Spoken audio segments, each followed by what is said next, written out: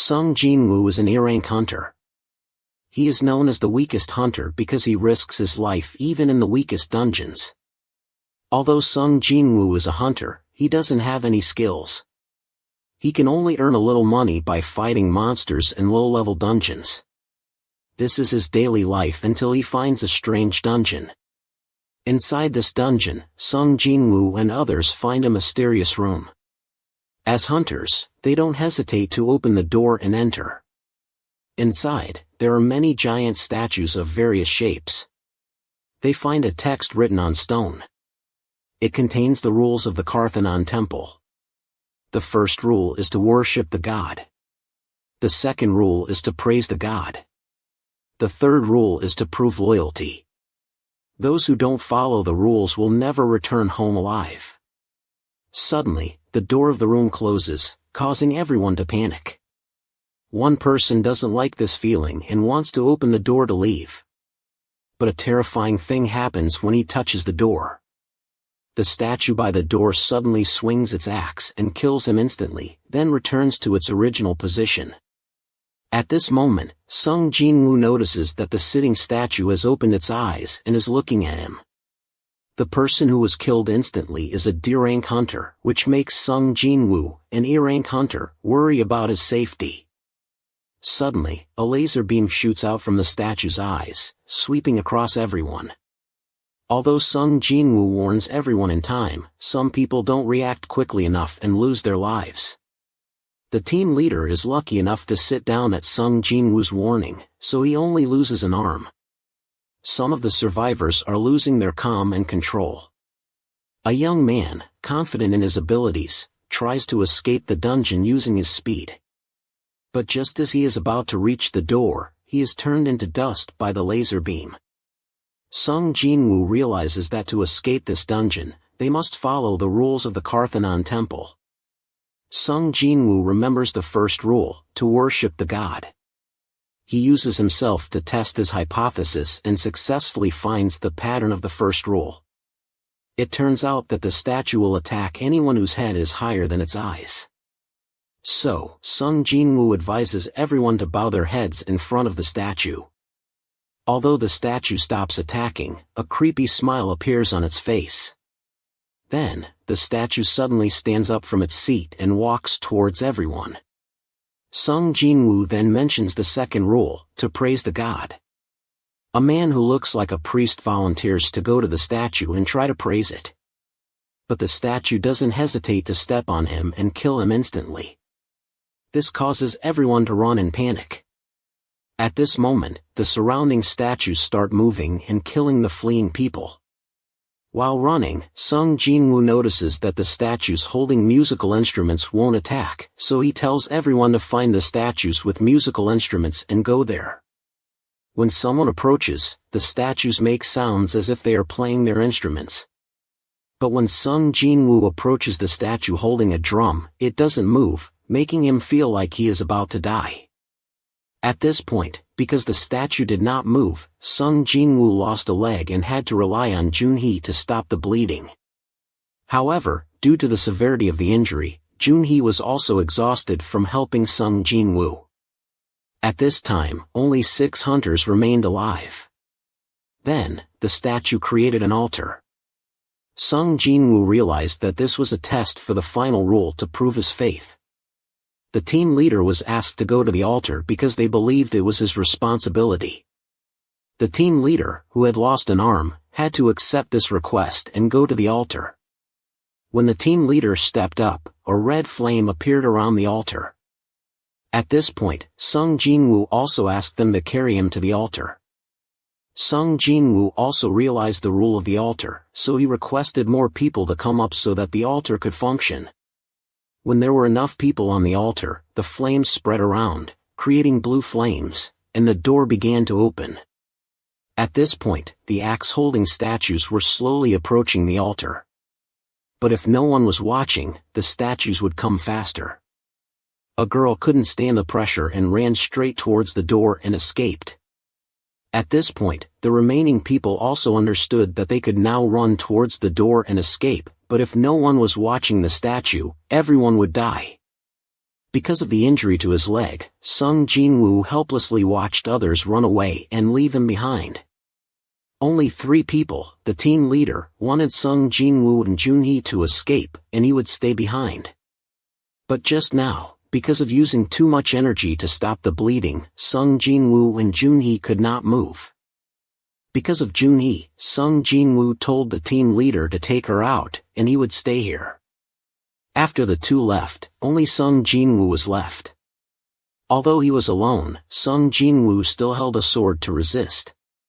But with the ability of an E-rank hunter, Sung Jinwoo could only eat a lot of punches.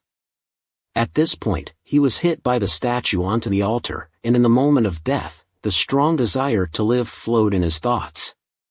And a wish that if he could live this life again, he would not let this happen again. At this moment, a notification board appeared in front of him. The system wanted Sung Jinwoo to become a player. Although suspicious, he did not hesitate to agree because he was about to die anyway. After choosing to agree, Sung Jinwoo woke up 3 days later and found himself in the hospital. While Sung Jinwoo was still doubting life, 2 inspectors came to find Sung Jinwoo. It turned out that when they arrived at the double dungeon, everything that the survivors had told about had completely disappeared. At that time, only Sung Jinwoo was lying unconscious on the altar. At this point, the investigators thought that Sung Jinwoo had hit the jackpot by surviving in that situation, and had the potential to awaken again. Because normally, hunters will receive a fixed ability after awakening, but there are a few special cases that will awaken a second time. So the 2 investigators thought it was Sung Jinwoo's time. So they came to check his index. After bringing out the energy measuring machine, they received a result of only 10 points. Even at rank E, the lowest score is 70, so the investigator turned around thinking that a waste is still a waste. Then they left Sung Jinwoo there and packed up and left. But at this time, Sung Jinwoo didn't have time to care about them. Because in front of him, a message board was still appearing that only he could see. While Sung Jinwoo wanted to explore it, his sister Sung Jinwoo came to visit. However, his sister also couldn't see the system board. When Sung Jinwoo opened the unread letter, he immediately received a daily task. The task was to perform physical exercises a certain number of times as specified by the task.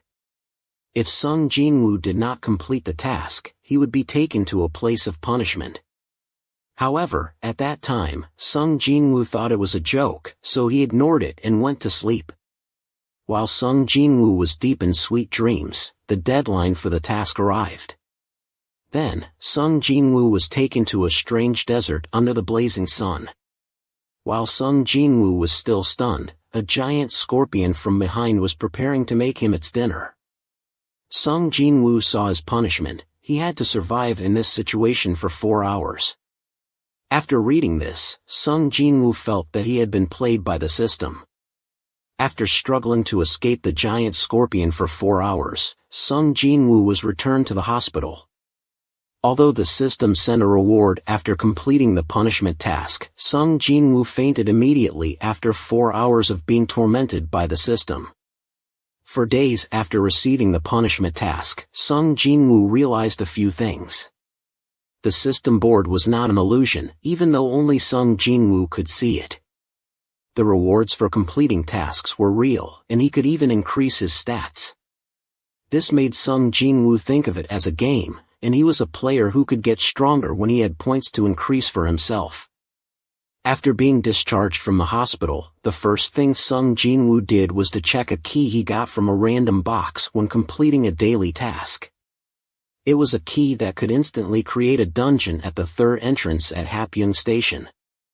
After using the key and entering the dungeon, the door automatically closed. The system also informed Sung Jinwoo that he had to kill the boss or use a soul stone to leave the dungeon.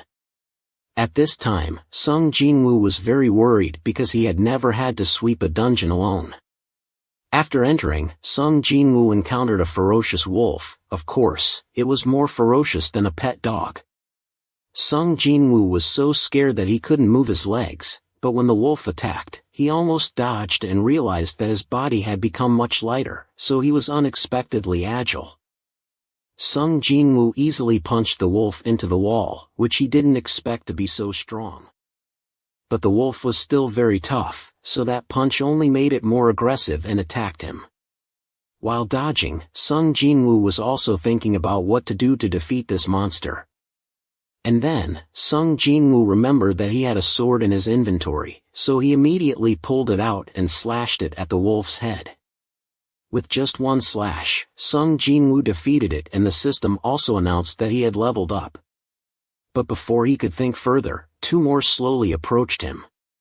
But with the sword and the confidence just buffed after defeating the monster, Sung Jinwoo was no longer afraid. Sung Jinwoo rushed in and cut one down, then said to the other, "Compared to the monsters I met in that room, you guys are still green." After hearing Sung Jinwoo's words, the remaining one was scared and slowly retreated. At this time, Sung Jinwoo also had time to check his stats again. And he realized that every time he leveled up, he would receive a stat point. Completing daily tasks would give him 3 points. The monsters he killed also dropped items, and the system had a store for exchanges, but there were level restrictions. As Sung Jinwoo was contemplating his next move, the wolf that had retreated returned with its pack. It's true what they say about dogs, if you don't fight back, they'll call for backup.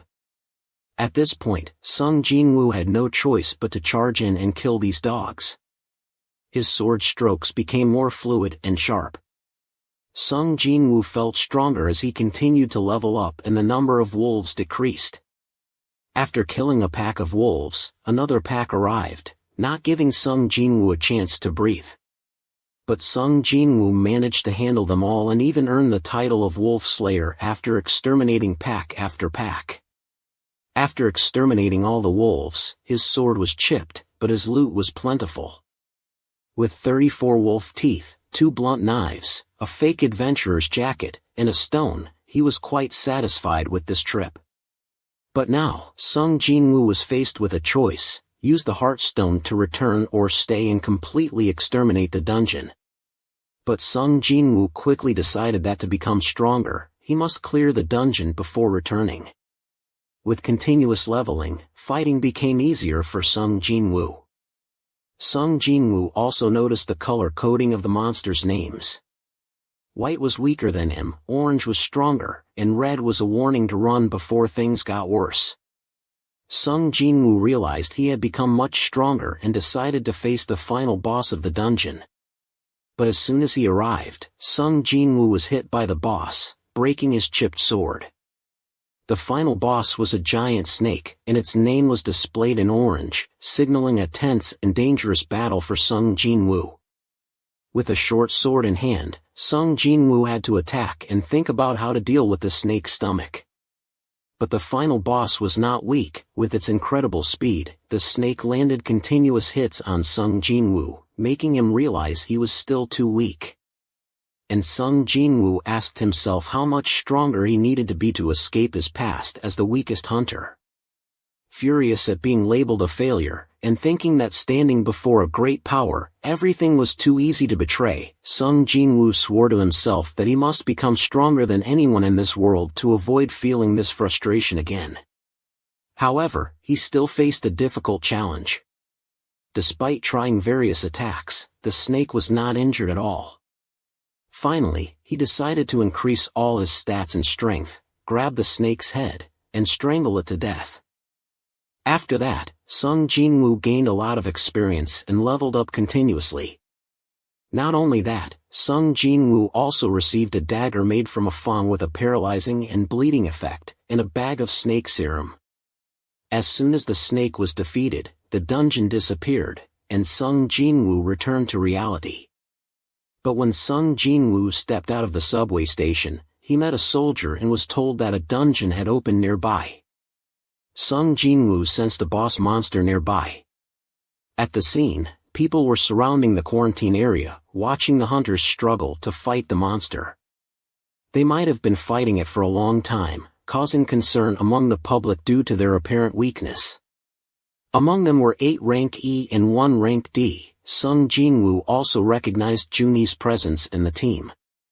At this point, Sung Jinwoo realized that this boss was only about rank D and decided to deal with it himself. As the situation became critical and the team could not stop the Stone Man boss, Sung Jinwoo, standing at a distance, threw his sword straight at the Stone Man. This immediately sent the boss back to the earth. This made the only rank D hunter in the team suspicious, knowing that there was a master around. Although he tried to inquire, Sung Jinwoo quickly disappeared and no one knew he had acted. In the following days, after returning to the hospital due to completing many daily tasks, Sung Jinwoo's body became more robust and masculine. This made the hospital nurse, after seeing Sung Jinwoo after training, become infatuated and her heart beat faster. She couldn't help but ask for his phone number, probably intending to make Sung Jinwoo her dinner. As for Sung Jinwoo, he thought she asked for his number just to inform him of his test results, so he gave her his number right away. He was indeed a naive and innocent young man.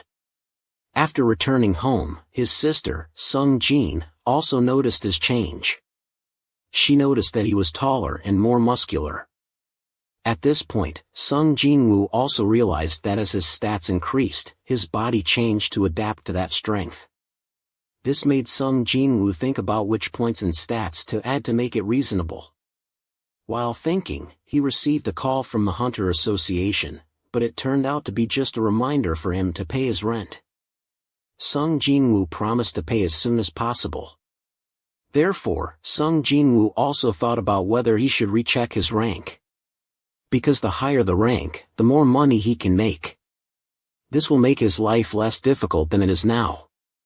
But that would also put him in the sights of the greedy if they knew his power could increase indefinitely. So Sung Jinwoo decided not to let anyone know until he was strong enough to protect himself. But he also needed to earn money to support his life until he was strong enough. So he decided to join a high-level dungeon exploration team to make money. This time the dungeon was a rank C dungeon. The current team has 5 rank C and 4 rank D, so he joined just to make up the numbers. Because according to the regulations in high-level dungeons, only when there are enough numbers can they enter the dungeon. Here, Sung Jinwoo was exempted from fighting. Sung Jinwoo also got to know Yoo Jinho, a 22-year-old young man who was at rank D, but he was wearing all the expensive stuff and it was his first time entering a dungeon. It looked like the rich second generation who topped up VIP to play games. Finally, before entering the dungeon, Sung Jinwoo had to sign a contract and his task was just to carry things for everyone. At this moment, after preparing all the equipment, everyone advances toward the entrance of the C-rank dungeon. However, when they step inside, everyone is surprised because there are no monsters in sight. Only Sung Jinwoo hears a noise and realizes that the creatures here are all insects. Right after that, a horde of insects swarms in from all directions and surrounds everyone. At this point, even though there is no healing support in the team, they split up to attack and defend flexibly. After a short time, they manage to sweep away all the monsters here, but Sung Jinwoo does nothing, which makes him feel uncomfortable. At this moment, everyone splits up to search for magic crystals from the monster corpses. However, Sung Jinwoo senses malice from those around him and warns Yoo Jinho to be cautious. After collecting everything, everyone continues exploring this dungeon. After a while, they discover the entrance to the dungeon boss's lair. Here, they find many mana crystals, which can be sold for a good price. But before that, they need to mine all the crystals and take them outside.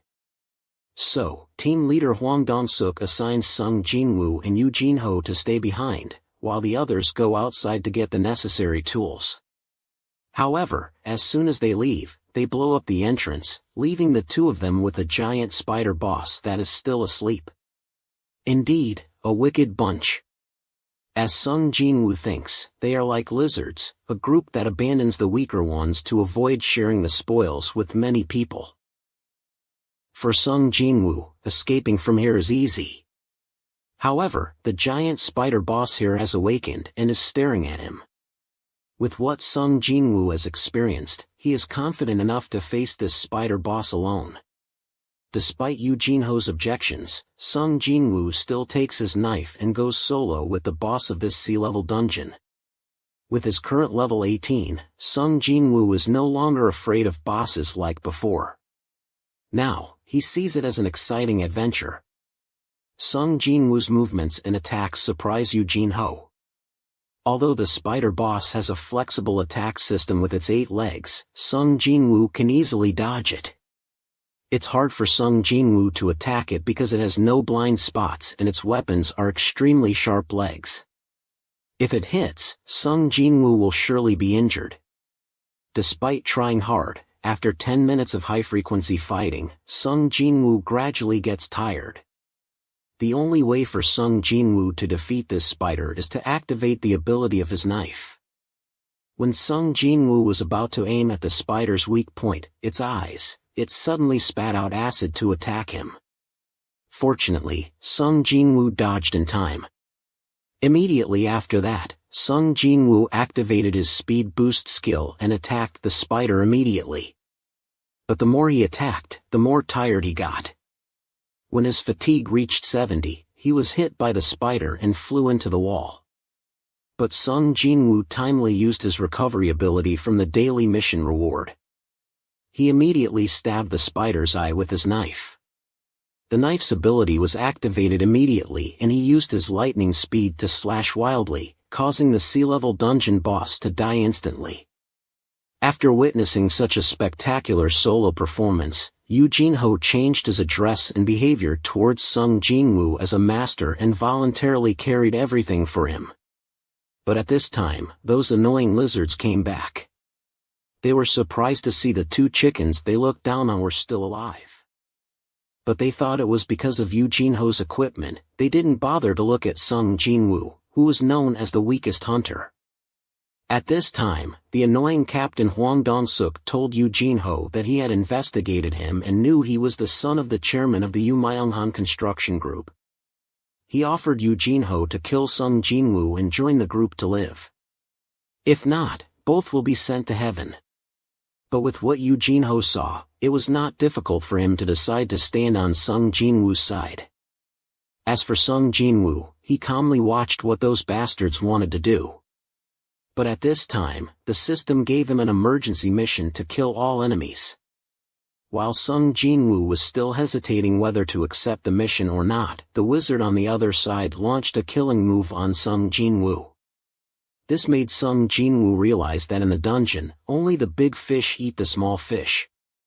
If there is compassion, there is only death.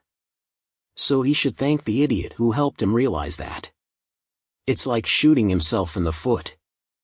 At this time, Sung Jinwoo calmly declared, "Are you guys ready to become my prey?" One fool didn't believe what he said and came to lean on Sung Jinwoo. He wanted to die, so Sung Jinwoo had to oblige with a simple move. 1 chick was sacrificed. Although he killed someone, Sung Jinwoo did not hesitate to do so in order to become stronger. The rest, seeing their teammate killed, panicked and ordered the wizard to launch a long-range attack to kill Sung Jinwoo. But this time, with a speed no different from lightning, Sung Jinwoo easily approached and minced the wizard with ease. At this point, the others also rushed up one by one, but Sung Jinwoo. Just 1 hit and 1 kill made them all go to heaven together. Only the team leader Hwang Dong-suk was left, with a panicked spirit standing there guarding against Sung Jinwoo. But because he thought Sung Jinwoo was exhausted from fighting the spider boss earlier, the commander still rushed to solo with Sung Jinwoo. He was indeed a stupid boy. But with just 1 hand, Sung Jinwoo pressed the commander's head to the ground and told him, "You have forgotten one thing, I always level up continuously." After being hit by that, Hwang Dong-suk begged Sung Jinwoo to spare him. Hwang Dong-suk even threatened that if he was killed, his younger brother would not let him go. But because of the mission and also because Sung Jinwoo didn't know who his younger brother was, he gave him a flying knife. After killing Hwang Dong-suk, Sung Jinwoo's mission was also completed and his reward was to choose one of 3 rewards, 1 to restore status, 2 to receive experience points, and 3 to have a bloodthirsty skill. And of course, Sung Jinwoo was smart enough to choose a new skill. At this time, at the Hunters Guild, a report about the sea-level dungeon had been brought to the manager Eugene Chol. The fact that a guild suffered 8 deaths when exploring a sea-level dungeon and the only 2 survivors were E and D levels attracted the attention of the Hunters Guild. What's more special is that the deceased belonged to Hwang Dong-suk's guild. He was the older brother of S-level hunter Hwang Dong-soo. That made the Hunters Guild secretly investigate Sung Jinwoo. Meanwhile, Sung Jinwoo was at home with his sister eating and reviewing the system rewards after completing the sea-level dungeon. Sung Jinwoo took out the poison sac to experiment. Drinking it would increase the strength index but would weaken the body due to the poison. Because he wanted to test the recovery skill, Sung Jinwoo immediately broke the bag to try. If this can't be cured, then it's over. But luckily, everything still happened as Sung Jinwoo thought. The next day, Eugene Ho made an appointment with Sung Jinwoo at the coffee shop. Eugene Ho wanted Sung Jinwoo to go with him 19 more times to qualify to establish a guild. In return, Eugene Ho will keep Sung Jinwoo's secret and 30 billion in cash. Along with one more condition is that when going, only the 2 of them go in, the others Eugene Ho will hire enough soldiers. At this time in Washington, USA, S-class hunter Hwang Dong-soo had learned about his brother's death. He swore to make the perpetrator taste pain. But because of his busy work, he had to restrain himself until 2 weeks later before he could fly back to Korea to deal with those chickens. Sung Jinwoo was now at the Pagu River Tower to use the S-class key he received when he completed the daily double mission. This key can open a dungeon called the Devil's Castle. Maybe this dungeon is an S-level dungeon, but Sung Jinwoo wanted to test how strong he was after a period of hard leveling, so he decided to go into this dungeon. The first boss Sung Jinwoo met was the Hell's Gatekeeper Cerberus. Immediately, Sung Jinwoo turned on the speed boosting skills and effects he had and rushed up to slash Cerberus like a stupid boy. But all of Sung Jinwoo's attacks were not enough to itch Cerberus, even making it go mad and turn on the rage skill that allows Cerberus to double its stats for 3 minutes.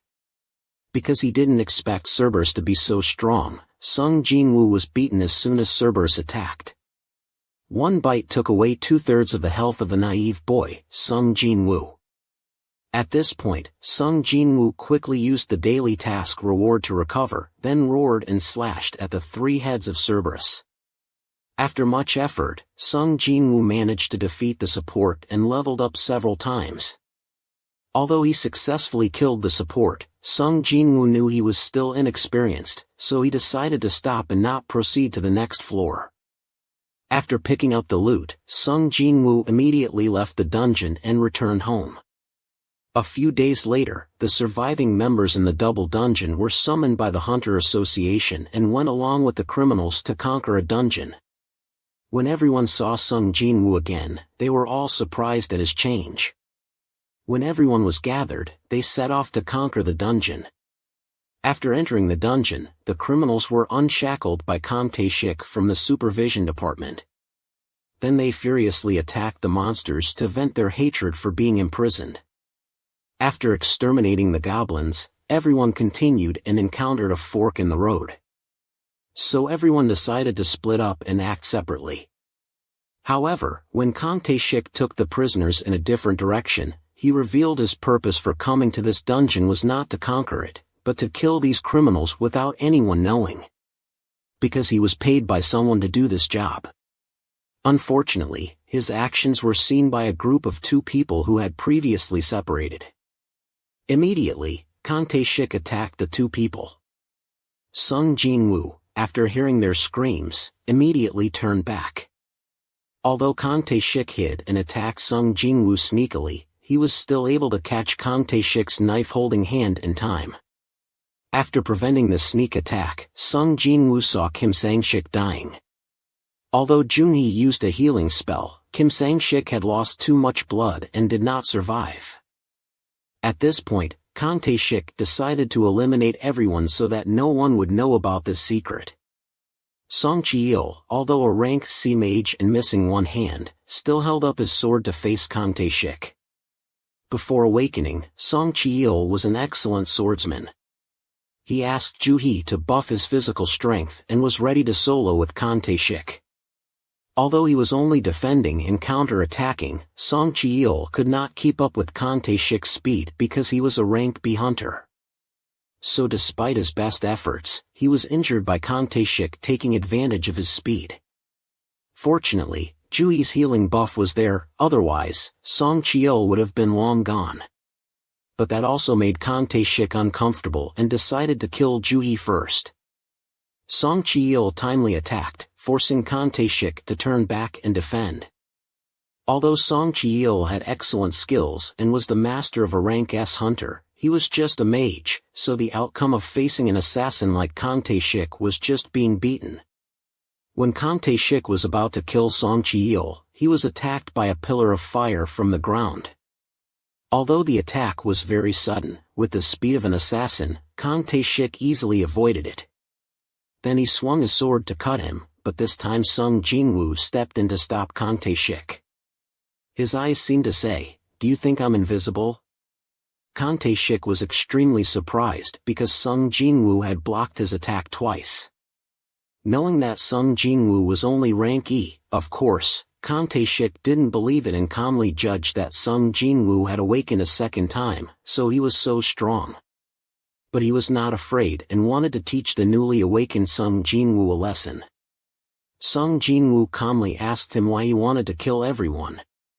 Kang Tae-shik said he was commissioned by a father whose child was harmed by these criminals.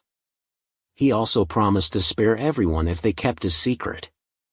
However, after hearing this, Sung Jin-woo looked as if he wanted to say, "Do I look like a naive child to believe you?" Without saying much, Kang Tae-shik immediately attacked Sung Jin-woo. But with his current skill level, Sung Jin-woo easily blocked the attack and engaged him at an extremely high speed, leaving the other two in awe of the speed of the battle. At this point, both sides were evenly matched, but Sung Jin-woo, who was buffed by Ju-hee, gradually gained the upper hand. Seeing this, Kang Tae-shik threw a sword at Ju-hee, but luckily Song Chiil was there to block it. Worried about Ju-hee, Sung Jin-woo let his guard down. Kang Tae-shik seized this opportunity to land more than a dozen hits on Sung Jin-woo. However, this triggered a hidden mission in the system. Now Sung Jin-woo had even more reason to kill Kang Tae-shik, so the two of them clashed again. This time, Sung Jin-woo activated his speed boost skill, overwhelming Kang Tae-shik in terms of speed. After one strike, Kang Tae-shik was left with a wound on his face. He was indeed reaping what he sowed. Just one strike activated the paralysis effect from Sung Jin-woo's dagger.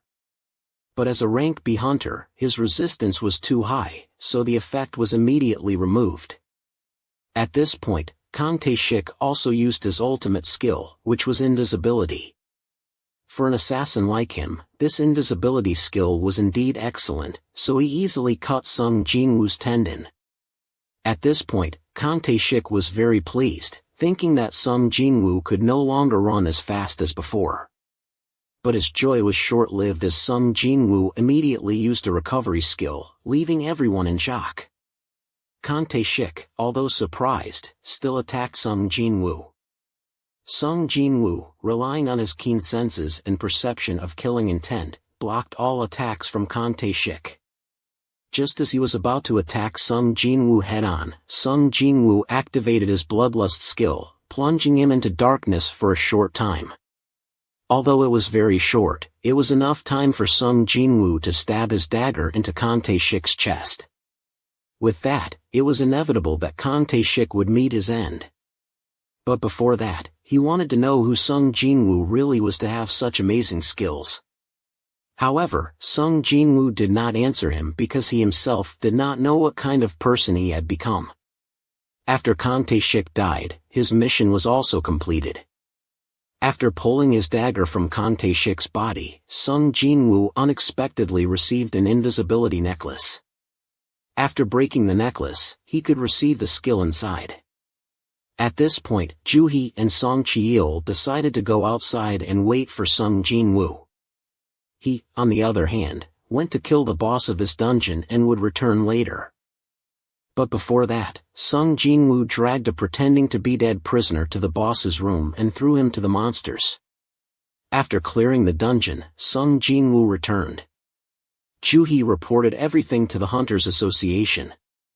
After learning of the situation, the association sent a senior inspector to the scene to investigate. The inspector sent down was Woo Jin-cheol, the head of the supervision department, who had met Sung Jin-woo before. As soon as he saw him again, Woo Jin-cheol apologized on behalf of the association to everyone. But he immediately started the investigation and asked directly who killed Kang Tae-shik. As soon as Sung Jin-woo was about to admit it was him, Song Cheol stood up and claimed it was him. After learning that a rank C wizard combined with a rank B support had killed Kang Tae-shik, Woo Jin-cheol didn't quite believe it. However, he didn't say anything. He just reminded Sung Jin-woo that if he wasn't careful, he would soon lose his life. This is because the hunter Hwang Dong-soo would seek revenge on him. The reason is that his brother died last time and only 2 people survived, including him. After that, Yoo Jin-ho called Sung Jin-woo to conquer the rank C dungeon as agreed. Those who followed were paid 3 million per person in a dungeon. And with Sung Jin-woo's strangely super fast speed, everyone was shocked. Yoo Jin-ho even said that sweeping 3 dungeons like that today made everyone silent, not knowing where they were. At this time, at the White Tiger Association office, the chairman and Sang-min received information that Yoo Jin-ho had spent money to buy the right to enter the rank C dungeon. And in the team, there was the name of Sung Jin-woo, so Sang-min immediately requested an investigation of these 2 people. With the documents that the White Tiger Association investigated, Sang-min quickly realized that Sung Jin-woo had awakened for the second time. So he decided to spy on Sung Jin-woo. After leveling up to level 40, Sung Jin-woo received a job change mission from the system. As for Sang-min, after arriving at the dungeon that Sung Jin-woo was conquering, he saw a scene that he had never thought of. That is, everyone is entertaining in their own way right in front of the rank C dungeon gate. It's really surreal. But that made him excited because his intuition was right when he thought Sung Jin-woo was very special. Right after that, Sung Jin-woo stepped out of the dungeon, and Sang-min immediately invited him to a coffee shop and then offered Sung Jin-woo to join the White Tiger Association with a price double that of the Eugene Corporation paying him. When knowing that Sung Jin-woo was paid 30 billion by Eugene, Sang-min stood up in shock and exclaimed, "What, 30 billion? The double price he offered was beyond his ability now, so he made an appointment with Sung Jin-woo for another time. Before leaving, Sung Jin-woo also let Sang-min know his value by showing his invisibility ability and leaving a scratch on his face. Then he asked Sang-min why he was investigating him. After knowing the reason, and currently only 2 people know about this, Sung Jin-woo issued a warning that if anyone else discovers that Sung Jin-woo has awakened for the second time, he will deal with the 2. In return, Sung Jin-woo will sell 3 rank C gates to the White Tiger team for a price of 300 million each. But Sang-min found it too expensive and only offered 200 million. Just waiting for that, Sung Jin-woo immediately closed the deal. It turns out that everything was in Sung Jin-woo's calculation. Such a talent, if not doing ordinary people, it is really a waste of talent, isn't it, brothers? After returning, Sang-min only knew that he was fooled by a very painful trick. When the rank C gate is still being auctioned a lot for just under 10 million. As for Sung Jin-woo, he started entering the dungeon to complete the job change mission he received. Here, Sung Jin-woo had to face knights in heavy armor. They don't have any skills, they just swing their swords to attack like puppets. Moreover, they are very slow, only their defense is very strong. If it was before, Sung Jin-woo wouldn't know how to deal with it. But after facing many opponents with high defense stats, Sung Jin-woo easily defeated this knight. However, this dungeon does not allow Sung Jinwoo to use items in the store, nor use the daily mission reward to restore status. So Sung Jinwoo had to save mana to avoid running out of mana, leading to dangerous situations for himself. After thinking about it, Sung Jinwoo decided to quickly resolve this task, so he charged into the sky with his bare hands against the knights. After defeating them, Sung Jinwoo received a suit of armor and a bag containing 30,000 gold. The next monsters were the wizards using fire magic, followed by the archer assassins who rushed up to give Sung Jinwoo some experience. After defeating all the monsters, Sung Jinwoo leveled up quite a bit and earned some nice items to wear. Sung Jinwoo then proceeded to the boss's room, which looked like a king's room. In the room, Sung Jinwoo saw the boss of this dungeon. It was a knight in blood-red armor known as Igris, the commander of the Blood Legion. With a long sword in hand, Igris swung at Sung Jinwoo. Fortunately, he was able to duck in time to avoid the attack. The stone pillar behind him was not so lucky, as it was easily destroyed by the sword swing. If Sung Jinwoo had been hit by that sword, he would have been seriously injured, if not killed.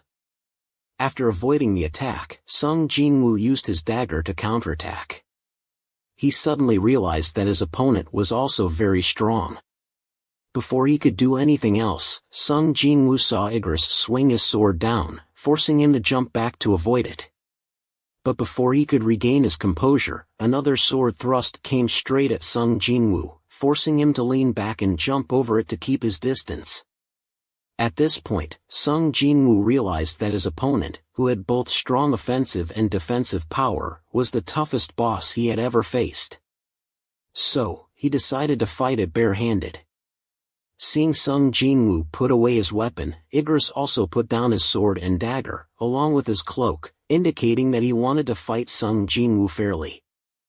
Igris rushed forward, grabbed Sung Jinwoo by the neck, and used a skillful shoulder throw to slam Sung Jinwoo into the wall, followed by a punch that forced Sung Jinwoo to block with both hands.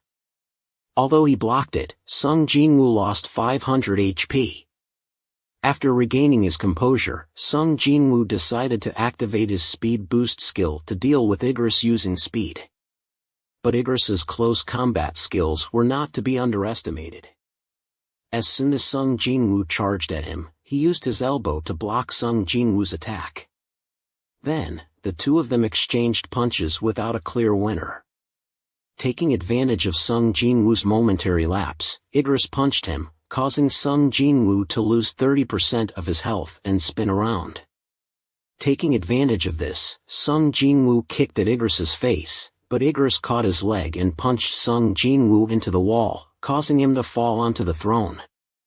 Igris approached Sung Jinwoo and summoned his sword to behead Sung Jinwoo. Thanks to the skill of his high-level knight's gloves, Sung Jinwoo was able to block Igris's sword with his bare hands and stab Igris in the eye with his dagger. While Igris was in pain, Sung Jinwoo hugged him and pushed him into the wall. Igris pulled the dagger out of his eye and tried to stab Sung Jinwoo with it, but Sung Jinwoo retracted the dagger and summoned it back to his hand, stabbing Igris in the throat.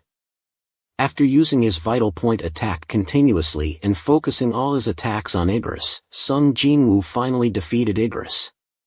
It's not an exaggeration to say that Sung Jinwoo was very lucky to defeat Igris, as he was inferior to him in every aspect. After a lucky victory, Sung Jinwoo leveled up twice and picked up 4 items: a helmet, a knight's chain, the hand of the ruler, a leather bag, and a heart stone. He received 1.5 million gold from the leather bag. The knight's chain helmet is an S-rank equipment. The hand of the ruler is a skill that can be learned by breaking the necklace. The heart stone is an item that can be used to leave the dungeon if desired. Seeing the heart stone, Sung Jinwoo wondered if the mission was not over yet.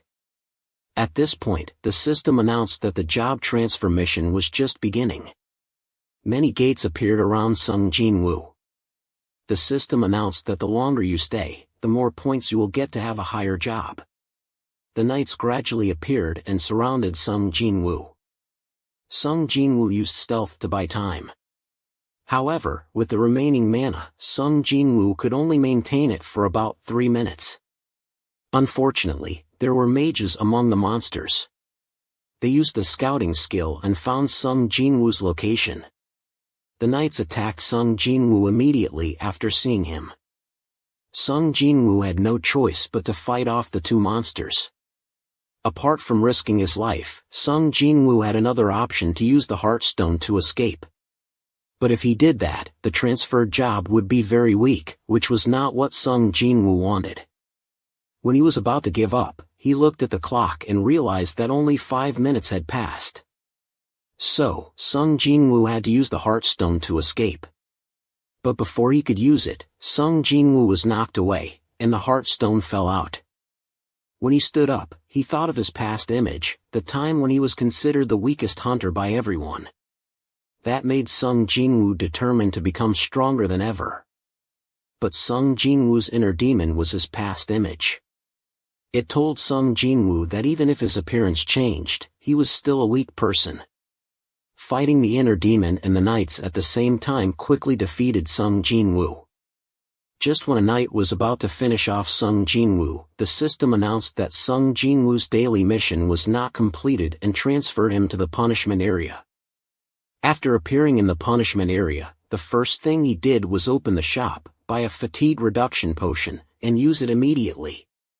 But Sung Jinwoo's blood was not restored, so he thought of using the monsters in this area to level up and his blood would be full again.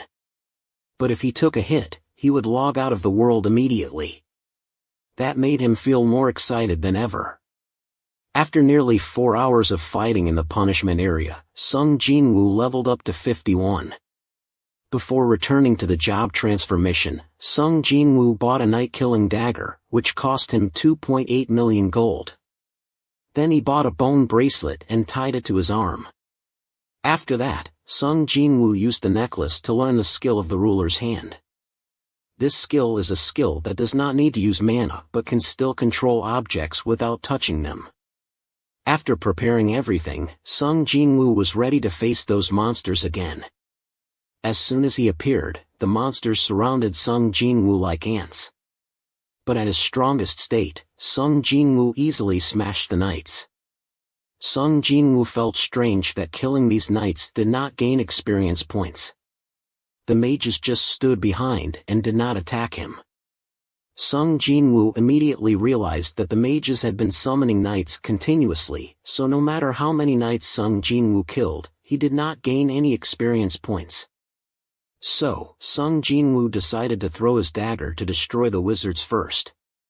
As expected, the knights were immediately defeated when their summoned wizards died. Not only that, Sung Jinwoo also learned a new skill, dagger throwing.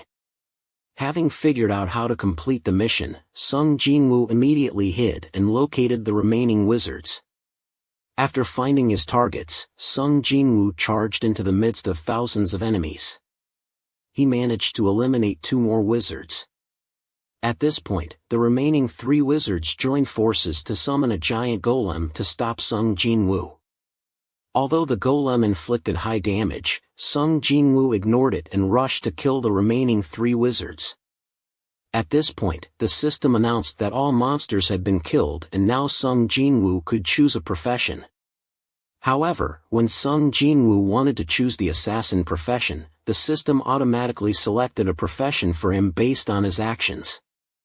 In the end, the profession that Sung Jinwoo received was one he could never have guessed: Necromancer, a wizard who has the ability to manipulate death and lead an army of zombies.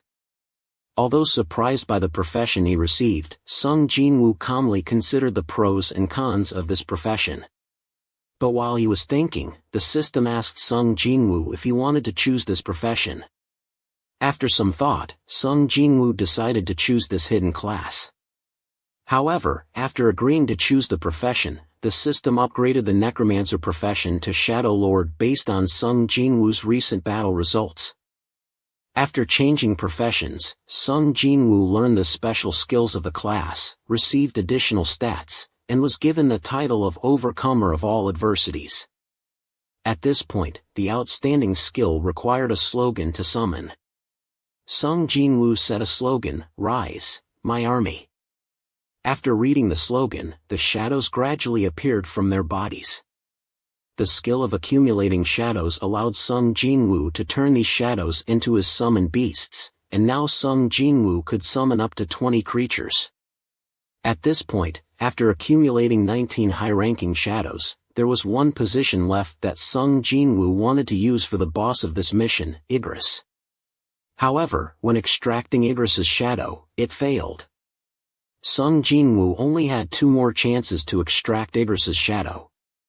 After the final attempt, Sung Jinwoo successfully extracted Igris's shadow, and Igris's level was 7 and rank Knight. From the rank of Knight, Sung Jinwoo was allowed to name the shadow, and Sung Jinwoo kept its original name, Igris. Finally, Sung Jinwoo had established his own army. After leaving the dungeon, Sung Jinwoo went home for a nap, but his sister called and reminded him to meet the teachers at school at 5 p.m. So, Sung Jinwoo went to the bank to withdraw money, then went shopping for clothes to go to school with his sister. However, because Sung Jinwoo had changed so much that even his sister didn't recognize him, with his handsome and cool appearance, Sung Jinwoo quickly became famous throughout the school. After meeting the teacher, she asked Sung Jinwoo to persuade a student who had awakened to return to school. Surprisingly, the girl was Han Song-ai, who had been in the same team with Sung Jinwoo when they went to the sea-level dungeon before and was also a close friend of Jin-ah, Sung Jinwoo's sister. At this point, at the airport, Hwang Dong-soo had arrived in Korea and was looking for 2 people, Sung Jinwoo and Yoo Jin-ho. Meanwhile, Sung Jinwoo was leading Song-ai to meet in Sangmin, then requested to experience the rookie training department of the White Tiger Association. Sung Jinwoo's purpose was to let Song-ai realize the difference between rank E and higher ranks. But when they just stepped into the dungeon, the gate suddenly changed, from blue to red. At this point, An Sang-min reported to the White Tiger Guild's leader, Baek Yoon-ho, who was a rank S. After hearing the news, the leader decided to check it out himself. After entering the dungeon, Sung Jinwoo's team was transported to a place surrounded by snow. While Sung Jinwoo and Song-ai were observing, they were attacked by ice arrows. Fortunately, Sung Jinwoo caught the arrow, otherwise, Song-ai would have met the same fate as an unfortunate hunter. Behind them, they realized that the attacker was an ice goblin. Meanwhile, team leader Baek Yoon-ho was also at the red gate and realized that this was a very dangerous mistake. It could be a gate from rank B or higher, and they should be prepared for the possibility of a total annihilation. Sung Jinwoo also knew that the red gate would close once they entered and would only open when the boss was defeated. Rank A hunter Kim Chol wanted to form a team to sweep the dungeon. However, he only accepted those from rank B or higher, anyone lower would be discarded by him. At this time, outside, Hwang Dong-soo also arrived at the red gate because he heard that Sung Jinwoo had entered. Meanwhile, those inside the red gate split into 2 paths. Sung Jinwoo led those who were left behind on a different path. At this time, team leader Kim Chol was fighting with an ice barrier. With the power of rank A, he easily defeated the poor ice bear. Sung Jinwoo took clothes from his bag for everyone to wear to keep warm. But suddenly, an ice bear appeared in front of Sung Jinwoo. It attacked Sung Jinwoo, but he just lightly jumped up and punched it in the head, causing the ice bear to fall right there, and so they had a delicious dinner. After eating, Sung Jinwoo went alone to complete his daily tasks and then went to the ice bear's cave. Sung Jinwoo summoned his shadow army to level up quickly. Sung Jinwoo's shadow army rushed into the bear herd like a tiger descending on the plains. With their immortal bodies, they were not afraid to exchange injuries. As long as Sung Jinwoo's mana was not exhausted, they were almost immortal. It was indeed the skill of a hidden class. At this time, the bear leader also appeared with a strong body and full of scars like Luffy after the time skip. It looked strong, but in reality, it was indeed strong. Just a few hits from it made Sung Jinwoo's warriors and mages disappear in an instant. Sung Jinwoo immediately ordered Idris to take care of the bear. Idris coldly drew his sword and rushed to slash the bear leader. With just one sword strike, Idris added another wound to the bear's shoulder, then quickly, with a few sword strikes, Idris easily beheaded the bear. After completing the task, Idris knelt down before his king. But at this time, Sung Jinwoo was also admiring Idris's performance and thinking that if Idris had used the sword to fight him last time, he would have been green for a long time. But even though he said that, Sung Jinwoo felt that this bear leader was quite strong, so he decided to let it join his army. 3 days had passed in the dungeon, but outside, only 3 hours had passed. At this time, because of Sung Jinwoo, guild leader Baek Yunho and Hwang Dong-soo had a conflict and it could lead to a battle between the two rank S hunters.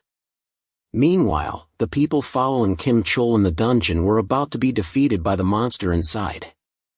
They were even surrounded by ice goblins.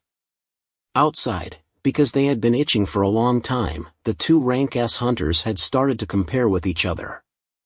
But they were stopped by investigator Eugene Chol. After thinking Sung Jinwoo would die in the dungeon, Hwang Dong-soo angrily left. In the dungeon, after his failure, Kim Chol wandered and saw Sung Jinwoo's group eating and drinking happily. He was furious and wanted to rush in to steal food, but was slapped by Sung Jinwoo from behind and fell face down. However, Sung Jinwoo didn't care about this stupid boy because the boss of the dungeon had appeared. He arrogantly wanted his subordinates to fight with Sung Jinwoo. But before he could finish introducing himself, he was beheaded by Sung Jinwoo. Seeing this, he was not angry but found Sung Jinwoo interesting. The leader of the Ice Goblin, Baruka, had a deal for Sung Jinwoo alone. That is, he would let the others go and spare his life. But Sung Jinwoo only said one sentence, which made Baruka want to gang up on him. But to gang up on Sung Jinwoo, he was really wrong. Then he saw behind Sung Jinwoo a whole army rising up like a slap in the face of Baruka. Both sides rushed into each other without hesitation. However, Sung Jinwoo also had his worries. Just by looking, he knew that Baruka was quite strong. Even if he and Idris were to rise up, they might not be his opponents. But he thought of an interesting way, which was to kick the sword to Kim Chol and then solo with Baruka. As Sung Jinwoo thought, after trying a few moves, he was at a disadvantage. After asking the wizard to cast a fireball for him, Sung Jinwoo retreated and waited for Baruka to attack. Kim Chol also stood up and rushed in with his sword intending to slash Sung Jinwoo. All of this was in his calculation. When Kim Chol jumped up to slash at him from behind, he was stabbed in the chest by Idris and died instantly. Immediately, Sung Jinwoo summoned the ghost of Kim Chol. After summoning, Sung Jinwoo gave him the name Iron, a knight rank.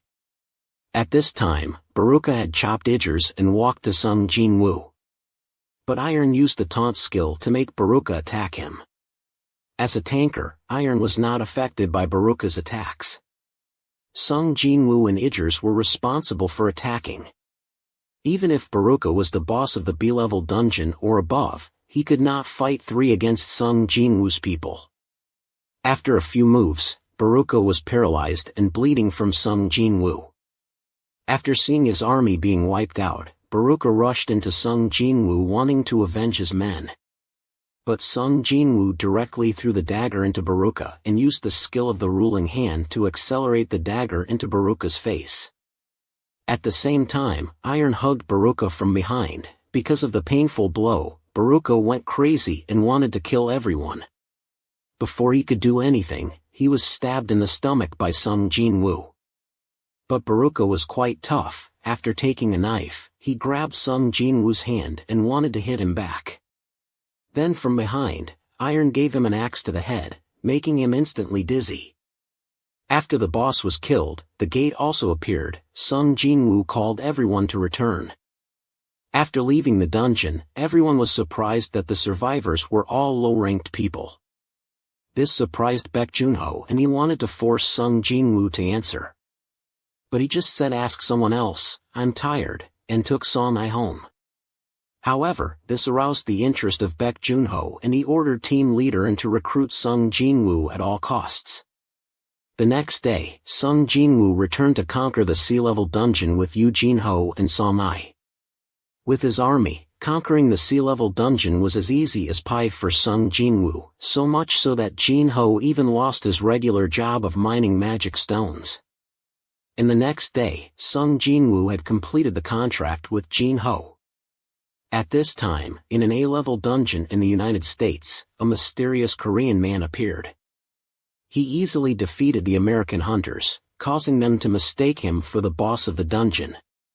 However, he just wanted to go home.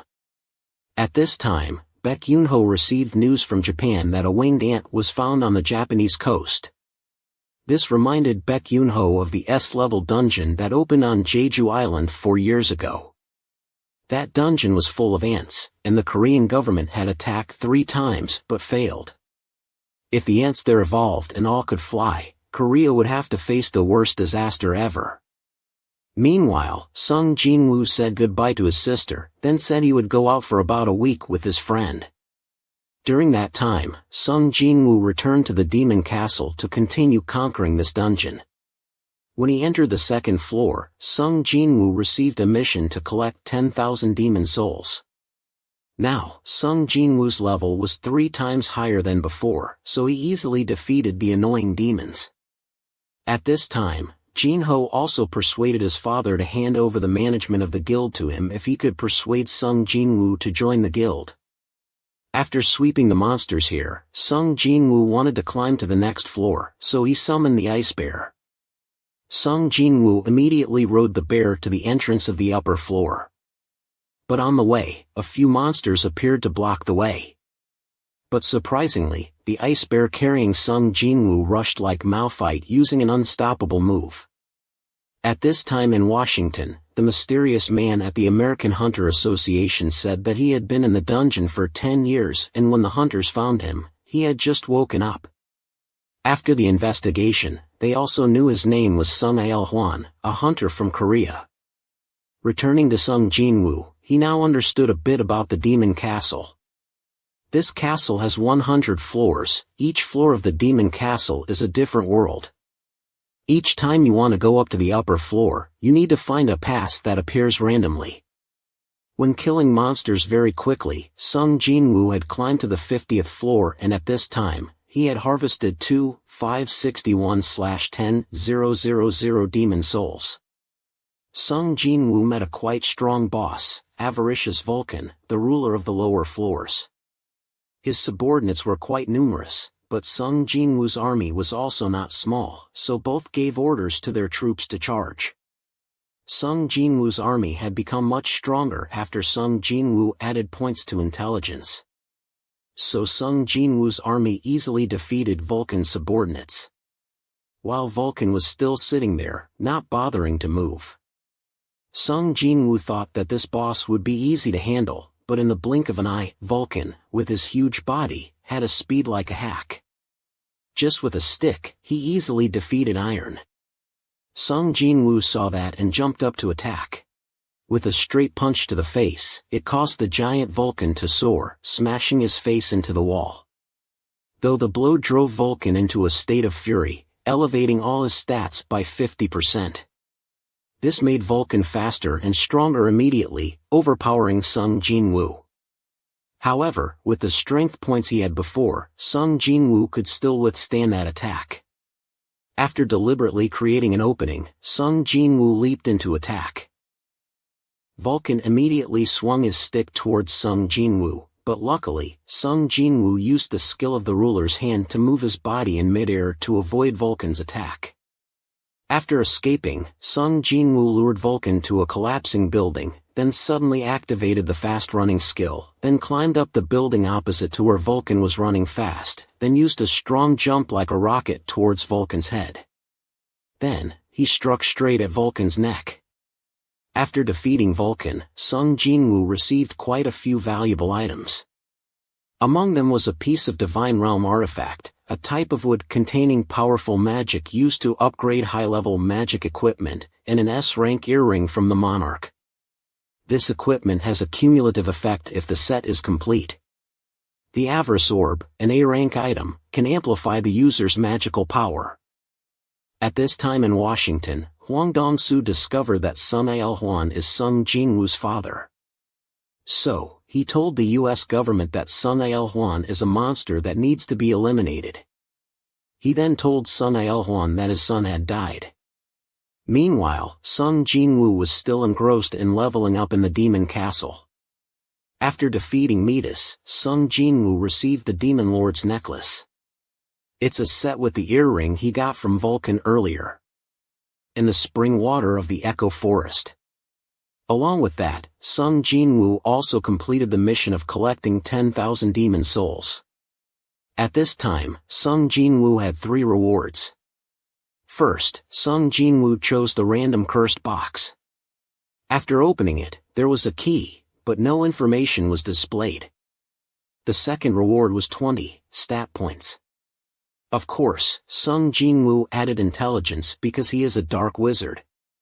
Finally, there was a hidden reward, the formula for the holy water of life. Returning to Washington after provoking Sun Aelhuan, Huang Dongsu had to face the wrath of an S-rank hunter. Despite also being an S-rank hunter, Huang Dongsu stood no chance against Sun Aelhuan. He was defeated and the headquarters of the Hunters Association in the United States was left in ruins. After Sung Jinwoo returned, he visited his mother in the hospital. Sung Jinwoo's mother had been in a coma for a long time when Sung Jinwoo obtained the formula for the elixir of life. He seemed to have found hope that he could cure his mother's illness. Sung Jinwoo had collected 2 ingredients for the elixir. After defeating Vulcan on the 50th floor and Metusk on the 75th floor, he only needed the final item, the pure blood of the Demon Lord.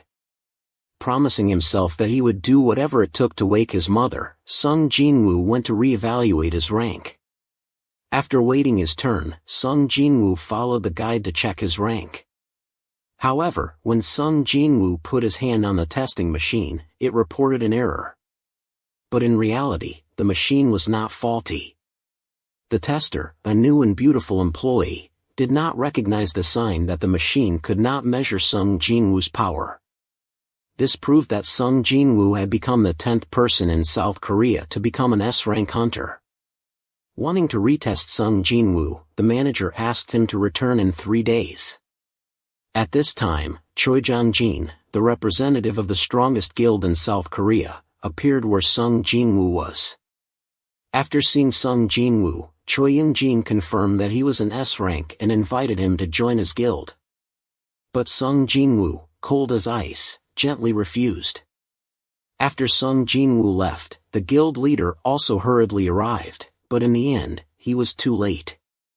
After testing Sung Jinwoo's abilities, he went to the hospital to visit his mother. Here, Sung Jinwoo met department head Eugene Chol, who extended an invitation from the chairman of the Hunters Association, Go Gun-hee. After talking, the chairman also proposed that Sung Jinwoo join his Hunters Association.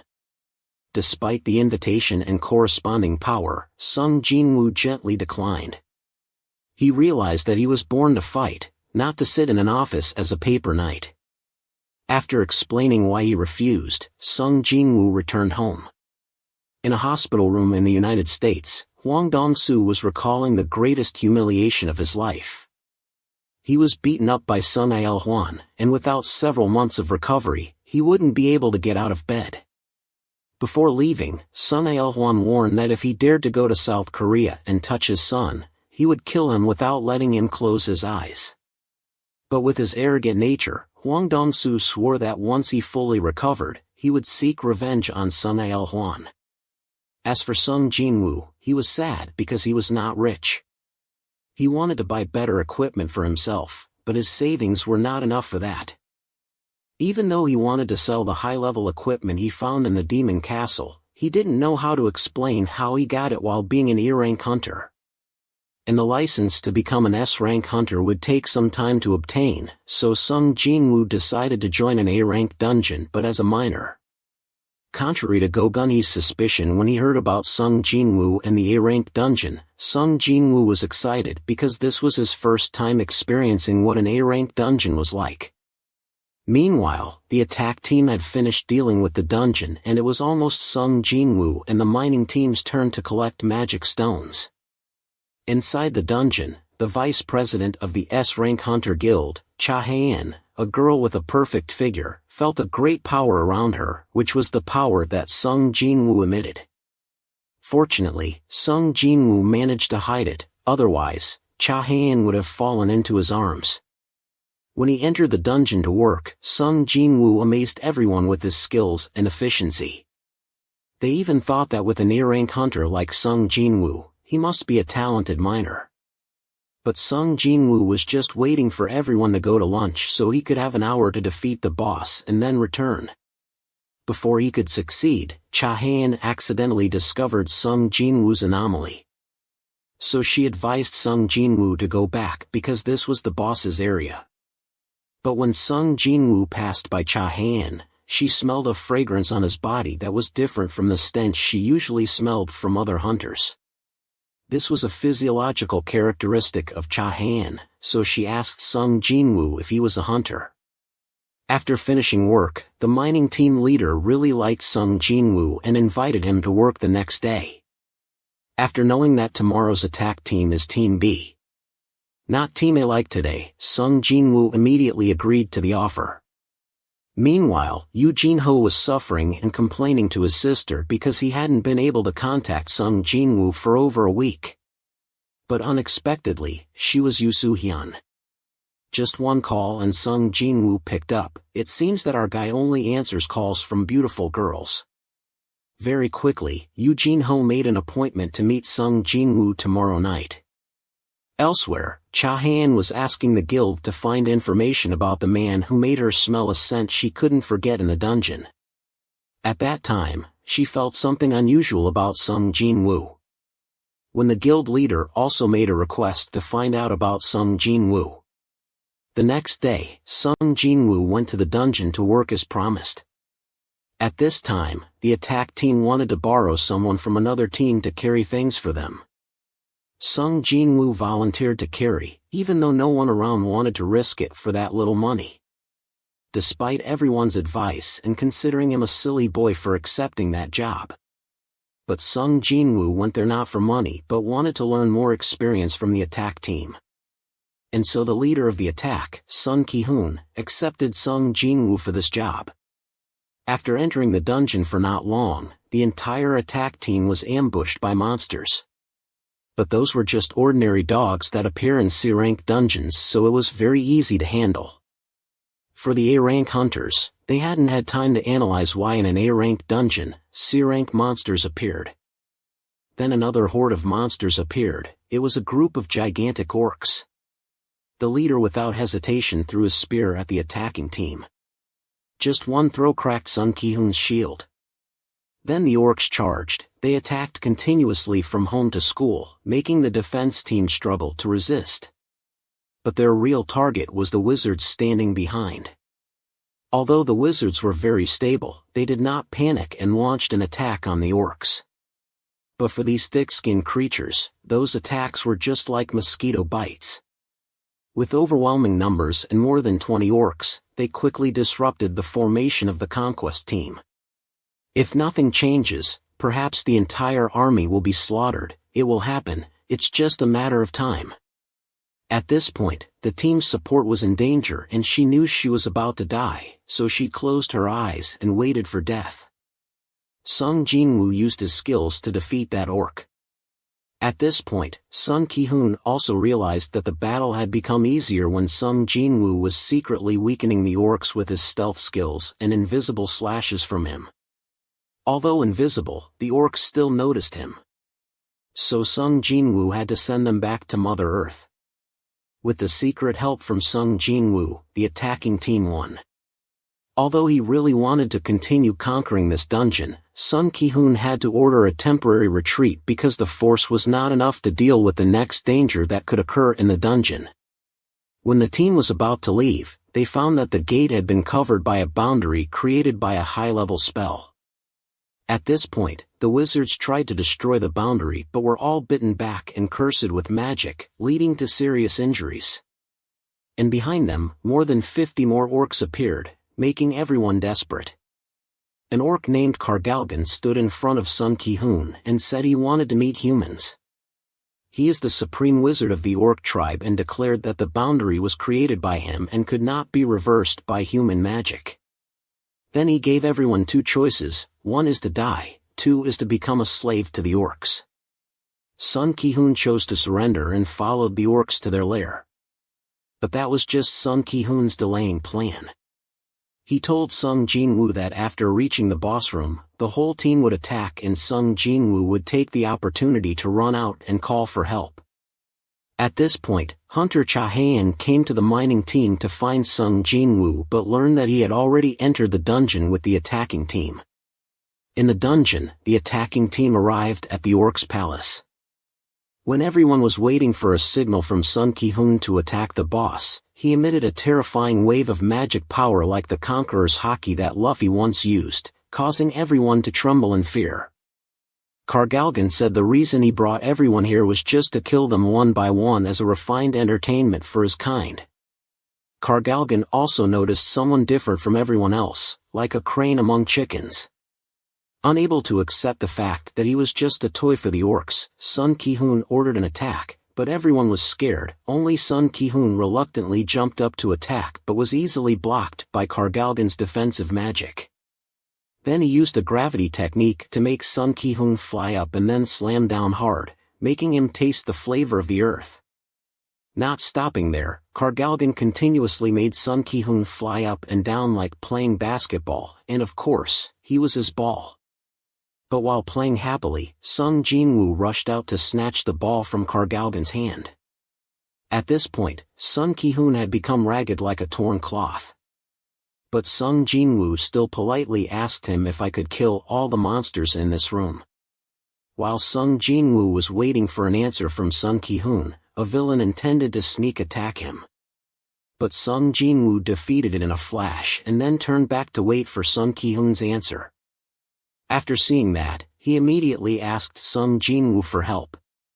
As for Kargalgan, he smugly asked Sung Jinwoo if you alone could handle all of us. With contempt clearly on his face, Sung Jinwoo summoned his shadow army. At this point, outside, the inspector of the hunter team came to find Sung Jinwoo and received news that he had entered the dungeon. There was also Hunter Cha-haen who came to find Sung Jinwoo and went into the dungeon. But after wanting to go in, they discovered a huge energy source there. They realized that this dungeon had almost become an S-rank dungeon, and immediately went in to rescue. In Kargalgan's room, Sung Jinwoo was activating the skill territory of the king. This skill allows Sung Jinwoo's army to increase 50% of all stats when fighting under Sung Jinwoo's shadow. Iron after using taunt but failed, making it angry and swung its axe around to slash the orc horde like Darius's Q move. As for Igard, when using his sword technique, he smashed anyone who dared to jump into his damage range. Not wanting to be outdone by his 2 predecessors, Sung Jinwoo also used his dagger to rush into the orcs. Kargalgan couldn't just sit still and watch his disciple get beaten. He summoned the Dragon's Hymn to attack Sung Jinwoo's soldiers. But as long as Sung Jinwoo has mana, the soldiers can be summoned back. The battle became a contest to see if Sung Jinwoo ran out of mana first or if Kargalgan would die first. Sung Jinwoo didn't want that to happen, so he attacked Kargalgan directly. But Kargalgan had quite a strong defense magic, so Sung Jinwoo had to temporarily retreat. It can be said that Kargalgan is a perfect boss in both offense and defense, making Sung Jinwoo feel a bit difficult. At this point, with a mana-filled chest, Sung Jinwoo told Kargalgan to wait for me to run out of mana. I can drink mana instead of rice. But after drinking all the mana, Sung Jinwoo summoned the dead orcs to become his soldiers and told Kargalgan again after I finished playing with them, it would be your turn, so clean up and wait. After seeing that, Kargalgan also started to show fear, but Kargalgan still ordered his minions to attack. Iron at this point wanted to show the opponent that fighting also had to use the head. He used his head to break the opponent's skull and then added an axe to finish the opponent. As for Igers, he still showed himself as the #1 swordsman under Sung Jin-woo. When he was 1 against 2, but still easily handled with his top-notch swordsmanship. As for the Ice Bear, he took the opportunity of a guy looking at iron to slap him, causing the guy to faint.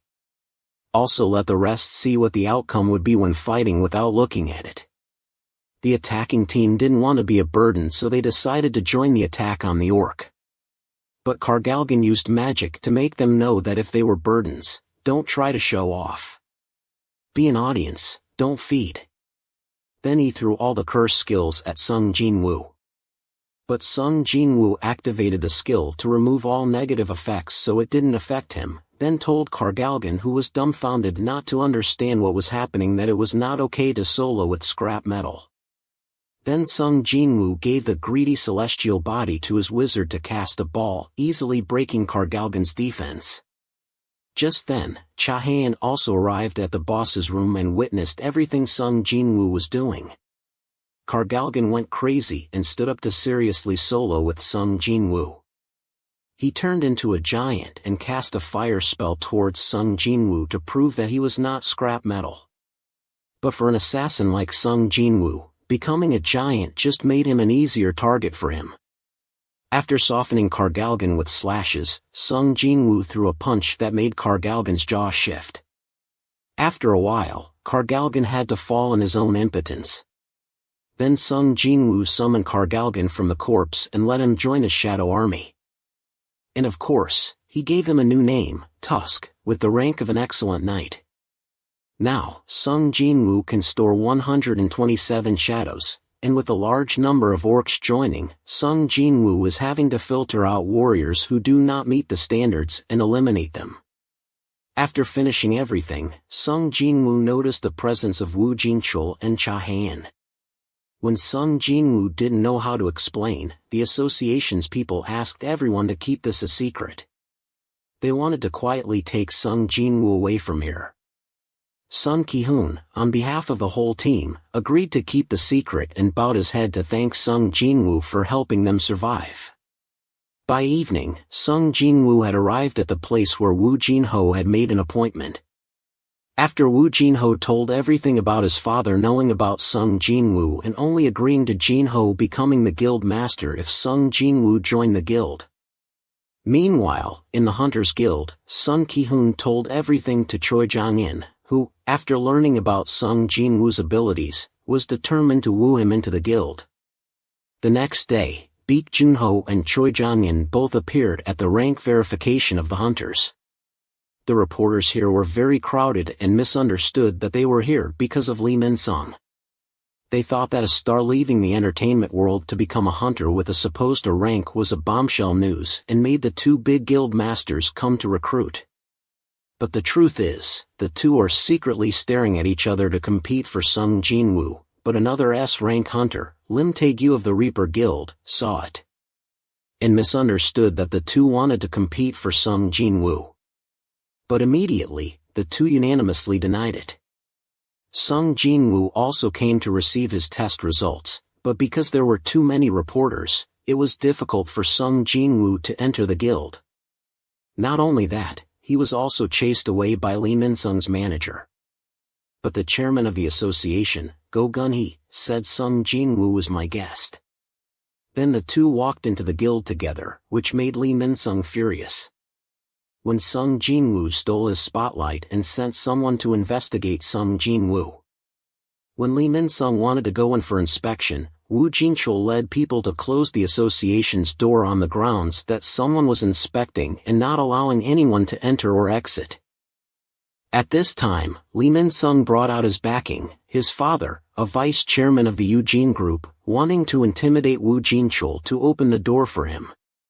But with the killing intent emanating from Woo Jin-chul, Lee Min-sung had to be afraid.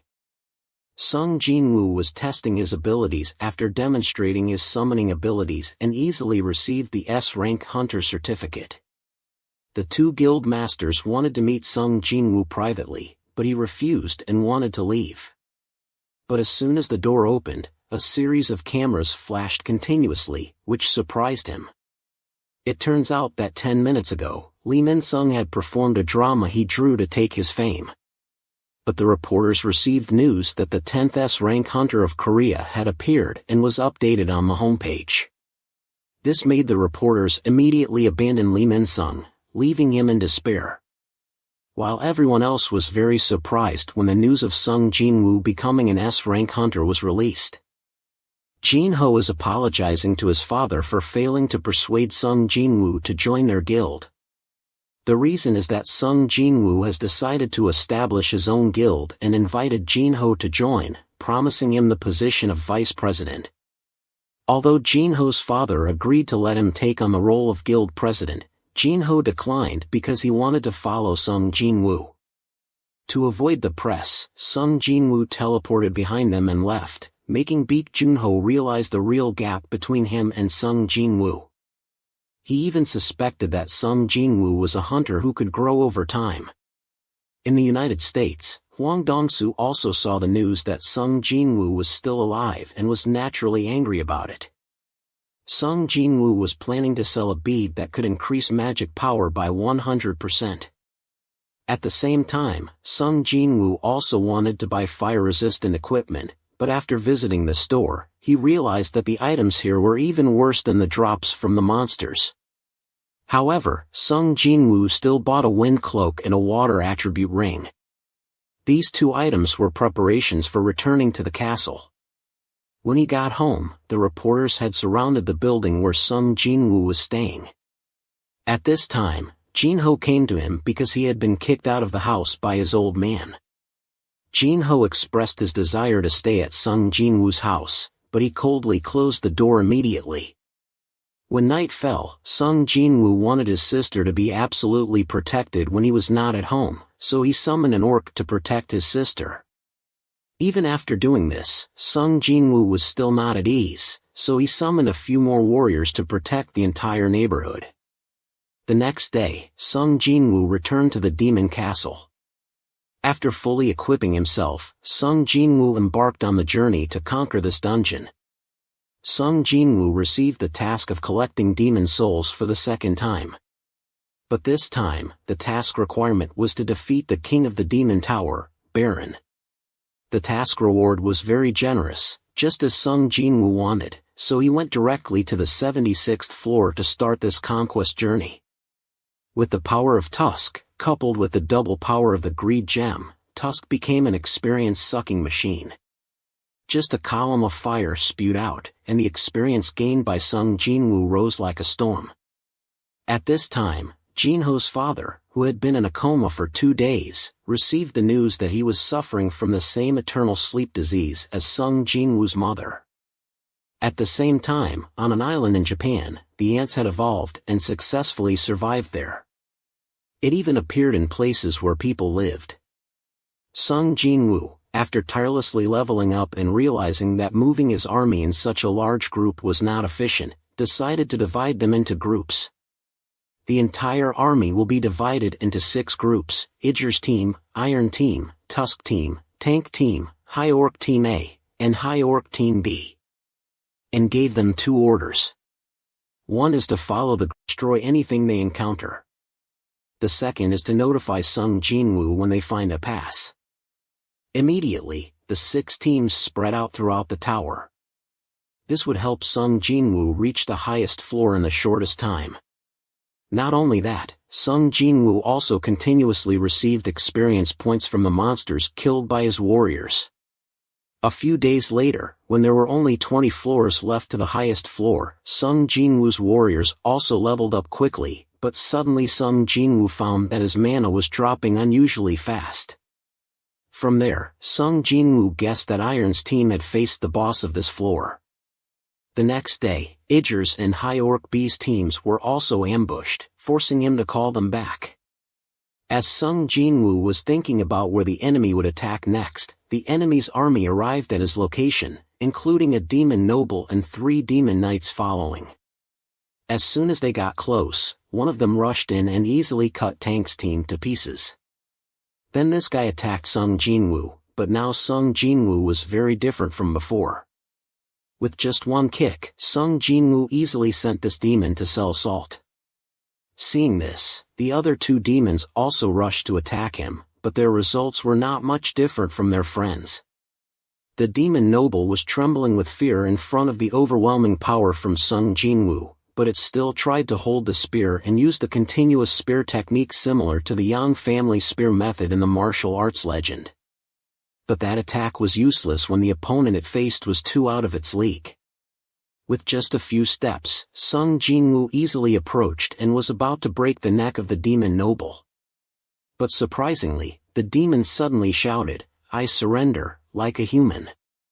Sung Jinwoo was surprised and took off the demon's mask, revealing the face of a beautiful girl. Immediately, the girl apologized to Sung Jinwoo and asked him to spare her life.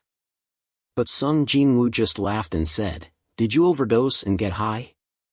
Why beg for mercy from the one who killed your comrades?" But under that innocent sin is a very cunning plot. When Sung Jinwoo was off guard because of those words, she used a dagger to stab Sung Jinwoo. But Tusk used his skill to protect his master.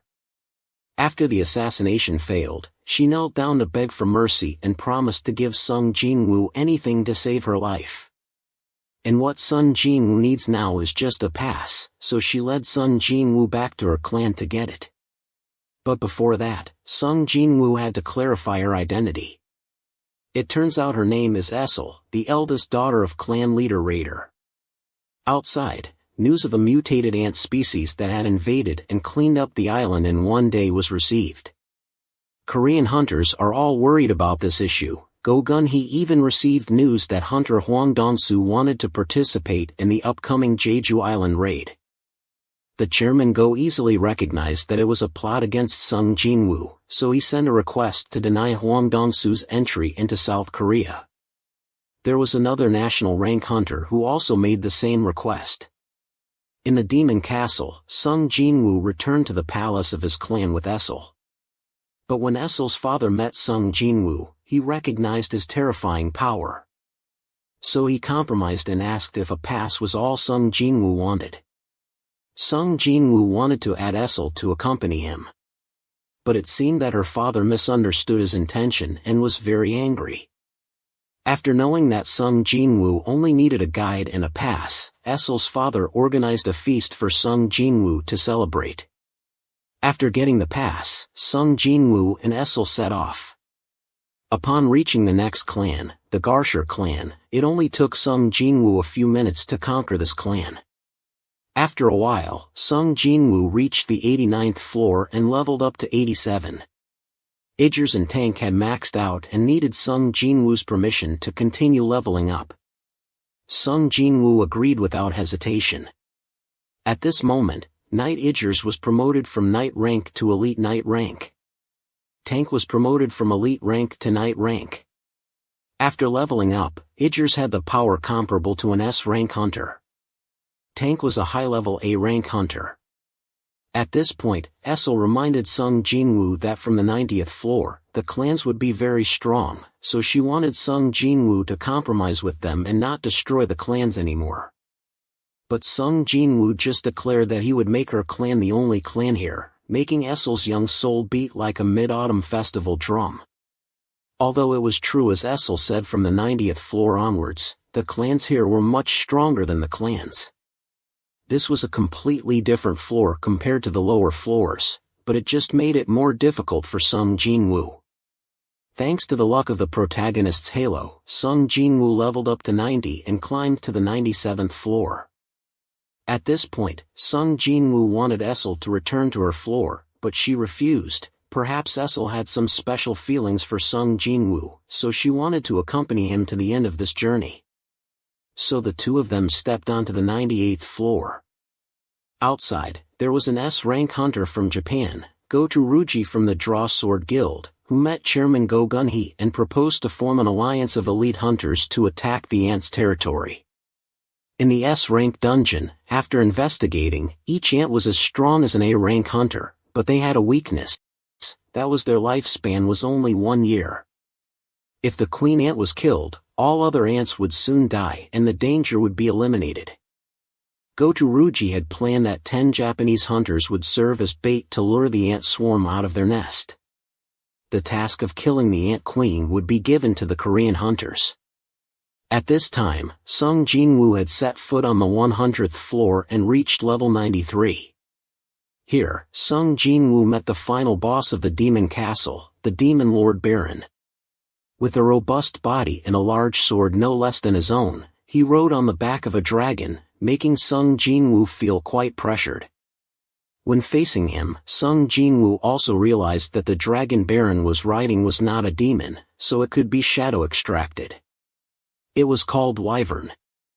At this time, Baron used the Hell Legion skill to summon demon warriors to attack Sung Jin-woo. With over 1,000 demons summoned, Essel was under no small pressure. But Sung Jin-woo still waited for them to rush into his range, then summoned the Dark Legion to surprise attack, causing the Demon Legion to suffer heavy losses. Seeing this, Baron immediately launched a wide-range thunder magic that could stun the opponent. Sung Jin-woo quickly used his cloak to counter Baron's magic.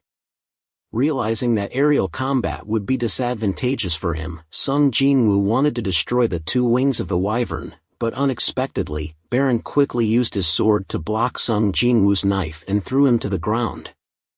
Not giving the opponent time to breathe, Baron immediately launched a huge lightning bolt at Sung Jin-woo.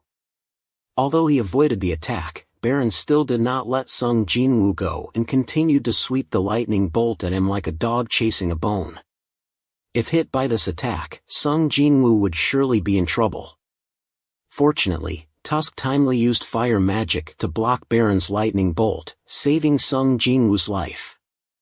It even caused the wyvern to fall to the ground, meaning that Baron could no longer fly in the air and had to solo with Sung Jin-woo on the ground. At this time, Iron climbed up to the front to attack Baron like a fool, and of course, with Baron's level, it was easy to give Iron a score. Next, Idgers also rushed to attack, but Idgers was not much better, when Idgers' sword was caught by Baron with one hand and then a flash bomb was thrown right at his face. This made Idgers lose color in an instant. Taking this opportunity, Sung Jin-woo used the critical hit skill to sneak attack Baron. Unexpectedly, the attack was still blocked by Baron's sword. Then immediately grabbed Sung Jin-woo's head with a devilish smile. Baron looked at Sung Jin-woo in his hand as if to say, "You're dead, kid." Then he used his sword to cut Sung Jin-woo in half, but was blocked by Idgers' sword. Then Sung Jin-woo stabbed into Baron's wrist, causing him to be injured and forced to drop his sword. The wound made Baron scream in pain, pushing Sung Jin-woo back, and then created two sickle blades out of thin air to continue fighting with Sung Jin-woo. At this time, Sung Jin-woo had to risk his life with two knives in his hands to attack Baron. While the two were exchanging techniques at high speed, Baron played dirty and shot a stream of lightning at Sung Jin-woo's face. Fortunately, Sung Jin-woo was able to use his knife to deflect the stream of lightning elsewhere. But it also caused him to drop his two knives, and of course, Baron could not miss this once-in-a-thousand-year opportunity. He swung his sickle blade to cut Sung Jin-woo in half, but Sung Jin-woo was not an easy opponent. He quickly used his two hands to block the attack from Baron. When Baron fired a lightning bolt from his mouth, he was hit by Essel's weapon, which made him extremely uncomfortable. Taking advantage of his distraction, Sung Jin-woo gathered strength in his hand and activated the skill of the ruler's hand to pull Baron's head into his fist. After taking a punch from Sung Jin-woo, Baron immediately turned green. Essel played a significant role in this victory, so Sung Jin-woo reminded Essel to return and tell her father that her clan is now the only one here. After defeating the Demon King Baron, Sung Jin-woo found the final S-rank equipment, the Ring of the Demon Monarch, which activated the hidden attributes of the equipment. But what Sung Jin-woo wanted more was the pure blood of the Demon King. With it, Sung Jin-woo could create the holy water of life to save his mother. Finally, after 10 seconds, what Sung Jin-woo had been longing for was successfully created. At this time, Iron quickly brought the corpse of Wyvern to Sung Jin-woo, and thus Sung Jin-woo's army had another flying mount, which was given the name Kaisel. The reward for the mission was also given to Sung Jin-woo. With a magic array that could learn the shadow exchange skill, Sung Jin-woo could exchange positions with his dark shadows, which was no different from instant teleportation. Next, he also received the title of Demon Hunter after saying goodbye to Essel. Sung Jin-woo immediately used the newly learned teleportation skill to return to his neighborhood and called Kaisel to fly to the hospital to see his mother. But inadvertently, he made the S-rank hunters a bit shocked because they suddenly felt a strong wave of magic.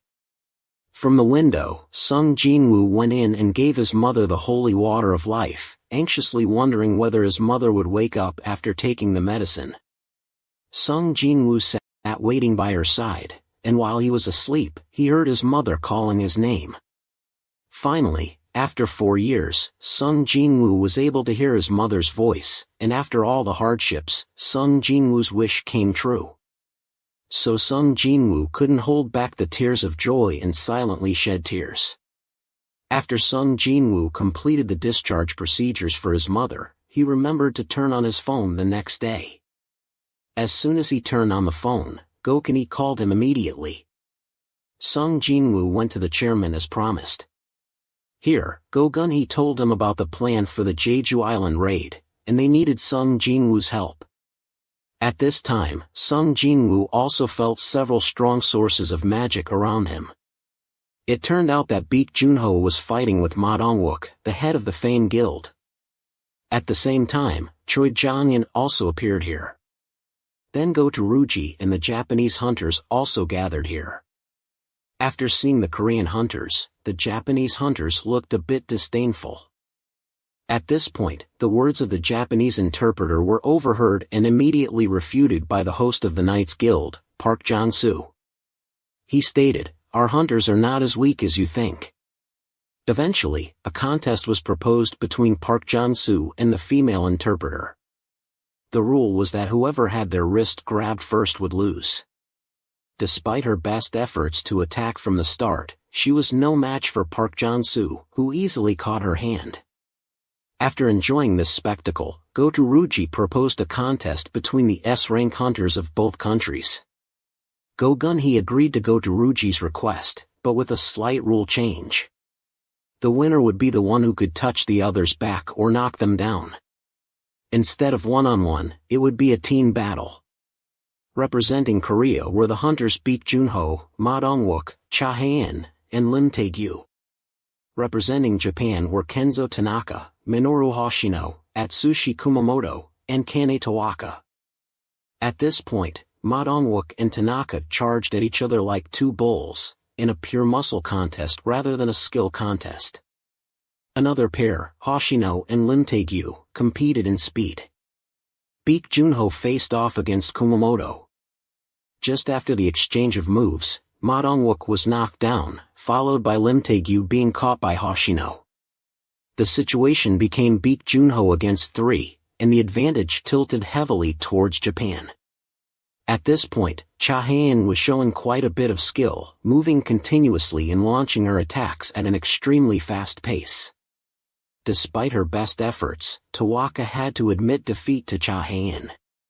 Noticing Baek Junho in a difficult situation, she wanted to help but was sneak attacked by Kumamoto from behind. However, with her instincts, Cha Hae-in immediately detected this and launched a series of punches like Luffy's Gatling gun, hitting Kumamoto in the face. When Kumamoto was hit, his personality changed, becoming extremely violent and fast. Kumamoto made Cha Hae-in feel like she was facing a dungeon boss. If she were hit by Kumamoto's kick, she would probably have to be hospitalized. But Sung Jin-woo timely blocked him gently. Despite Kumamoto's struggle and resistance, he was easily controlled by Sung Jin-woo. Afterwards, Sung Jin-woo suggested stopping the match and declared Japan the winner. After seeing Sung Jin-woo's strength, Go-to-Ruji challenged him to a solo duel. Suddenly, with a battle maniac like Sung Jin-woo, he didn't fear anyone and immediately agreed. There would be an additional condition that Go-to-Ruji had to use all his strength, then Sung Jin-woo would agree to the duel. while Sung Jinwoo was still exchanging pleasantries, Go-Toruji quickly launched a sneak attack. Fortunately, Sung Jinwoo's speed was not slow, so he easily dodged, even though Go-To used all his speed. Sung Jinwoo still smiled and dodged, which made Go-To furious and generated killing intent towards Sung Jinwoo. Sung Jinwoo immediately sensed this killing intent to avoid the system issuing a mission to kill Gato, so Sung Jinwoo used his hand to catch Go-Toruji's hand. This made Go-Toruji feel belittled. Both were about to knock each other out when people outside intervened to stop them. After a light solo with Go-To, Sung Jinwoo declined to participate in the raid in 4 days. This surprised both Baek Junho and Go-To when they found out that Sung Jinwoo's name was not on the list of participants in the raid. On Jeju Island, the ants, having run out of food, decided to attack humans. They produced their strongest warrior and prepared for battle with humans. Meanwhile, Sung Jinwoo took his mother and sister home after the news of the ant attack was broadcast on TV. The news that Sung Jinwoo did not participate in the raid also spread. The public saw Sung Jinwoo as a coward who only knew how to run away. But Sung Jinwoo didn't care about these issues. Sung Jinwoo was going to the office that Jinho had just found.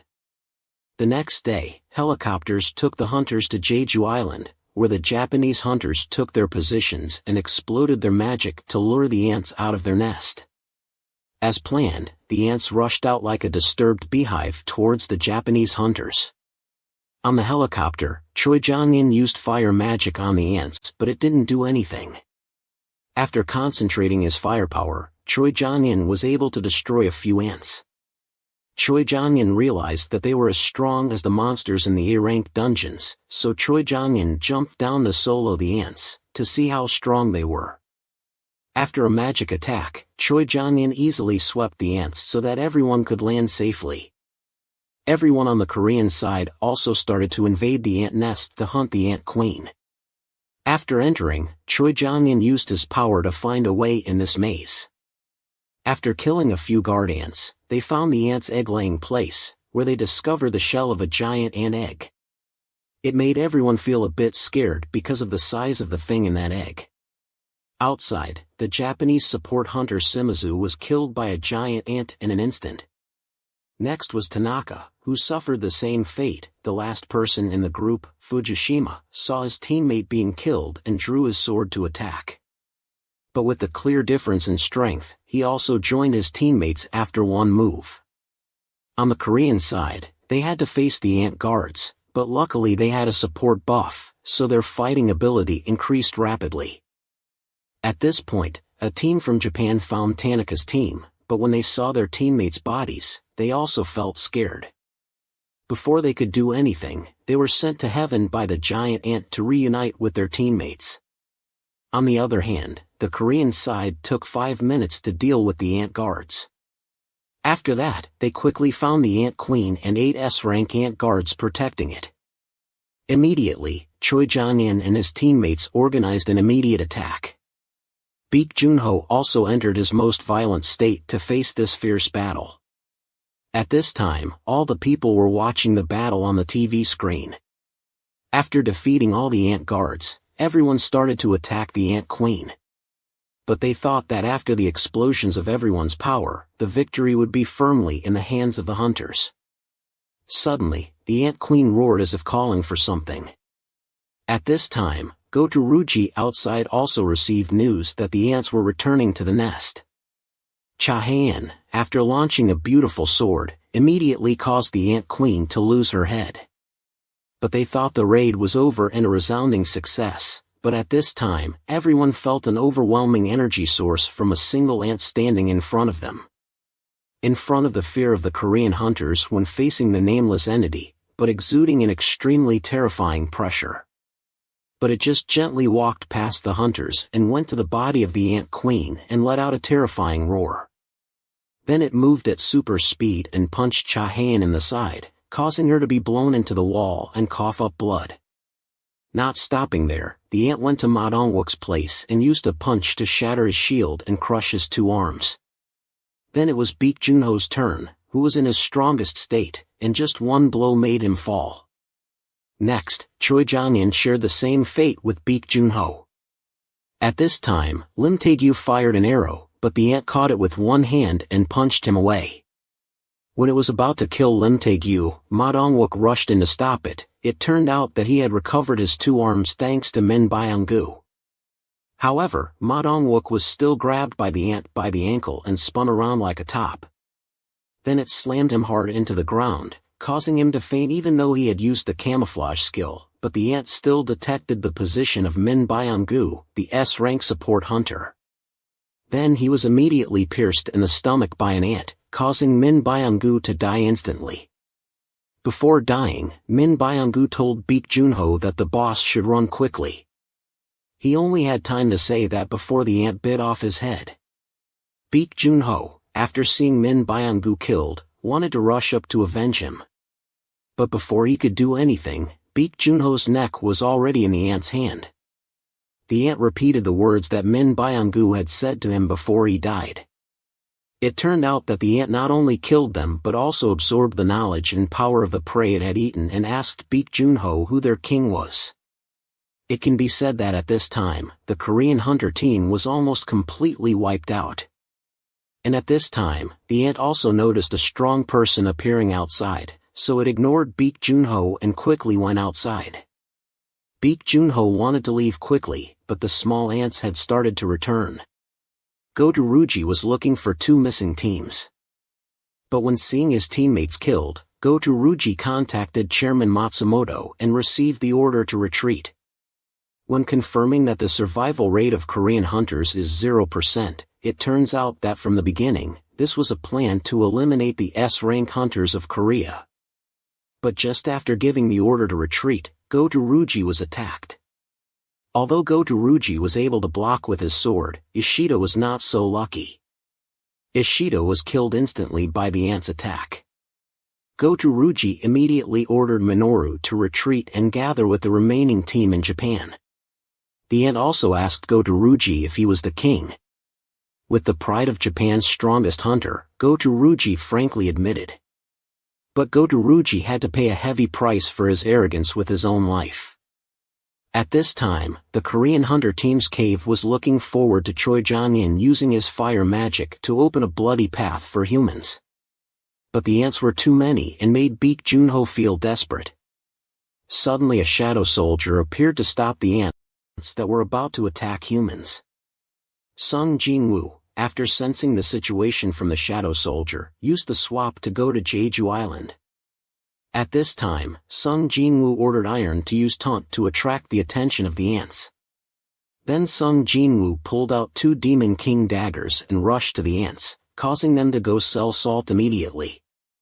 After killing the ants, Sung Jin-woo summoned them to turn them into his shadow soldiers. Then Sung Jin-woo took out a few bottles of healing for everyone to use to recover their fighting ability. Only Cha Han was too badly injured to wake up. The strongest ant returned with a frustrated mood when it did not see an opponent worthy of itself. But when Sung Jin-woo and it stood face to face, the ant seemed to have found its opponent. The whole world was very excited to know that someone was fighting that monster. The first to attack in this battle was the ant. It just saw it gather strength and punch Sung Jin-woo in the face. The punch was so strong that everyone, as well as the ant itself, thought that Sung Jin-woo had gone to sell salt after that attack. But when the dust passed, Sung Jin-woo was still standing there like a god. Then he absorbed the force along with using the skill of the ruler's hand to throw a powerful punch into the ant's face, causing it to fly straight into the wall behind. That attack not only surprised the ant but also made the other hunters feel stunned. Before that terrifying power, however, the ant still rushed in and used both hands to punch down, but with one hand, Sung Jin-woo easily blocked that attack. Then one person and one ant exchanged techniques continuously. The person ate tails, the ant half a caddy. The other hunters just endured the aftermath and felt like fainting, enough to see how strong Sung Jin-woo was. After breaking the ant's armor, causing it to be stunned and wondering how the human could do that, Sung Jin-woo did not miss the opportunity and immediately punched the ant, causing it to flip backwards. However, the ant was not weak. It immediately used its poisonous tongue to attack Sung Jinwoo, causing him to get a wound. The ant thought its poison had paralyzed Sung Jinwoo and decided to finish him off. But unexpectedly, Sung Jinwoo caught its hand and punched it in the mouth. Worried about Cha Hayan, Sung Jinwoo decided to end the fight quickly and jumped up to kick it, but suddenly it disappeared. It turned out that the ant had quickly flown up to avoid Sung Jinwoo's attack. At this point, the ant changed its shape to increase speed, but when it attacked, it was easily dodged by Sung Jinwoo, who then slipped behind it intending to slash at its face. The ant quickly raised its claw to block Sung Jinwoo. After separating, it used the force of the wall to rush towards the ant and the two fought at super speed. But Sung Jinwoo still had the upper hand in terms of speed compared to the ant. After several attacks to weaken the ant's outer layer, Sung Jinwoo used a fatal stab to repeatedly stab the ant. After stabbing, that skill upgraded to a chain fatal skill. Sung Jinwoo immediately used the skill to feed the ant. At this point, the ant was thinking about what it had over Sung Jinwoo, then it realized it had a huge number of ants. But it made a fatal mistake, that is, playing a group has never been Sung Jinwoo's weakness. The ants and the dark soldiers rushed in and fought. As soon as the two commanders summoned and used the Ham of the Flame, they wiped out the ants with just one blow. The ant began to feel scared of Sung Jinwoo's power. It started to think about retreating in its head and immediately flew away, not daring to continue fighting with Sung Jinwoo. But how could it escape from Sung Jinwoo's hand like Sun Wukong could escape from the Buddha's hand? Sung Jinwoo used the skill of the ruler's hand to press the ant flat on the ground. Despite struggling and running away, Sung Jinwoo timely used the chain fatal skill to send the ant to sell salt. Cha Hayan was in a critical stage. Sung Jinwoo ordered to turn off the camera and told everyone to find Min Byung-gu's body. After 3 attempts to extract the shadow, Sung Jinwoo finally succeeded in summoning Min Byung-gu. Min Byung-gu, after being extracted from the shadow, automatically went to heal Cha Hayan's wounds. So Sung Jinwoo did not turn Min Byung-gu into his shadow soldier because he respected Min Byung-gu's character and contributions. A while later, the hunters were picked up by a helicopter, but Sung Jinwoo did not go back with everyone else and decided to stay alone. Sung Jinwoo decided to clear this dungeon, so he called Kaisel and flew back to the ant's nest. After sweeping the entire dungeon, Sung Jinwoo leveled up to 100. The last thing Sung Jinwoo wanted to do was turn the strongest ant into his soldier. As expected, it was the strongest ant in the S-rank dungeon. Just after summoning, it had a rank of general. When summoned, it approached and knelt before Sung Jinwoo and asked him to give it a name. But before giving a name, Sung Jinwoo wanted to know why it could talk to him. It turned out that it could speak before, so it was not strange that it could speak now. But thinking about it, Iron was also a person, but when he became a shadow soldier, he could not speak. Sung Jinwoo realized the only difference between them was the rank. Perhaps if other animals reached the rank of general or higher, they could speak. Then Sung Jinwoo also gave it the name BR. Then BR told Sung Jinwoo that there were 4,000 ants flying around outside, so Sung Jinwoo immediately ordered BR to deal with the remaining ants. It took another 2 days for Sung Jinwoo to deal with all the ants on the island. At this time, Thomas Andre, the owner of the Scavenger Guild, also felt interested in meeting Sung Jinwoo to help Huang Dongsu take revenge on Jeju Island. Suddenly a man appeared behind him. An old man with just a fist made everyone present faint. Then 2 strangers tore the space and left after the Jeju Island raid. Sung Jinwoo became the center of discussion. Most people thought he could become a national rank hunter. But some criticized that if he had come earlier, there would not have been so many sacrifices. Regardless of these things, Sung Jinwoo just quietly went to Min Byung-gu's funeral. After that, Sung Jinwoo decided to establish his own guild. After deciding to go home after Min Byung-gu's funeral, Sung Jinwoo met a man named Adam, a hunter from the United States. He wanted Sung Jinwoo to meet the deputy director to learn more about the hunter upgrade for other hunters. That aroused Sung Jinwoo's interest, so he decided to meet him. After arriving at the hotel, Deputy Director Michael Connor offered Sung Jinwoo to immigrate to the United States. But Sung Jinwoo came here just to know if the information about being able to upgrade other hunters is true or not.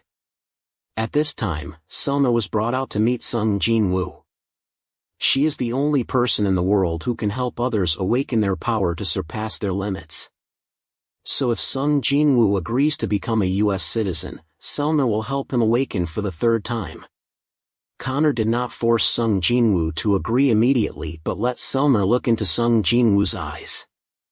She felt like she was falling into endless darkness and couldn't feel anything there. There was a pair of eyes looking back at Selma, which made her shiver with fear.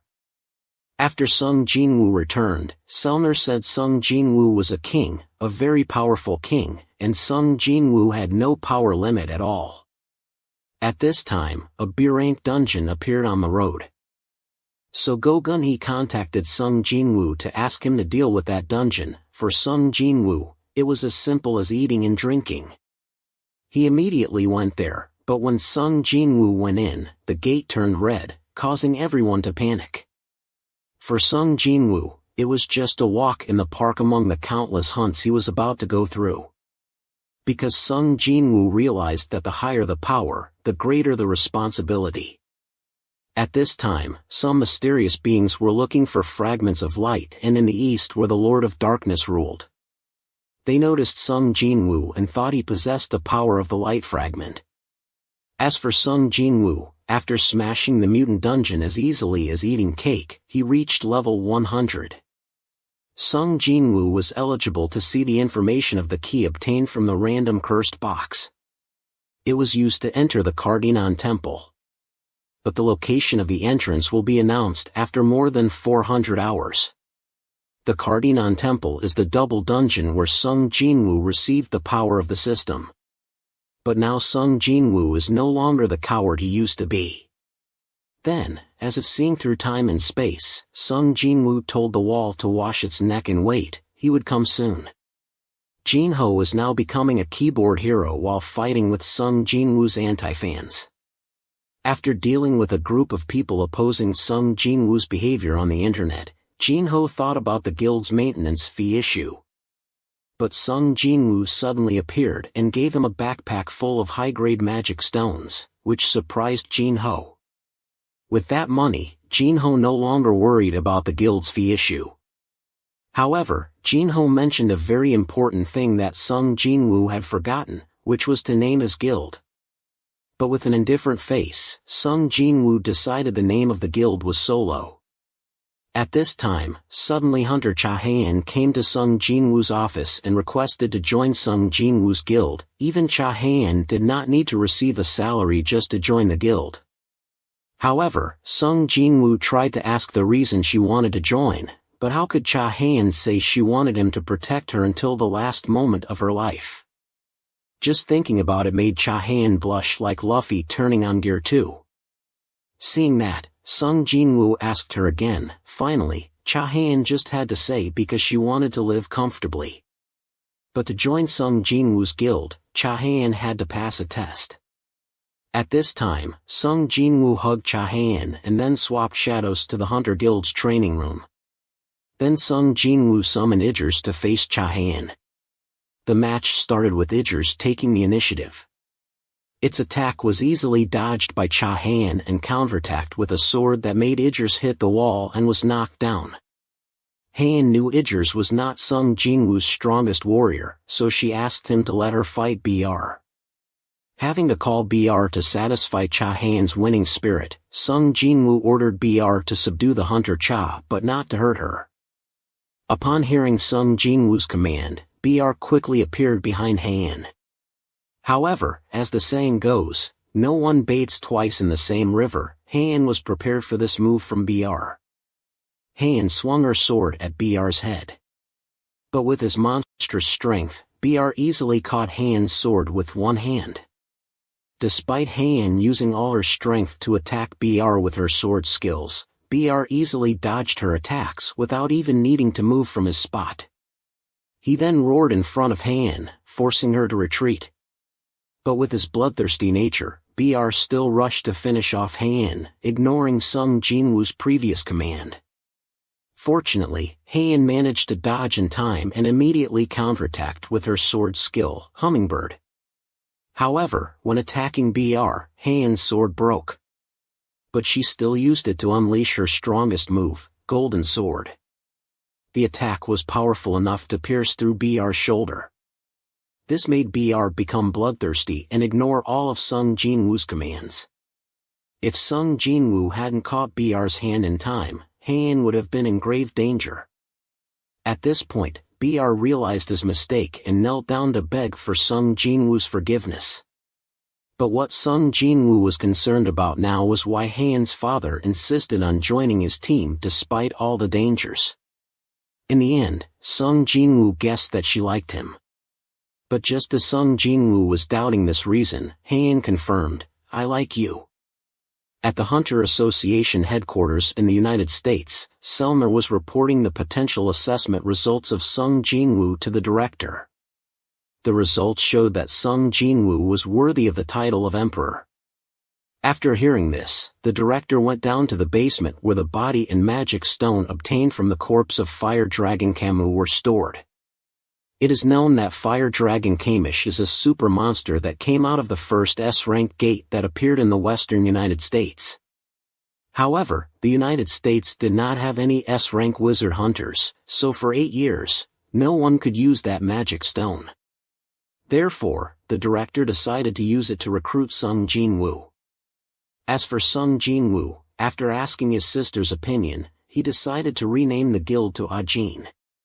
At this time, Cha Heian was recalling Min Byonggu's warning to Sung Jinwoo to be careful with his power today. The chairman of the Knights Association, Park Young-soo, came to Sung Jinwoo's office to invite him to cooperate in conquering the dungeon with the condition of a 50-50 split, and Sung Jinwoo agreed to the invitation. The next day, at the Gwanganri Gate, Busan, all the hunters had gathered and were just waiting for Sung Jinwoo to arrive so they could enter the dungeon. But a dungeon gate suddenly appeared in the school, causing several students to be killed immediately by the orcs that came out of the gate. At this point, the leader of the vanguard ordered to kill all the humans here and establish an orc base. Thus, the orc hunt officially began. Meanwhile, Sung Jinwoo arrived at the dungeon of the Knights Association. The assembled team included 13 A ranks and 20 C ranks. After everyone was ready, they entered and began to conquer the dungeon. At this time, the Emergency Reporting Center of the Hunter Association received news that many monsters had appeared at the school. More surprisingly, it was the school where Sung Jinwoo's sister was studying. An orc smelled Jina's magical scent and attacked her. But Sung Jinwoo's warrior appeared in time to stop the orc and punched it into the sky. As for Sung Jinwoo, when he entered the dungeon, a group of two-headed orc monsters appeared. But for the high-ranking hunters of the Knights Association, they were not yet a challenge. However, Park Jang-soo was not as optimistic as they were. Because he knew that the two-headed orc, also known as the Tomb Keeper, meant that there must be a group of undead waiting inside. At this point, Sung Jinwoo felt that his sister was in danger, so he quickly left. After leaving the dungeon, Sung Jinwoo called Kaisel to quickly get to his sister. At this time, the chief of the Red Sword tribe, Groger, received news that 3 high orcs were protecting humans, so he took his sword and went hunting himself. When he arrived, Groger immediately enjoyed his hunt by attacking the high orcs. With just one sword, Groger easily cut a high orc in half. But unfortunately, Sung Jinwoo's orcs are immortal. Groger thought Jina was the controller and ordered an attack on her. Although the high orcs fought hard to protect Jina, she still fell into Groger's hands.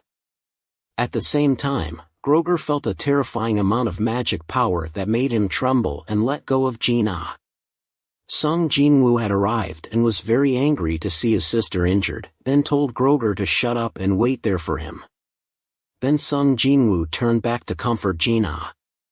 When Sung Jinwoo saw his little sister crying out of fear, he couldn't hold back his anger. He called Idris to protect Jina and the other warriors to take the students out of here. He stayed to deal with the orcs who dared to make his sister cry. When Groger ordered an attack, Sung Jinwoo easily knocked down the orc that rushed at him with his bare hands, then kicked it away. Then he used the skill of the ruler's hand to break the necks of the orcs one by one. Meanwhile, in the dungeon, BR had led everyone to the boss's room. The boss here was Archlich. It also saw BR and recognized them as the Dark Army, then asked BR why the king's army was attacking us. BR then answered with boundless pride that we were chosen by the king and you were not. Archlich didn't believe it and wanted to ask the king, but BR didn't give him the opportunity to do so. Immediately, BR threw a punch into the chest of Archlich. After defeating Archlich, the undead also disappeared. The hunters of the Knights Association, after seeing the power of the Dark Army, wanted to become disciples and join Sung Jinwoo's guild. At this point, after dealing with the orcs, Sung Jinwoo heard about the significant increase in dungeon exploration over the past 6 months worldwide. Countries around the world also wanted to meet Sung Jinwoo to court him. Chairman Go Gunhee also said he would satisfy all conditions if Sung Jinwoo agreed to stay. Hearing this, Sung Jinwoo made a request that from now on, he would have the right to enter high-level dungeons alone. Although this condition was a bit difficult, the chairman agreed to keep Sung Jinwoo. Meanwhile, Jinho was persuading his sister, Yoo Soo-hyun, to join the guild. Since Sung Jinwoo had refused Cha Han's membership, he had to recruit another person to establish the guild. Eventually, Sung Jinwoo agreed to let Soo-hyun join. She also took the opportunity to take a photo with Sung Jinwoo and posted it online to announce her guild membership. This made Cha Han so angry that she burst into tears. The next day, the first raid of the Ajin Guild took place in front of many journalists. After manager Woo Jin-kol checked the strength of the Dark Army, he changed clothes and entered the dungeon with Sung Jinwoo as a supervisor. After entering the dungeon and witnessing how Sung Jinwoo's Dark Army fought, Woo Jin-chol couldn't stand it and turned pale from witnessing such a quick sweep. At this point, Jin-chol realized what the chairman wanted him to see. When the dungeon boss appeared, it was a giant snake named Naga. Sung Jinwoo dismissed the Dark Army so he could solo it and regain his fighting feeling. With just a few skillful moves, Sung Jinwoo easily defeated Naga. Immediately after that, Sung Jinwoo leveled up and his skills also leveled up. Sung Jinwoo then extracted Naga's shadow and added it to his Dark Army with the name Jima.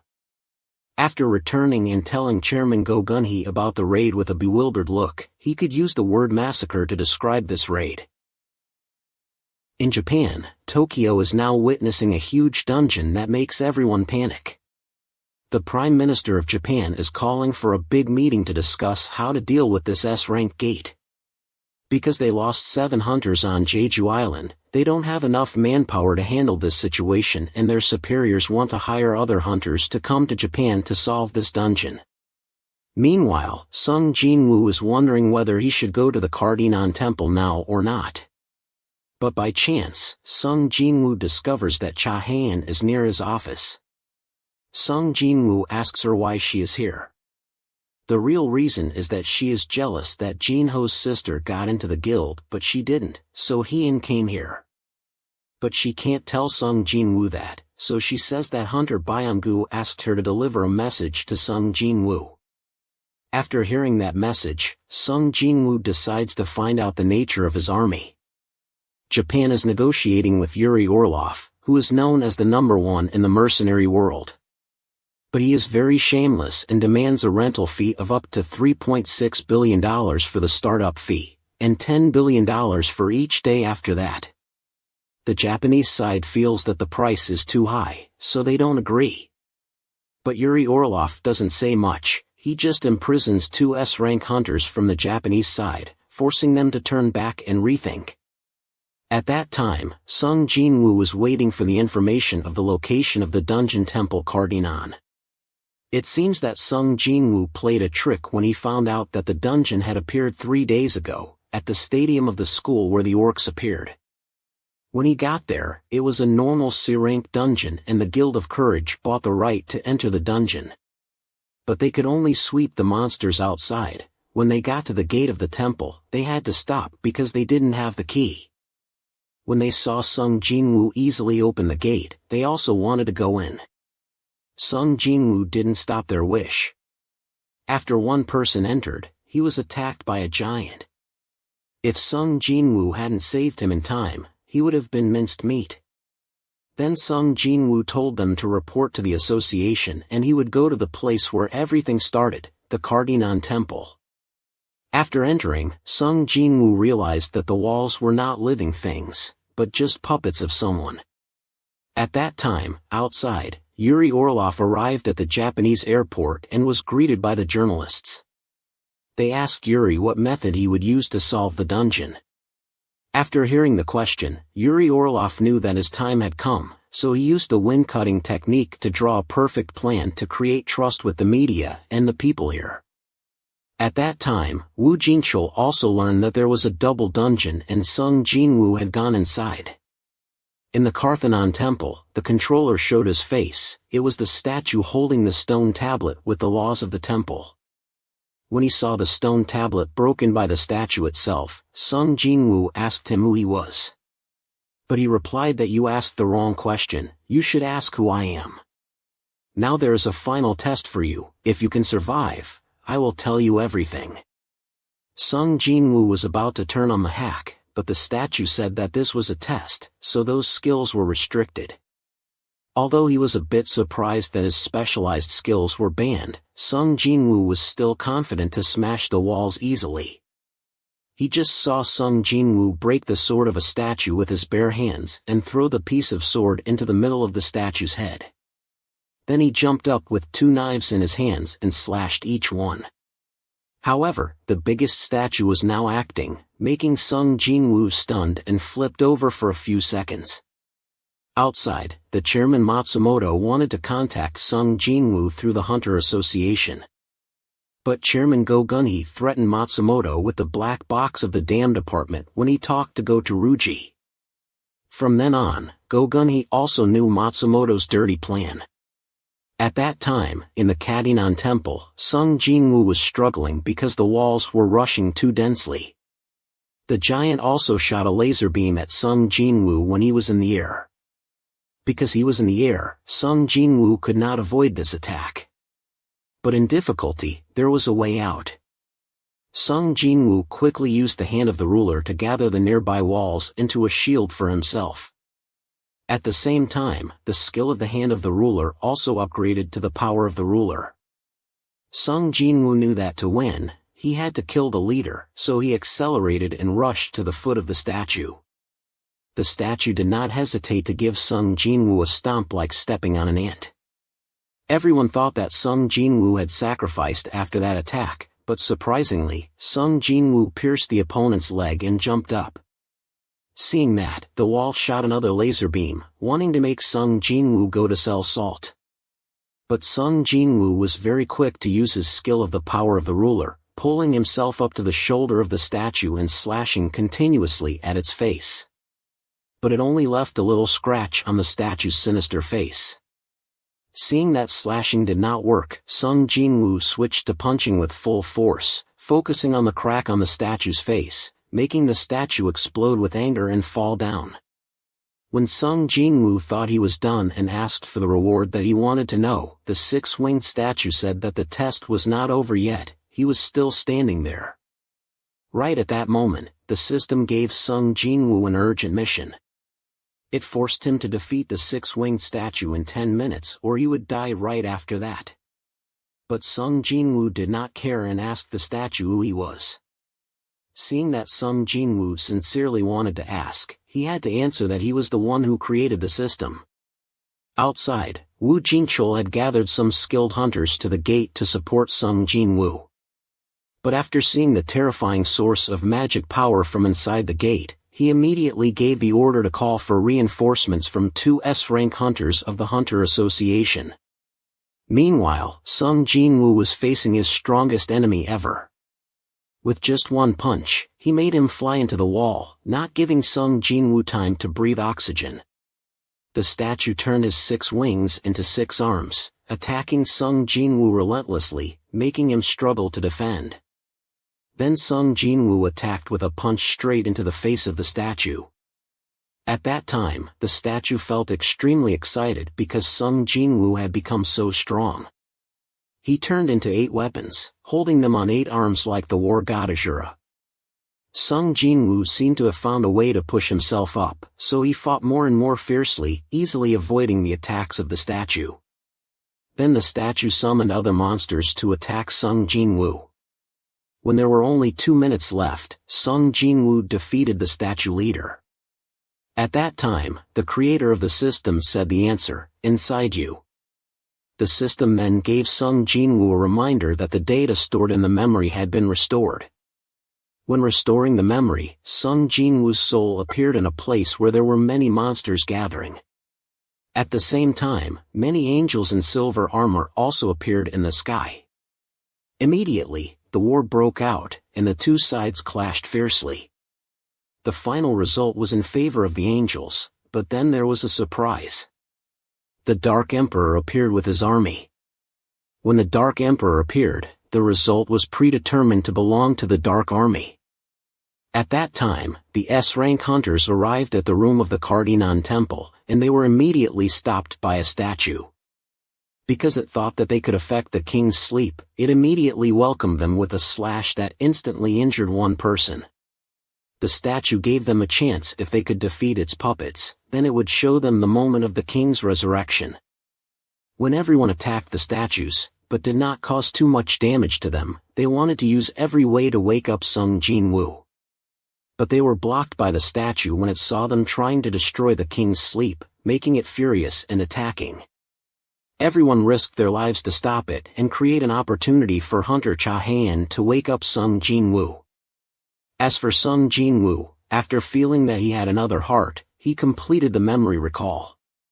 When Cha Han wanted to use the sword dance to get past the statue, but clearly she was not its opponent. As soon as she finished her ultimate move, she got a slash on her shoulder, and when she tried to sneak past the statue, she was stopped. At that time, the statue also saw the darkness following Cha Han, which surprised him very much, so he decided to spare Han. But the rest of them had to die right after the statue said that they got a punch in the mouth from his king. He was very surprised to see that the person in front of him was not the king that he wanted to resurrect, but Sung Jinwoo, who had the black heart. The statue panicked and issued a threat that if Sung Jinwoo killed him, he would become a rank E hunter again, and then he wanted to access the system to implement that.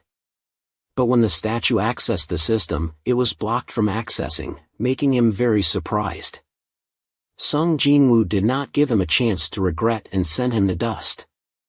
The statue said the last words to Sung Jinwoo, which was a prophecy that when the pillars of fire supporting the sky were erected, the death that you could not avoid would come. When he heard those words, Sung Jinwoo did not care. He said if they wanted to come, he would take them all. After finishing the dungeon, there were still about 20 hunters dead. Wu Jinchul asked Sung Jinwoo why he knew this was a double dungeon. Sung Jinwoo answered that it was because he called me. But right after that, Sung Jinwoo was too tired and fainted. At that time in Japan, 200,000 tons of mana stone were transported to the gate of the S-rank dungeon to create a magic array. Then the dungeon began to open. As for Sung Jinwoo, after many days of unconsciousness, he finally woke up. The first question that Sung Jinwoo wanted to know was the result of the gate in Japan. It turned out that after the gate was opened, a giant monster appeared. Yuri Orlov was very confident about his magic defense array and boasted loudly that he wanted to see if they could break his defense layer. But like a slap in the face of Yuri, when his defense layer was like a piece of paper that could not withstand a blow from the monster. Right after that, Yuri Orlov was swallowed alive by the giant monster. The tanks and fighter jets of Japan were nothing against the monsters.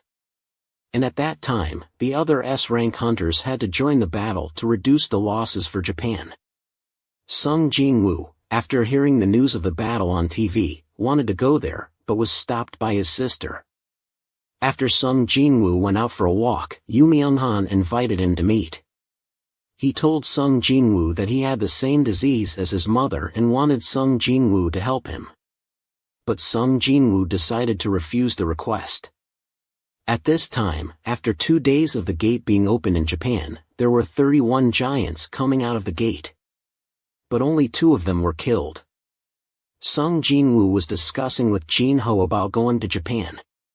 With absolute trust and admiration for his big brother, Jin-ho also wanted to follow him to have something to brag about later. After having dinner with his family, Sung Jin-woo decided to fly to Japan to join the battle. And so, both the president and vice president of the Ajin Guild boarded the plane to Japan. As soon as he arrived in Japan, Sung Jin-woo immediately joined his shadow army to deal with the giant monsters. In the US, the hunters had been upgraded by Selmer and looked down on Sung Jin-woo. They thought that Sung Jin-woo was just a delusional guy who went alone to Japan to kill the monsters there, even opening a betting game to see how long Sung Jin-woo could last. But if they knew the reality was very different from what they thought, they would not know how they would feel, and now it was time for Sung Jin-woo to show his skills. Sung Jin-woo killed the giants and raised them as his new shadow soldiers. Very quickly, the news of victory from the cities was sent back. The newly summoned giants were casually named by Sung Jin-woo as number 1, number 2, number 3, and so on. Then Sung Jin-woo sent his soldiers to all over Japan to help the hunters and deal with the giant monsters around Japan. On Saturday, Sung Jin-woo started to target the only giant that was still standing in front of the dungeon. The summoned soldiers gathered at the S-rank dungeon gate and waited for Sung Jin-woo's order. Finally, Sung Jin-woo gave the order to attack, opening the conquest of the S-rank dungeon. This time, when Sung Jin-woo's army rushed to attack, the leader also opened his eyes. Sung Jin-woo immediately felt the huge source of magic power from the monster. Indeed, with just one swing of his sword, he made more than 100 of Sung Jin-woo's soldiers evaporate. That made Sung Jin-woo feel annoyed. But he still decided to let the weak soldiers go to find the weakness of the giant. Although Sung Jin-woo's magic power had increased a lot when he got the Black Heart, the terrifying power of the giant also made Sung Jin-woo's magic power drop quickly. When BR wanted to join the battle, Sung Jin-woo stopped him. He needed time to figure out his weakness because Sung Jin-woo realized that there was magic power around the monster that made him attack without defense. But Sung Jin-woo still found the only time that he had to defend. So Sung Jin-woo decisively called Kaisel and jumped on his back with BR and Idgers to start the fight. As the saying goes, know yourself and know your enemy, and you will win 100 battles. When he knew the weakness of the giant, Sung Jin-woo, along with BR and Idgers, forced him to return to the defensive position. When he climbed up to his shoulder, Sung Jin-woo used the power of the ruler to control 3 more daggers, and used the chaotic dagger skill to aim at the giant's eye. Then he ordered BR to enter the giant's body from the wound in his eye. On the outside, Sung Jin-woo continuously used the chaotic dagger skill, while BR attacked from the inside. After the attack from inside and outside, the giant was finally defeated by the cooperation of Sung Jin-woo and BR. When the giant was killed, Sung Jin-woo also leveled up 4 times, showing how much experience he gained from killing him. Suddenly, the gate sucked the giant's magic power into it. The source of magic power was so huge that it even caused Sung Jin-woo to have a wound on his face. After telling Jin-ho to stay careful, he went into the dungeon by himself to check the situation. As soon as he entered, a huge endless corridor appeared before Sung Jin-woo's eyes.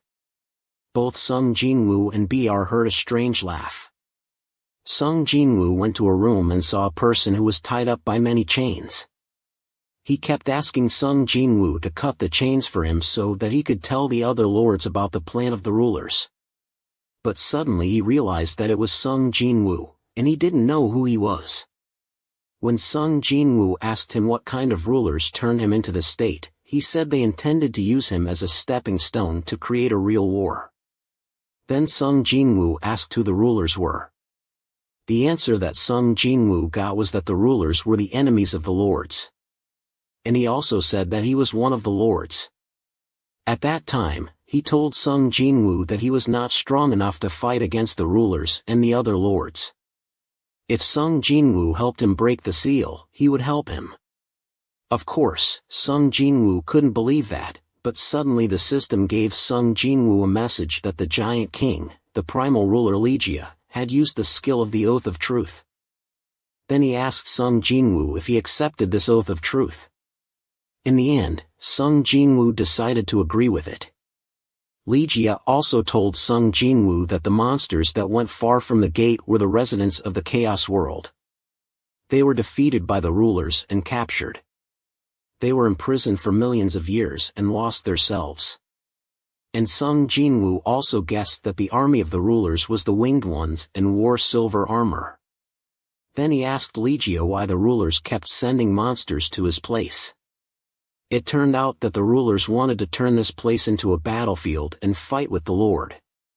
Here, the act of saving the monsters that appeared on Earth was the rulers' way of transferring magic power to this place.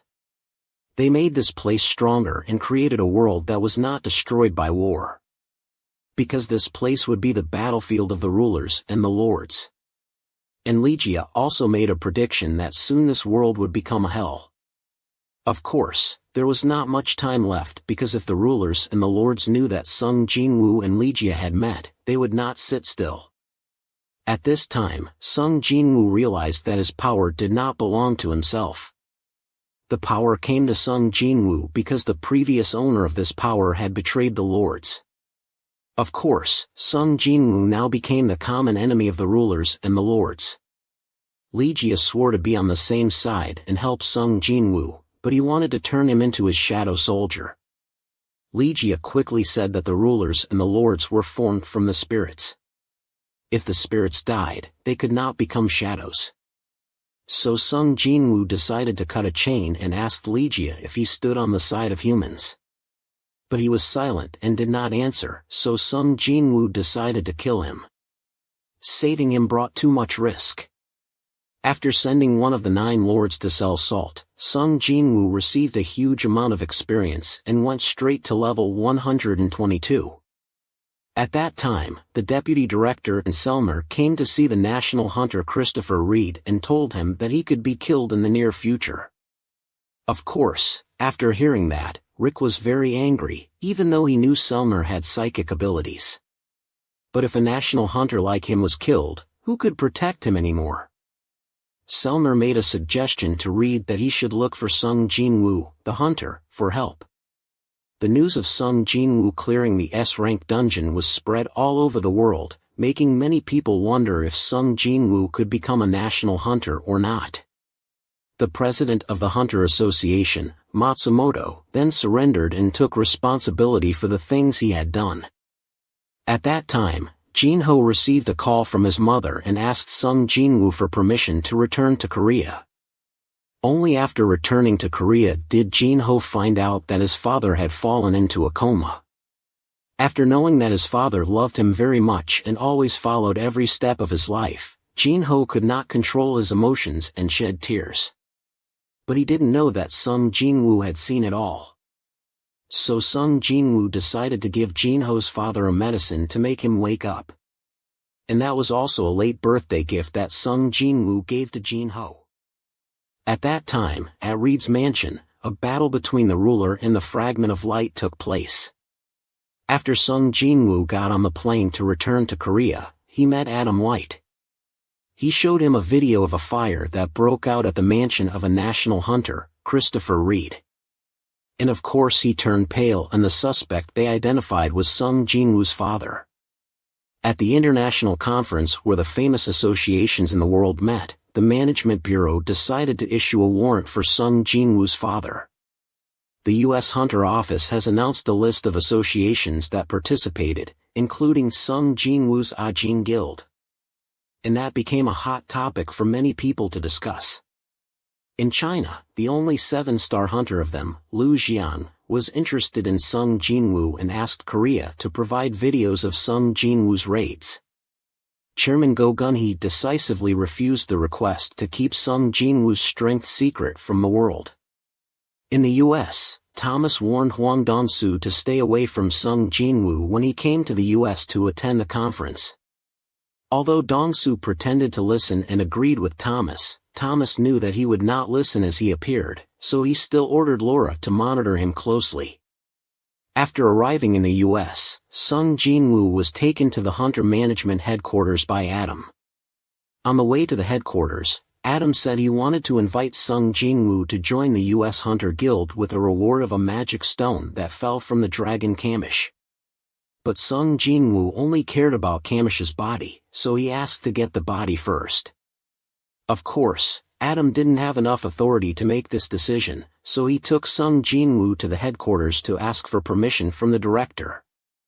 After hearing Sung Jin-woo's proposal, the director realized Sung Jin-woo's intention was to turn Kamish into his summon.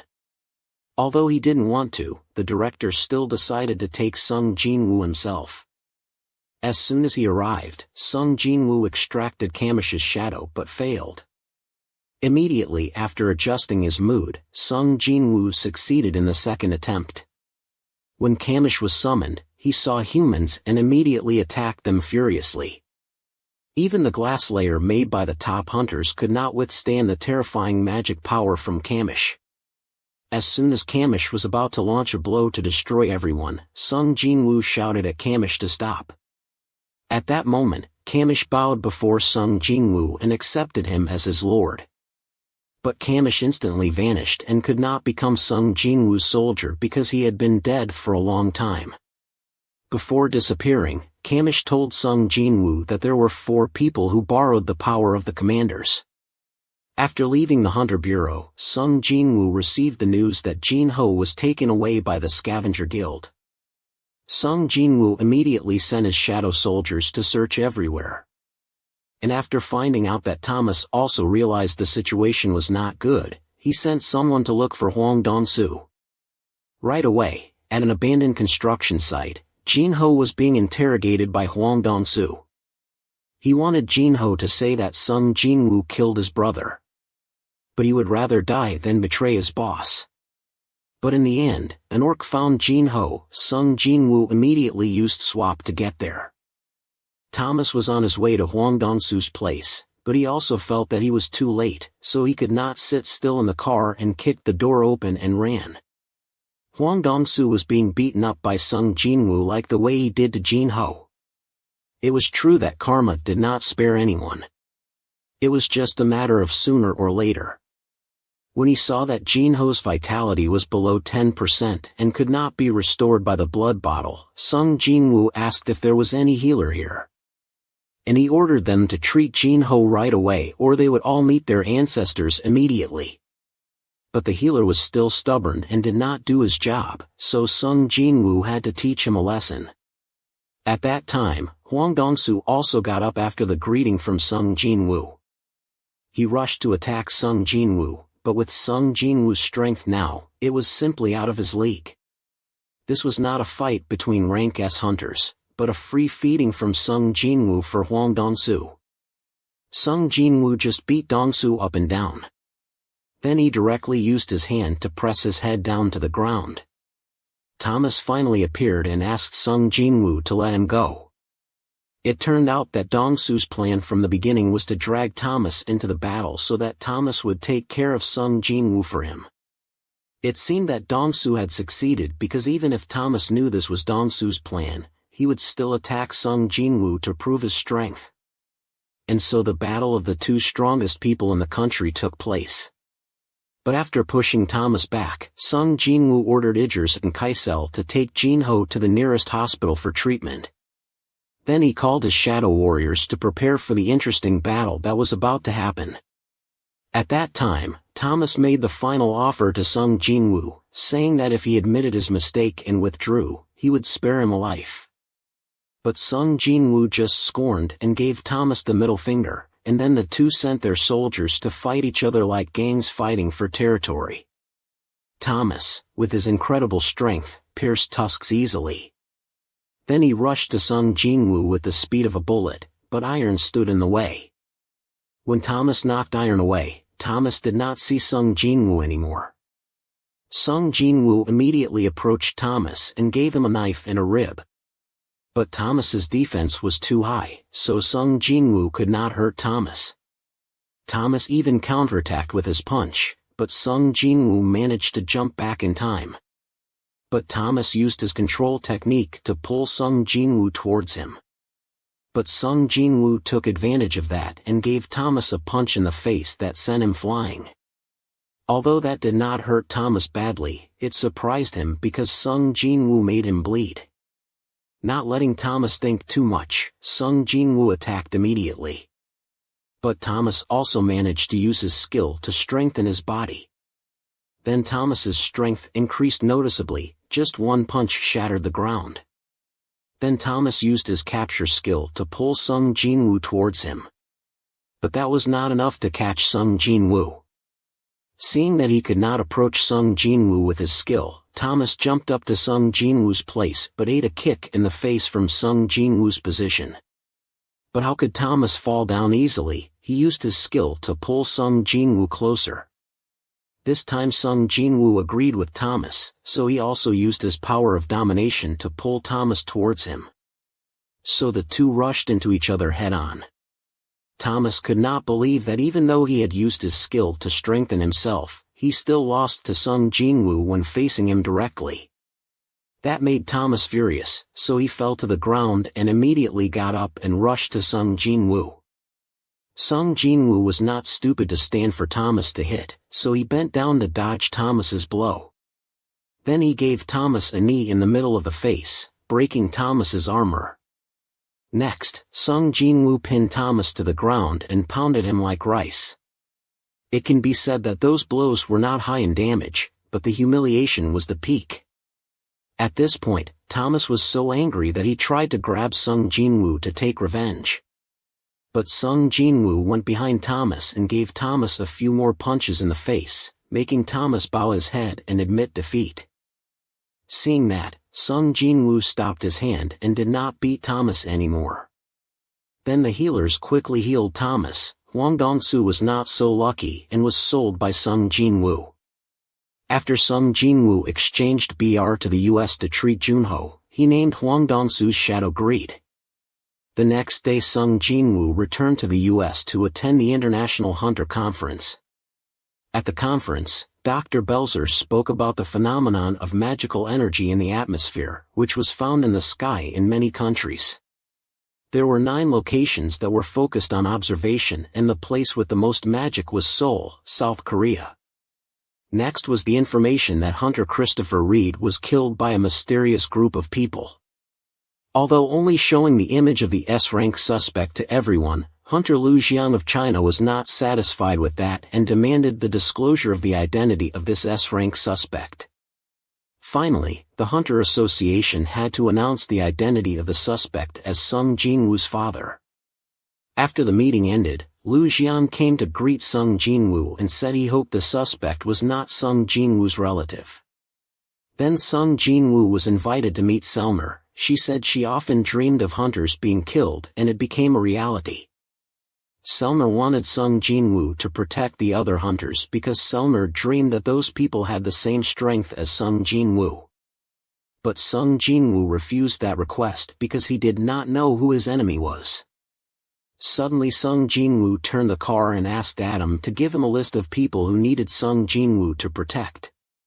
In the night of the hunters, Sung Jinwoo put his shadow soldiers into the hunters to follow the hunters. From there, he learned information about the lords.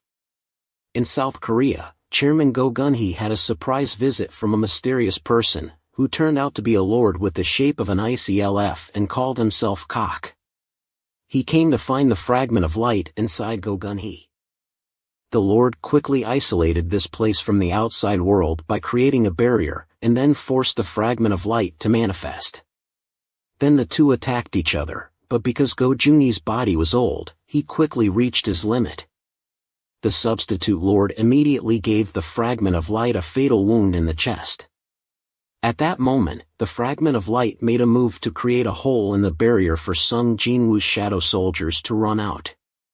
The substitute Lord chased after it to kill it, but Sung Jinwoo had time to use the swap and block the attack.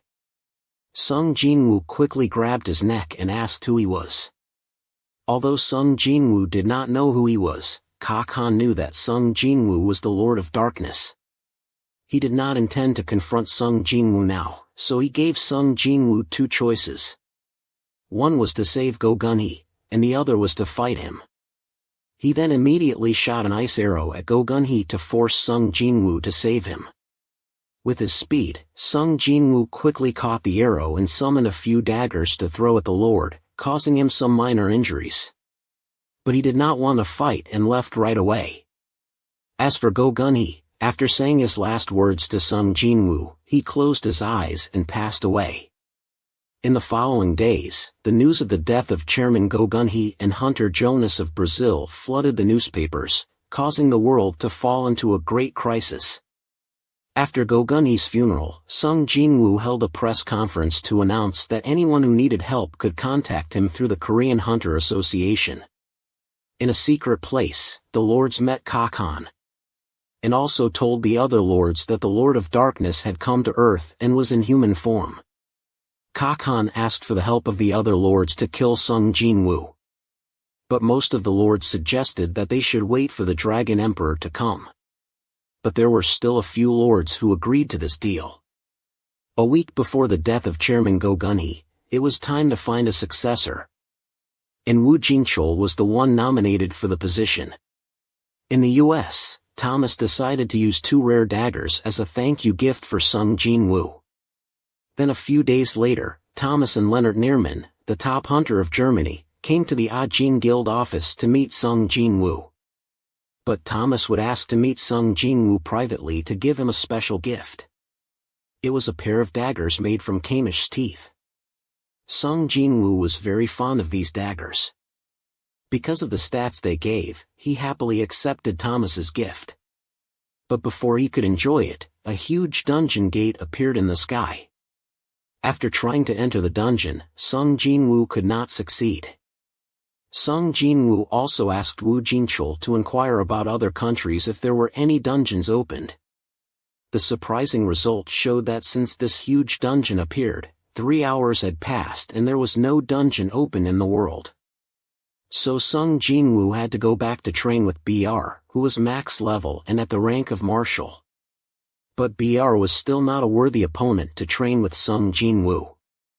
In another place, Thomas decided to stay in Korea to see if this place was the end or the new beginning of humanity. After thinking about how to solve this dungeon without sacrificing anyone, Sung Jinwoo still didn't know what to do. So he picked up the phone and invited Cha Hae-in to go to the amusement park with him.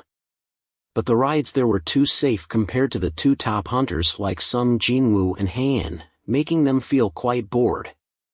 Sung Jinwoo decided to let Hae-in ride Kaisel to go sightseeing.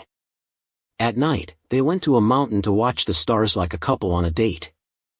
At that time, on the road of Seoul, a B-rank hunter suddenly ran into a monarch. But he was not afraid of death and shouted that the monarch had to apologize. He was a deaf young man who was not afraid of guns. He immediately paid the price when the monarch was a bloodthirsty one. He used his mouth to send the B-rank hunter to sell salt right away. Then he declared himself the monarch of the beasts and announced that from now on he would hunt humans. When Sung Jinwoo was busy having fun with the beauty, Thomas would stand up to fight the monarch of the beasts. After receiving the news, Sung Jinwoo was very surprised because his soldiers did not report anything about this. It turned out that when the monarch appeared, the connection of Sung Jinwoo with his soldiers was weakened. This made him unable to return to the battlefield immediately by swapping. Thomas was now beating up the arrogant monarch. After flying into a building, the monarch jumped up and used his head to hit Thomas's stomach, making him almost fall. When he stood firm, Thomas used both hands to grab the body of the monarch and slammed him to the ground. But very quickly the monarch retaliated with a kick to Thomas's face. When he backed away, Thomas used reinforcement to create his armor. The monarch used his power to control the cars and threw them at Thomas. After knocking down everything that he threw at him, Thomas punched the opponent in the face. But he was easily blocked by him, and then Thomas was controlled. With one hand, the monarch saw the shadow soldiers in Thomas's shadow and immediately killed them. Then he turned back to beat up Thomas, but Thomas took the opportunity when he was not paying attention to escape from the armor and circled behind him and used both hands to lock the monarch's neck.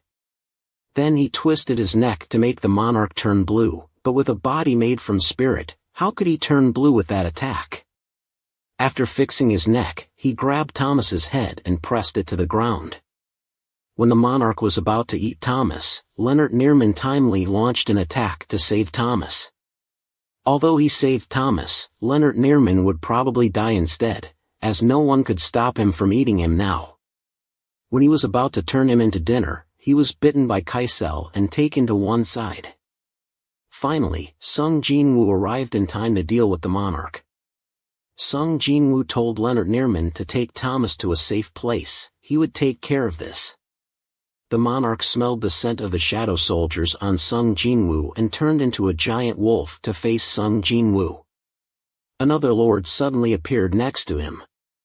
It was the Ice Lord that Sung Jinwoo had met before.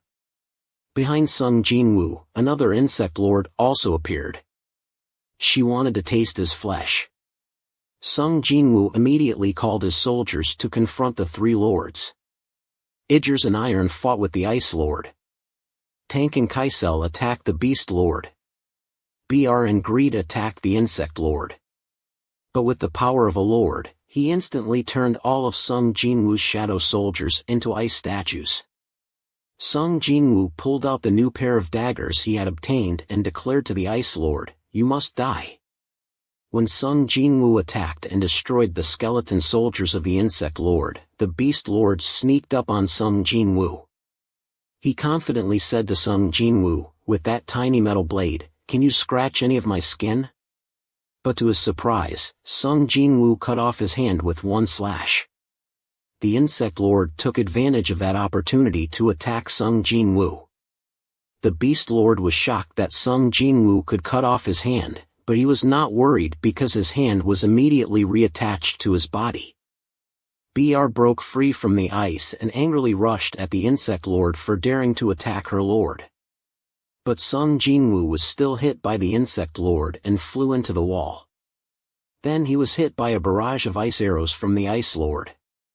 Sung Jinwoo used his daggers to block them all, but the Beast Lord also circled behind Sung Jinwoo and stabbed him in the back with a knife.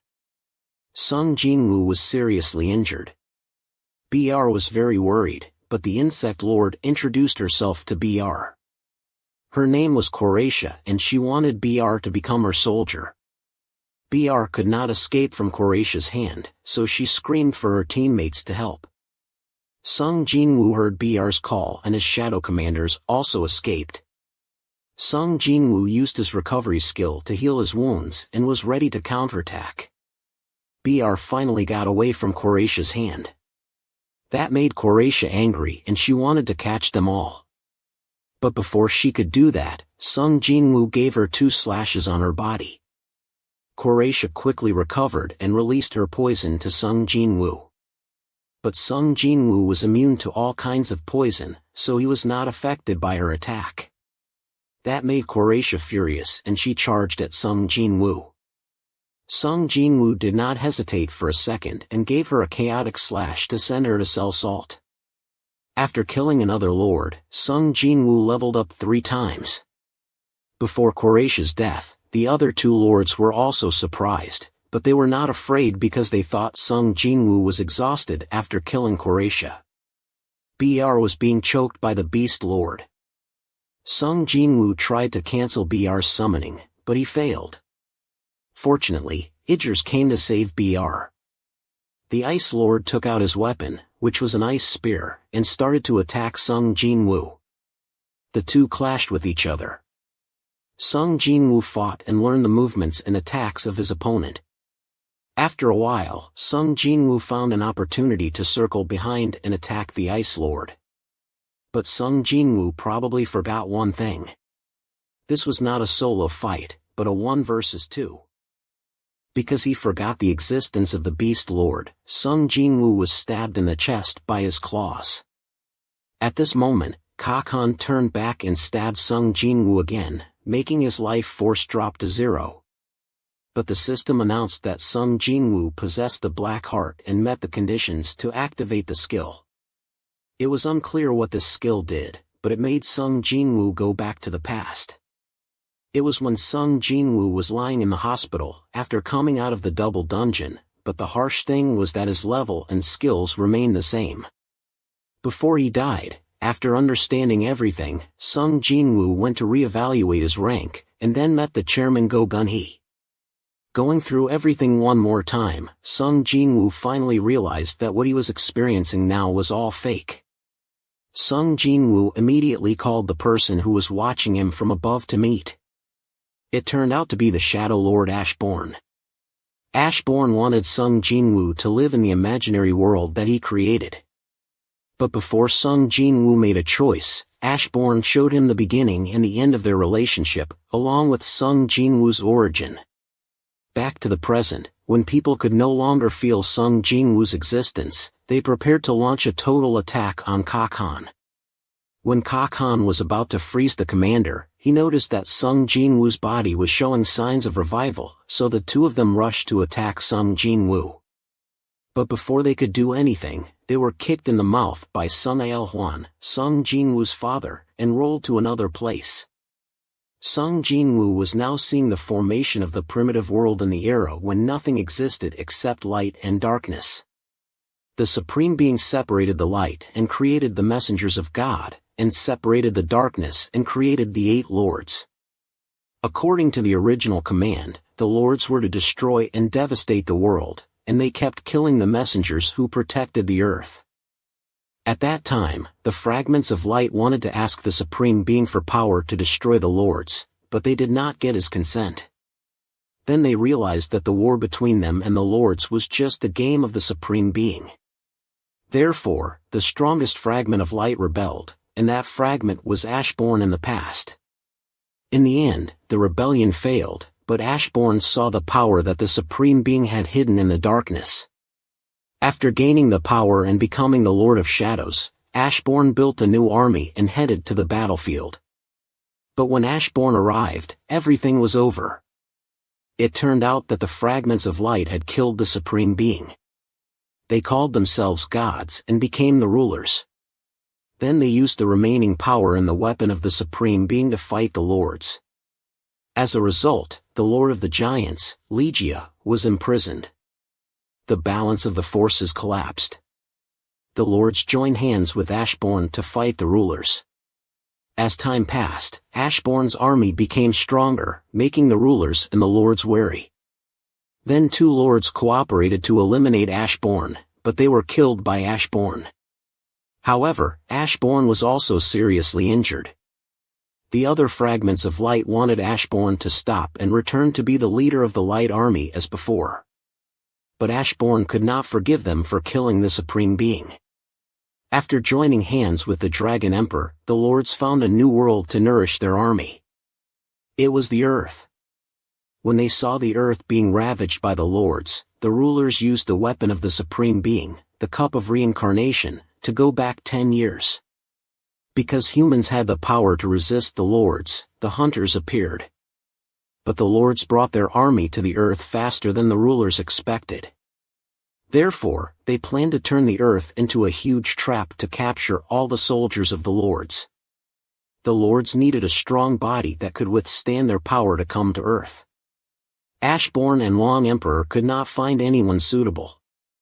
A painter came to meet the Dark Lord and offered to help Ashbourne find a suitable body.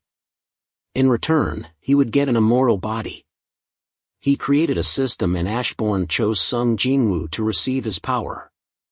After telling everything, Ashbourne gave Sung Jinwoo two choices. One was to stay in the eternal dream that he created. Two was to go back and fight them. Of course, Sung Jinwoo chose the second one and became the new Dark Lord. The system was erased and the limitations of Sung Jinwoo were reduced. The Dark Soldiers with ranks from General regained their original power. When they saw Sung Jinwoo waking up, the two lords rushed to attack Sun Aelhwan. But he was not afraid. He fought one against two. He even wounded the two lords with his attacks. That made the Beast Lord want to tear him into pieces. Just then, he felt Sung Jinwoo waking up. He quickly greeted the Ice Lord and ran away. Although he was alone, the Ice Lord still wanted to use all his power to destroy the Dark Lord. He unleashed a blizzard that surrounded Sung Jinwoo and his father. He also created an ice mountain from the sky. He intended to use it to crush them.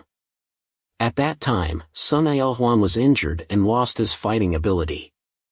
But the soldiers of Sung Jinwoo regained their original power and protected them. After waking up, Sung Jinwoo used the Dark Domain to cover the whole Earth and find the location of the Beast Lord. The Ice Lord saw an opportunity to attack stealthily. He immediately used all his power to attack Sung Jinwoo. With the huge power gap, Sung Jinwoo could block it with one hand. Sung Jinwoo ordered the Ice Lord to stay there. He went to the place of the Beast Lord. When Sung Jinwoo arrived, the Beast Lord felt death and quickly surrendered. But Sung Jinwoo did not intend to subdue him. He provoked him and made him attack. The result was clear. The Beast Lord was defeated after a few slashes from Sung Jinwoo. Then Sung Jinwoo returned to deal with the Ice Lord. With his absolute power, Sung Jinwoo made the Ice Lord lose immediately. After finishing everything, Sung Jinwoo went to find his father. Sun Aelhwan told Sung Jinwoo why he had the power of the ruler. It turned out that when he was trapped in the cracked dimension, Sun Aelhwan could not find a way back. Just then, the ruler lent him his power. In return, Sun Aelhwan had to stop the lords, including the Dark Lord. But Sun Aelhwan did not expect the Dark Lord to be Sung Jinwoo. So he just watched from afar and could not complete the task. The strongest rulers gave him a new order. It was to protect the Dark Lord. After finishing telling everything, Sun Aelhwan disappeared. That made Sung Jinwoo extremely painful and swore that he would make the lords pay for what happened today. Then all the high-level hunters in the world gathered at the super-large dungeon in Korea. A while later, the dungeon was opened and an army came out of it. But when people were about to attack, Sung Jinwoo told everyone to stop and went alone to face the enemy. Even more surprising, the leader of them knelt before Sung Jinwoo. It turned out that his name was Belian, the commander of the Dark Army. Right after that, all the army bowed to greet the new Lord of Darkness. A few days later, Sung Jinwoo took his army to a secret island. There Sung Jinwoo divided his army into two to train. Meanwhile, BR proposed to challenge Belian to win the position of commander. Elsewhere, the Dragon Emperor received news that the Lord of Darkness had chosen to confront him, so he ordered his soldiers to prepare for war. Back to the battle for the commander position, BR was beaten by Belian so badly that he had trouble talking. Sung Jinwoo saw that and asked BR why he was so stubborn. It turned out that BR just wanted to be with Sung Jinwoo forever. Hearing that, Sung Jinwoo comforted BR by saying that he was like his left arm, making BR cry with emotion. A few days later, 8 giant gates appeared in the world. Sung Jinwoo confirmed that they were the enemy. The next day, Sung Jinwoo gathered representatives of the countries to tell them about the enemy they were about to face. After people learned about the lords, Sung Jinwoo asked everyone to run as far away as possible. But there were still hunters who were confident in their abilities and did not care about Sung Jinwoo's warning. Sung Jinwoo did not care about that either and went to China to deal with the enemy there. The dungeon there was an empty dungeon with nothing coming out of the gate, but in Canada a man appeared. When he did not see Sung Jinwoo, he killed all the hunters there. Right after that, the dragons and other monsters came out. It turned out that Sung Jinwoo was tricked by the Dragon Emperor when he opened 8 gates but only concentrated his troops on 1 gate. That made Sung Jinwoo's plan to prolong the time completely fail. Because of that, Canada was submerged in fire. Sung Jinwoo then went to the U.S. Hunter Association to get the magic stone Kamish. Next, Sung Jinwoo went to see Selmer to find out what his future would be like.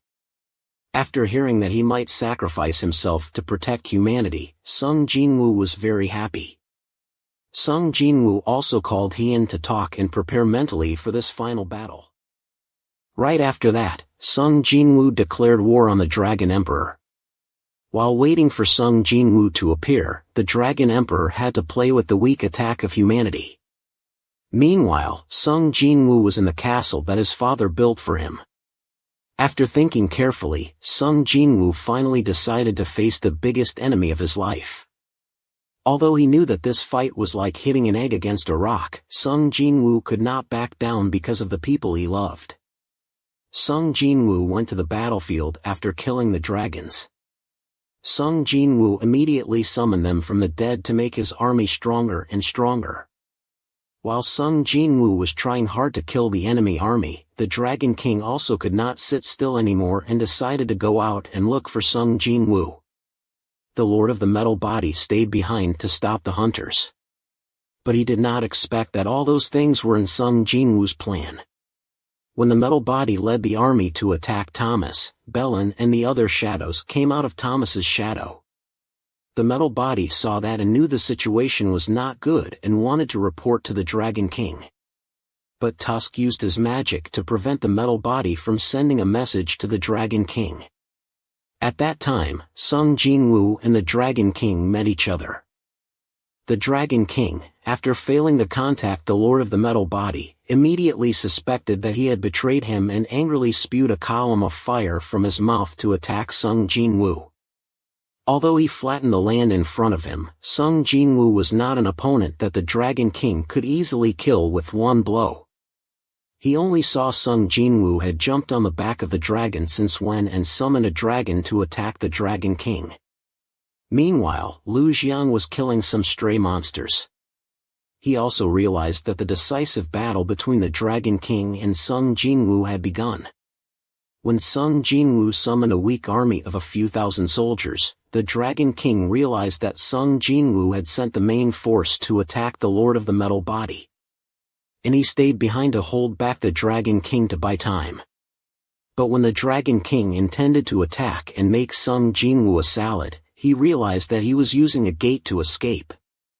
Seeing this as a once-in-a-lifetime opportunity, the Dragon King never let Sung Jinwoo run away so easily. The Dragon King immediately chased after Sung Jinwoo. After passing through the gate, the Dragon King was surprised to realize that he had been tricked again. He only saw that there were shadows of Sung Jinwoo everywhere in front of him. Although he was a bit startled, the Dragon King quickly realized that Sung Jinwoo had killed all the army of the Lord of the Metal Body. And now he intended to gang up on the Dragon King alone. After understanding everything, the Dragon King just smiled and praised Sung Jinwoo's plan as not bad, not showing any fear in front of Sung Jinwoo's army. Because the Dragon King also had his own trump card and now it was his turn to make Sung Jinwoo feel the surprise that he prepared. He only saw countless gates in the sky prepared by the Lord of the Shape-Shifting Yogimont. From those gates, the Dragon King could summon as many soldiers as he wanted, and the battle became balanced like the superheroes who gathered to face Thanos' army in the Marvel movie. With his army, the Dragon King crowed loudly and confidently declared that Sung Jinwoo's plan had completely failed. But before the dirty words from the Dragon King, Sung Jinwoo just smiled contemptuously and cancelled the summoning and took all his soldiers back, making the Dragon King a little surprised. But he immediately showed that he could understand and thought that Sung Jinwoo was scared of his army and accepted to give up resisting and retaliating. Those contemptuous words, Sung Jinwoo used the strongest skill of the Dragon Clan that he got from the magic stone of Kamish. It helped to enhance his magic power and unleashed a very powerful blow that did not distinguish between friend or foe. With the dragon roar, Sung Jinwoo sent the entire army of the Dragon King to the other world and dragged the Dragon King to the island where BR was building his castle. After getting rid of the Dragon King's army, now it was time for Sung Jinwoo to gang up on the Dragon King. On top of the world, the hunters from rank E to rank S were all trying their best to keep some hope of winning this destructive disaster. Returning to the battle of Sung Jinwoo, the Dragon Emperor transformed back into his original form of a giant dragon. Although he was ganged up on to the point of lying flat on the ground, the Dragon Emperor felt very happy because he had been used to overwhelming his opponents with numbers. Now he could feel that, which made him feel quite interesting when he was bored of playing with Sung Jinwoo's army. The Dragon Emperor used the Dragon Fury technique to show Sung Jinwoo the true power of this technique. After feeling the true power of the Dragon Fury technique, Sung Jinwoo immediately cancelled the summoning. However, it still caused a lot of damage to Sung Jinwoo's army. With his bloodthirsty and murderous nature, the Dragon Emperor Antares proved himself worthy of the name of the Lord of Destruction. Suddenly, Antares transformed into a human and talked to Sung Jinwoo. At first, Antares' plan was to finish off Sung Jinwoo and then it would be the turn of the rulers. But when he witnessed the power that Sung Jinwoo possessed, Antares realized that Sung Jinwoo was different from Ashborn. Antares made an offer that if Sung Jinwoo became the master of this planet, Antares would withdraw his troops. In return, Sung Jinwoo only needed to join hands with Antares to destroy the rulers. Of course, Sung Jinwoo was not stupid enough to look for a madman who was the embodiment of destruction like Antares. Sung Jinwoo just smiled contemptuously and told Antares to stop acting. When he saw that he could not deceive Sung Jinwoo, Alvarez also sneered and told Sung Jinwoo to get ready to die. Alvarez immediately transformed back into his original form and gave Sung Jinwoo a dragon claw. Sung Jinwoo quickly dodged and called Kaisel to fly him up. Antares did not let go of Sung Jinwoo and fired a dragon blast at him. After controlling Kaisel to avoid it, Sung Jinwoo jumped down and conveniently gave Antares a few slashes. But when Kaisel caught Sung Jinwoo, he realized that Antares' scales were too thick, making Sung Jinwoo's attacks like mosquito bites on steel. Sung Jinwoo immediately ordered Kaisel to fly out of there. Antares immediately used Dragon Fury to stop Sung Jinwoo from escaping. Seeing that, Kaisel used his tail to throw Sung Jinwoo out of the attack range. Then Kaisel also died before Antares' attack. Seeing that, Sung Jinwoo summoned the ancient dragons. Although the ancient dragons could restrain Antares, they could not hurt him. Seeing that, Sung Jinwoo realized that he had to become stronger to defeat Antares. Suddenly, Sung Jinwoo came up with an idea. That was to absorb the dark power to create a suit of armor for himself. After absorbing it, Sung Jinwoo created a suit of armor for himself. It also had a terrifying power. At this point, Antares realized the danger of Sung Jinwoo and was determined to make him log out of the world. But Antares' attack was thrown back at him by Sung Jinwoo with one hand. Seeing that long-range attacks were ineffective, Antares rushed into close combat with Sung Jinwoo. Sung Jinwoo grabbed Antares' arm with one hand, and punched him straight in the face with the other, making him see stars. That made Antares very angry. He used his mouth to bite Sung Jinwoo's waist and threw him to the ground. Not letting the opponent wait, Antares fired a dragon blast straight at Sung Jinwoo. Although Sung Jinwoo quickly dodged to one side, he still lost an arm. After creating a sword, Sung Jinwoo rushed to attack Antares, but was hit back by Antares' tail. Antares flew up in the air and created fireballs that shot straight at Sung Jinwoo. Sung Jinwoo immediately attacked Antares by throwing his sword at him, tearing one of his wings. He didn't stop there. He created 6 more swords and threw them at Antares. This time, Antares managed to use his dragon breath to block Sung Jinwoo's attack. The dragon breath even hit Sung Jinwoo directly, breaking his armor. Seeing that, Antares made his final offer to Sung Jinwoo, "Join me." Sung Jinwoo only looked at Antares coldly and answered, "I never thought of cooperating with monsters." Hearing that, Antares pulled out his sword and rushed to slash Sung Jinwoo. With 2 daggers, Sung Jinwoo struggled to stop Antares. In the end, Sung Jinwoo couldn't resist and one of his daggers was knocked away. He was wounded by Antares' sword. Seeing victory was near, Antares taunted Sung Jinwoo, "You should regret your foolish decision." Sung Jinwoo also retorted, "The one who should regret is you." He used his ruler's power to control the dagger and fly it into Antares' body. From behind, but the dagger couldn't pierce Antares' flesh. Seeing that, Antares boasted about his own strength. Sung Jinwoo took the opportunity to run to Antares' face and gathered all his dark power into the dagger. Sung Jinwoo swung a slash straight at Antares' face. At the same time, countless cracks appeared in the sky. Although the slash was strong, Antares didn't care. What he cared about now was why the rulers appeared here. It turned out that Sung Jinwoo had contacted the rulers through the hunters who they gave power to. He used the power of the Cup of Reincarnation to open a gate to this place. That made Antares completely unaware that the battle between him and Sung Jinwoo would involve the rulers. This was the trap that Sung Jinwoo had set up to kill the Dragon Emperor Antares. When he realized the problem, Antares also felt that he had lost. But what made Antares angriest was the greeting from Ashbourne that Sung Jinwoo sent on his behalf. Just a simple middle finger raised made Antares rush to chop Sung Jinwoo to pieces. Before he could make that happen, Antares was sold by the rulers.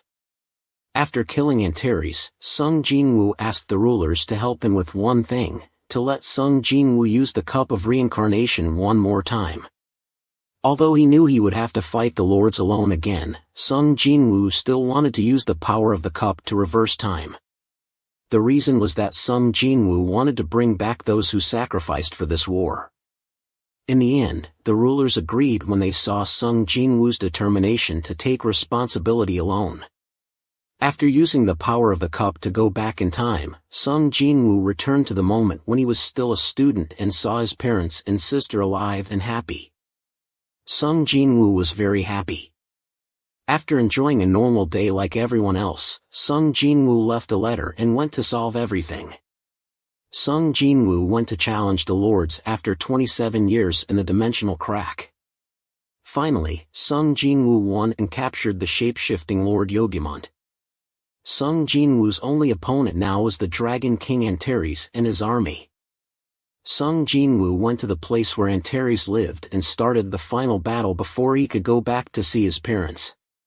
On the other hand, in the world that had gone through 2 years, the U.S. was in turmoil over the prophecy of Mrs. Semler. The god of eternal death would appear on this land. And right after that day, a huge gate appeared in the sky of Seoul. It was so big that it could cover the whole sky.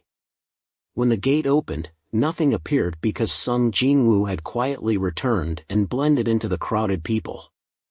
At that time, the messenger of the ruler came to see Sung Jinwoo and wanted to talk to him.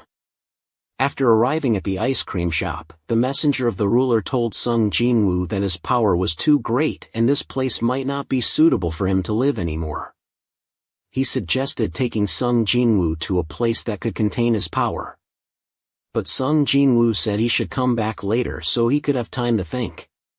When Sung Jinwoo was still not finding any reason to stay, the figure of the girl he loved gently walked by. When Sung Jinwoo chased after her, he had decided in his mind to stay here because the people he loved were also living here. A new day rose as usual and the police station opened for work. There was a person named Ur Jin Chun who had 4 years of experience as a criminal investigator. He had a job that many people dreamed of. But Jin Chun sometimes felt a loss, a strange loss as if he had forgotten something very important.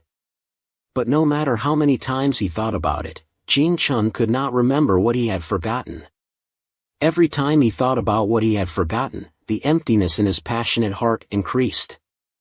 And to fill this emptiness, Jin Chun decided to reward himself with a cup of coffee in the morning to refresh his spirit.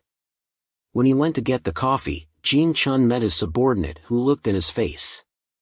Well, this subordinate also realized that he had something on his mind. He was grateful for the concern, but he didn't say anything else. And at that time, Jin Chun also remembered a motto that busy people would not have time to be sad. So he decided to devote himself to work. When he went outside with his subordinate, Jin Chun saw another investigator interrogating 3 criminals. He didn't know what crimes they had committed, but since they were arrested, they were only trembling with fear. After a while, they finally confessed. There was a shadow that appeared on the ground and talked to them. It said that if they didn't surrender within 24 hours, they would regret being born in this world. So for the first time in history, there were 3 criminals who begged the investigators to let them go to prison. Standing on one side, enjoying coffee and listening to Jin Chun's story, he wondered how to report this. But luckily, an investigator told him to leave this report to the new guy, and he should go and prepare the meeting room. While preparing the meeting room, Jin Chun was informed by his seniors of a shocking news: the people who confessed would be released. Jin Chun didn't want to do that. He asked his senior about the reason for releasing those people. His senior glanced outside at the criminals and answered that they would simply let them go. But they would also follow them to see what would happen if these criminals were freed for 24 hours. Jin Chun still disagreed. He thought that what the criminals said was just because of drugs.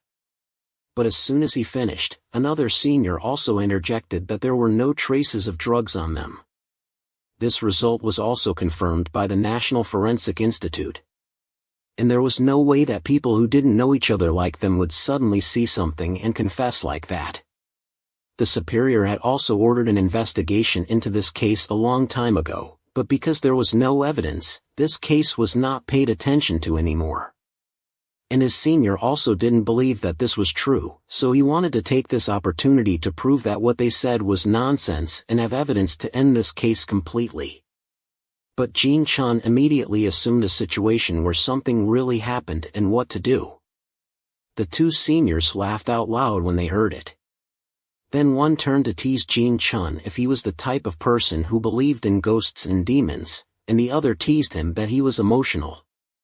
But Jin Chun was teased and could only laugh dryly. Then his senior stopped teasing and started to pat Jin Chun's shoulder and reassure him that nothing would happen. They would just take one of those people to a quiet warehouse and observe their reaction. And they would also arrange many competent investigators to follow and supervise, so there was no chance of escape. This plan was also to see if the monster really appeared after 24 hours as they claimed, and this time they needed a volunteer to participate. The seniors all thought that Jin Chun wouldn't go, but in the end Jin Chun volunteered. At the warehouse, a criminal was brought here. But as soon as he got there, he cried and begged the investigators to take him back to prison. He would rather die in prison than be released. But the investigators had no intention of doing that. They just calmed the criminal down and told him to sit still. Time also passed quickly, only about 10 minutes left until 24 hours. The atmosphere also cooled down with it. Standing in a place behind the criminal, different from his senior, Jin Chun realized that there was something wrong here. It was very strange, but he didn't know what was strange. Finally, the clock pointed, the good hour had come, everyone was tense waiting for something to happen. But a few minutes passed and nothing strange happened. The senior investigator saw that and asked the criminal if he was really high on drugs, and if so, this should end here. The criminal trembled and raised his hands over his head. He said he was sure he had seen it and was not on drugs. Besides, they had 4 people at first. Jin Chun stood by and suddenly felt something. He shouted for everyone to run. But it was too late. A dark shadow appeared and threw two senior investigators to one side. They hit hard and passed out. The criminal witnessed this scene and cried in fear. Then he saw 3 black ant monsters in front of him. Jin-chun was also shocked and gaped. The 3 ant monsters did not hesitate and rushed to bite and tear the criminal. Blood splattered everywhere. In no time, the ants had finished the criminal. The ants then suddenly moved closer to Jin-chun. But then they stopped and smiled at him. Jin-chun looked and was bewildered. The ant monsters gathered in a circle and disappeared. Jin-chun was scared and pale, but he felt he was familiar with this situation. And he did not know why. After returning to the police station, his superior knew what happened and scolded him. The superior had just witnessed such a scene. The criminal disappeared without a trace and the investigators were bruised all over. It was the joke of the year. He scolded for a while and then stopped. The superior turned to ask Jin-chun if he remembered anything about what happened then, because he was the one who called the ambulance. Jin-chun bowed his head and apologized. When he calmed down, his colleagues had passed out. The superior was angry but could not do anything because this had not been reported yet. So he told Jin-chun's group to be careful and keep their mouths shut. If anyone asked, they had to say they were injured while investigating the gang in Juzo district. When he returned to his desk, Jin-chun still thought about what had just happened. He did not believe it was that simple. So he opened his personal report on the case and looked at it over and over. While he was looking, he was seen by a junior who passed by. The junior reminded him and Jin-chun said he was looking for personal interest. The junior was also curious and came to see. In the report, it said that other police stations also had many criminals who surrendered and confessed that they had seen dark monsters from late February to early March. The number of people who surrendered increased dramatically. But when he saw this, Jin-chun's junior remembered something. He thought it was not important. But he still told Jin-chun that his aunt had opened a book rental shop. And the time from late February to early March was the school start time for students, so this was the time when the bookshop was deserted. He thought it was nothing, but Jin-chun's attitude was very serious. To prevent anything strange from happening, he would remember this. At school, students were excited to go to school with their books and a young man also joined the atmosphere. The school office principal gave a homeroom teacher a new student's admission form. It turned out that this was a student with a problem. The homeroom teacher looked at the form and saw that the student and his family background were very normal. His father worked at the fire station and his mother was a housewife. His academic performance was also good. But when the homeroom teacher read the line of reason for dropping out, he realized something was wrong. It was that the student had left home for 2 years in the first year of high school. It was also for this reason that the principal was very worried that he would not be able to handle it. But the homeroom teacher was different. He was confident that he could handle this student. Because his nickname was Viper, and the students with problems in his hands would soon change. And the real name of the homeroom teacher was Park Ji-soo. Before going to school, the students will gather in lines outside the schoolyard to listen to some announcements at the beginning of the term. To discipline the kids to stand in straight lines, Mr. Park went through each line to show his authority. After a while, Mr. Park saw the person he wanted to meet. And that was the new student Sung Jin-woo. Mr. Park was full of enthusiasm and walked closer to Jin-woo's place. He was determined to punish him no matter how he behaved. As he got closer, Mr. Park realized that Jin-woo was wearing gloves, which meant he was violating the school uniform rules. Mr. Park angrily shouted at Jin-woo why he dared to wear gloves to school. But when Jin-woo turned his cold eyes to look back, he saw Park trembling with fear. Because at that time, Jin-woo was surrounded by dark rays that looked very creepy. Not wanting others to know his cowardice, Mr. Park had to change direction and yell at the students to stand up straight. But his body didn't lie, It sweated a lot of fear for him. Mr. Park had no choice but to reassure himself that it was just an illusion. But at that time, at Jinwoo's place, after Mr. Park left, Belle also appeared and talked to Jinwoo. They both realized that Mr. Park must have seen the Bellian group. Jinwoo thought to himself that maybe this was the side effect that he brought to this world. In the class, everyone was chatting with each other. Only Jinwoo didn't talk to anyone. After a while, someone came close and talked to him. His name was Oh In-yu. In-yu said he was a first-year high school student with Jinwoo who had just transferred to this school. As he was talking, a group of bullies interrupted In-yu. They surrounded Jinwoo and asked him why he only wore one glove, thinking he had a black fire dragon or something. Then they laughed mockingly. Jinwoo was too lazy to talk to these kids who liked to play the class division game. But they didn't give up. They forced Jinwoo to take off his gloves and let them see. Peru saw this scene and was itching to ask Jinwoo if he could let him tear them apart. But Jinwoo flatly refused. Finally, to stop their curiosity, Jinwoo took off his gloves and showed them. They saw Jinwoo's hand and everyone was horrified because on Jinwoo's hand there were wounds from the Dragon King Ainta.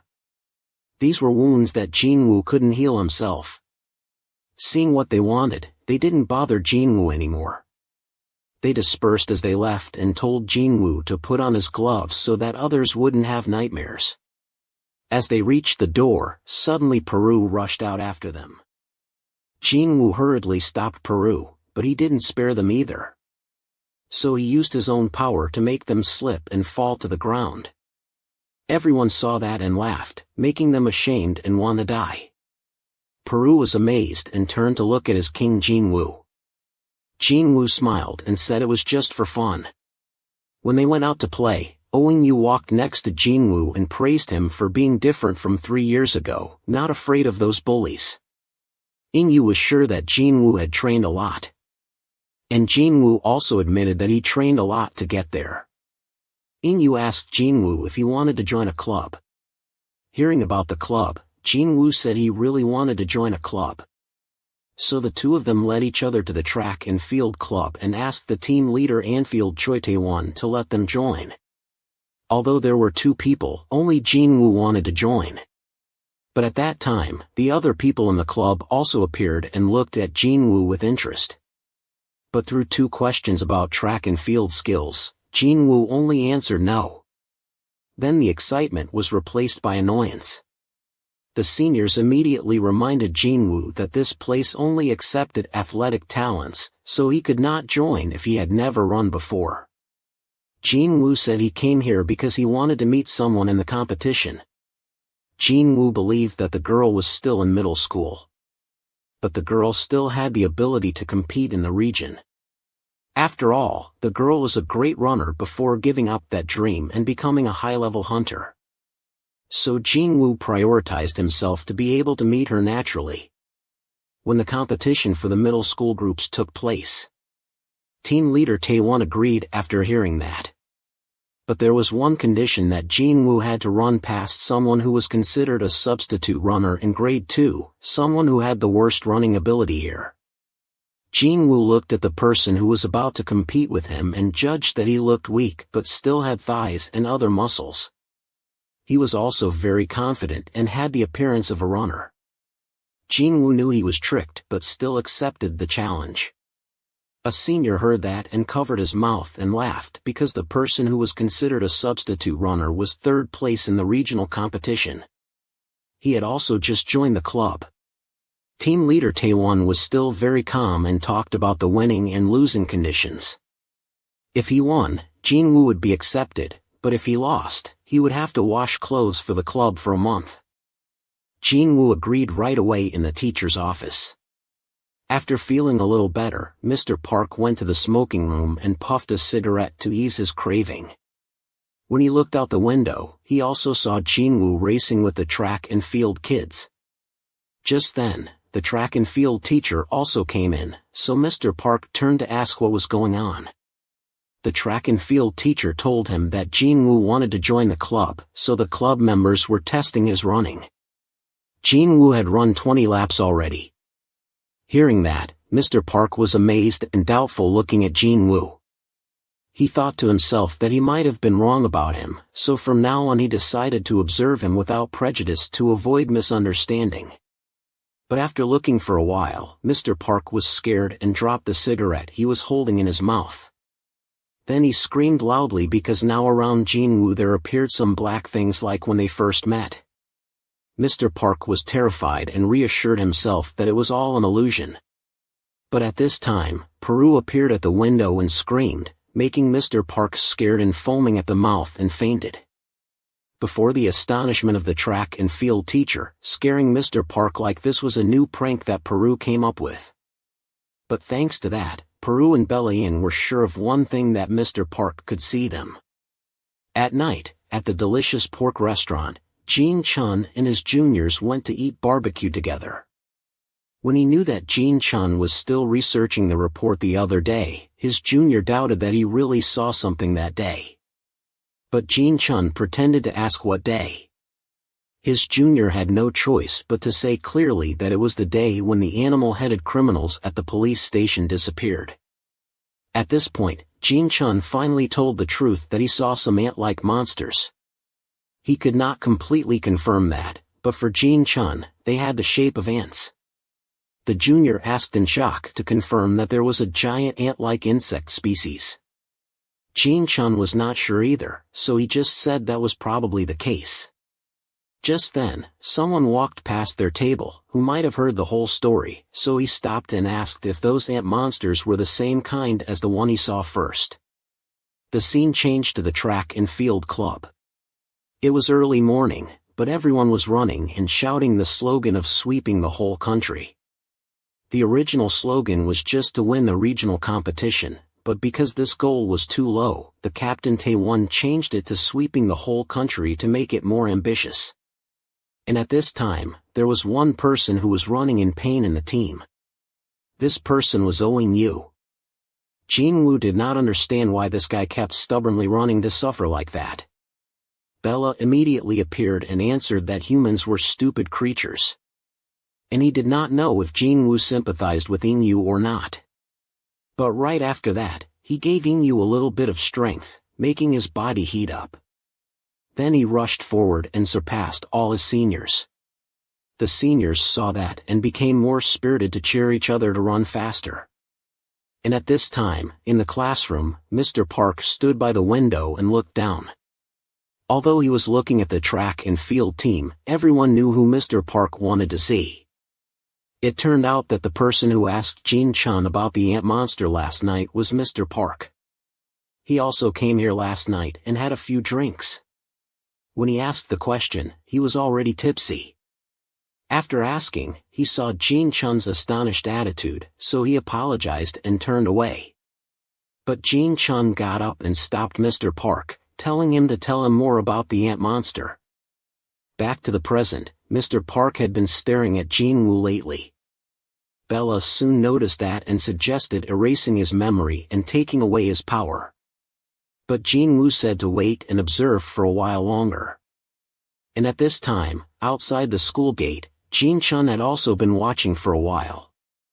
He had a question in his mind that was very puzzling, that was, the people who voluntarily confessed to the law all encountered monsters.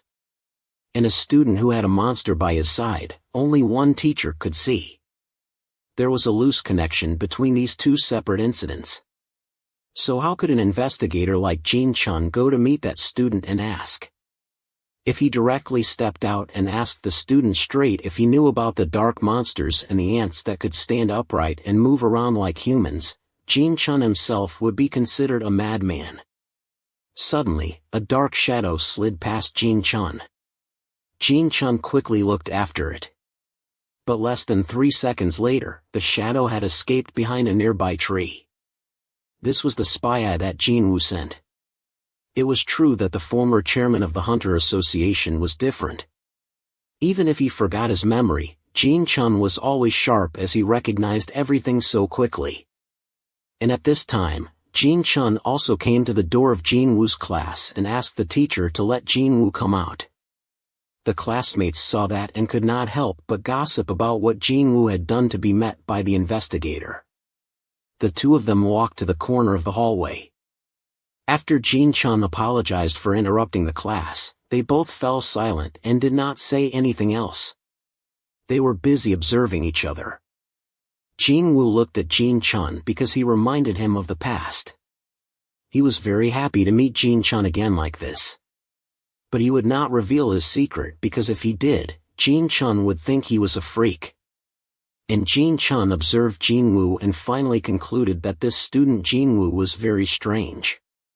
No student had such sharp and calm eyes as if they had experienced life. Not afraid of being seen as a madman anymore, Jin-chun directly pulled out a drawing of a monster ant and gave it to Jinwoo to see. And he asked Jinwoo if he knew anything about it. Jinwoo looked at the picture and said he did.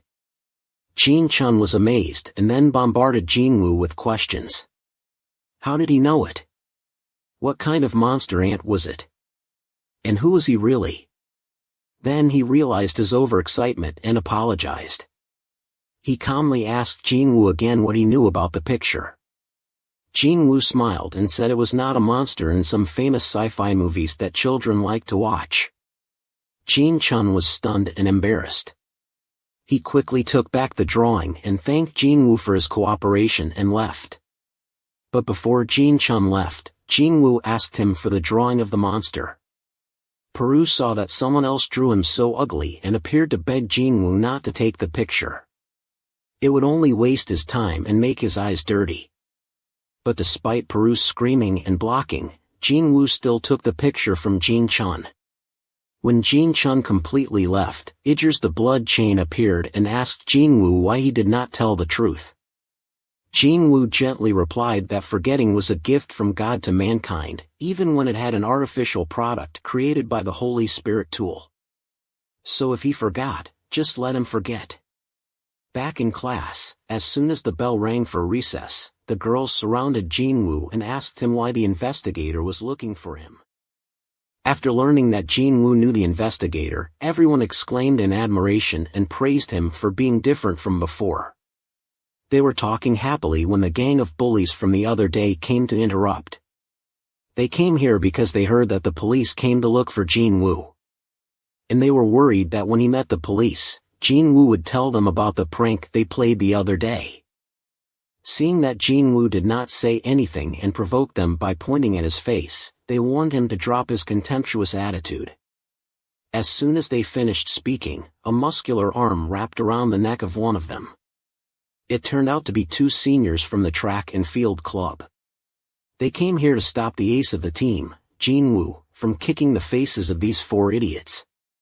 But seeing Jinwoo's angry face, Senior Taewon laughed and said it was just a joke. The real purpose of coming here was to invite Jinwoo and Inyu to celebrate the new member after school. Then without hesitation, Senior Taewon and Senior Junwoo-sik ran out like crazy with two bullies in their hands.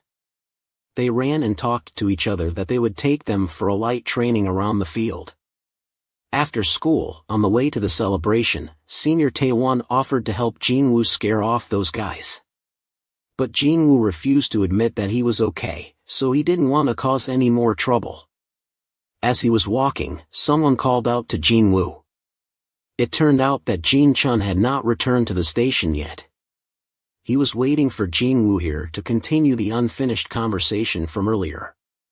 The seniors saw that and dragged Inyu away, telling Jinwoo to come later. Jinwoo went up to Jin-chun and urged him to speak quickly because his friends were waiting. Jin-chun smiled weakly and said that he was right. Sung Jinwoo was the hunter from the past.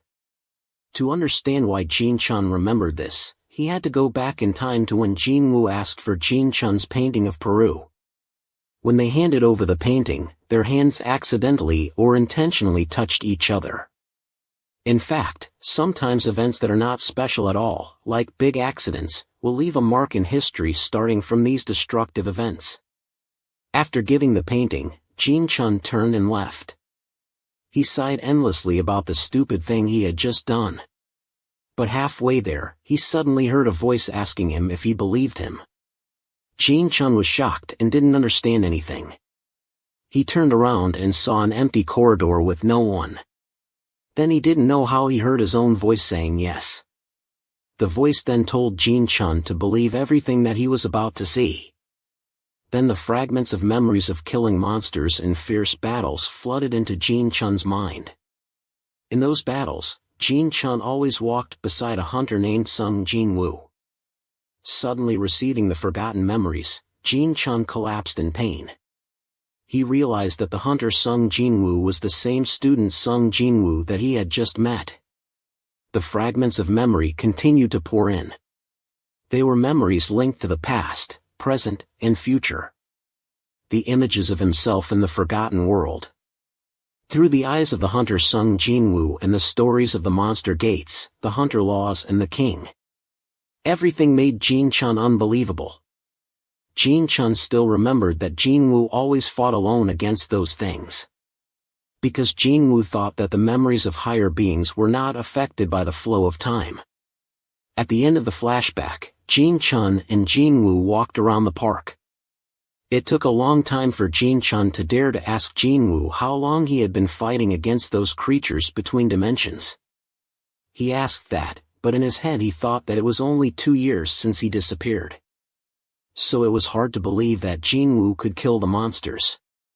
But the answer of 27 years shocked Jin Chun. He also quickly calmed down and asked Jinwoo if he regretted it. And of course the answer was no. Even if Jinwoo had another chance, or even many other times, he would still choose to fight with all his might. And Jinwoo was also very happy with his current life. He was just a bit annoyed that he had to constantly change his body. Because he couldn't get any older, eternal youth and immortality. Jin Chun saw that Jinwoo really looked like a god now and was okay. So he talked about the future. Seeing that Jinwoo had no specific plans, he suggested joining the international police. Because lately the criminals had been visiting the police stations to complain that the dark monsters didn't give them a chance to live. He knew that if Jinwoo became a policeman, the others would have nothing to do. But that was what Jin Chun's side was trying to create for this world. And finally, Jinwoo said he would think carefully and then left. Time passed and one day at the end of April, near May, something suddenly appeared. A tourist crossing the desert witnessed it and immediately called the police. According to the tourist, there was something about to break, and there were many cracks around it.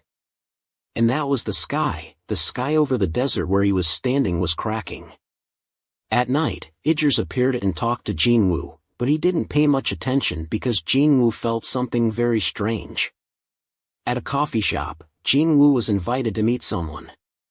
As soon as he sat down, he asked directly if this was done by the person on the other side. The other person quickly denied that this time travel method was completely different from the method they usually used. They guessed that the things that were on their way to this world were aliens. Not long ago, they had invaded their world. After they were driven away by the heavenly army, they seemed to have turned their attention to the world where Jinwoo lived. They were identified as a giant race that had to consume rocks on planets to survive. In their world, they were notorious creatures known by the name of Titan. The orange-haired person guessed that maybe the Titans were originally targeting his world. But because of Jinwoo's use of the reincarnation cup, they now switched to targeting the Earth of him. It can be understood that Jinwoo was the cause of this. The Titans were looking for traces of the king with extraordinary power. This was the guess of the leaders in the world of the orange-haired person. To solve this problem, the people in the world of the orange-haired person had also sent the heavenly army. Jinwoo heard that and said it was too late. Because it would take at least a few years to get there, even if the connection gate was created at this moment. By then, everything would have ended. So for this time, Jinwoo would take action to deal with the Titans. In the west of the United States, the desert area, although the U.S. government had surrounded the entire surrounding area and invited all kinds of experts. They could contact, but they could not come up with any feasible conclusion for this situation. Because the experts could not solve it, the US military had to rely on themselves to solve it. Just then, a strong wind swept through, and then rocks, heavy tanks, cars, and even people were sucked into the air. Jinwoo stood in a corner and saw this scene and said to himself that the stage was ready and now it was time to fight. He could feel the burning desire of the enemy to swallow this land. He felt their breath getting closer and closer, but so what? Jinwoo had in his hand the strongest dark generals, plus years of combat experience. He confidently welcomed the Titans to this battle, a battle with a Dark King and also a hunter of S rank, the strongest in this world. They were sucked into the air and then dropped on top of the high rocks, making the group of people in the army very confused, not knowing what was going on.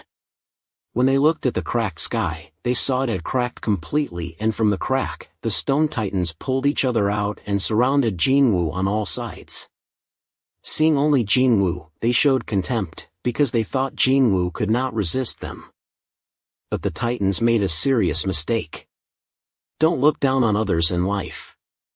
Because Jinwoo was not alone.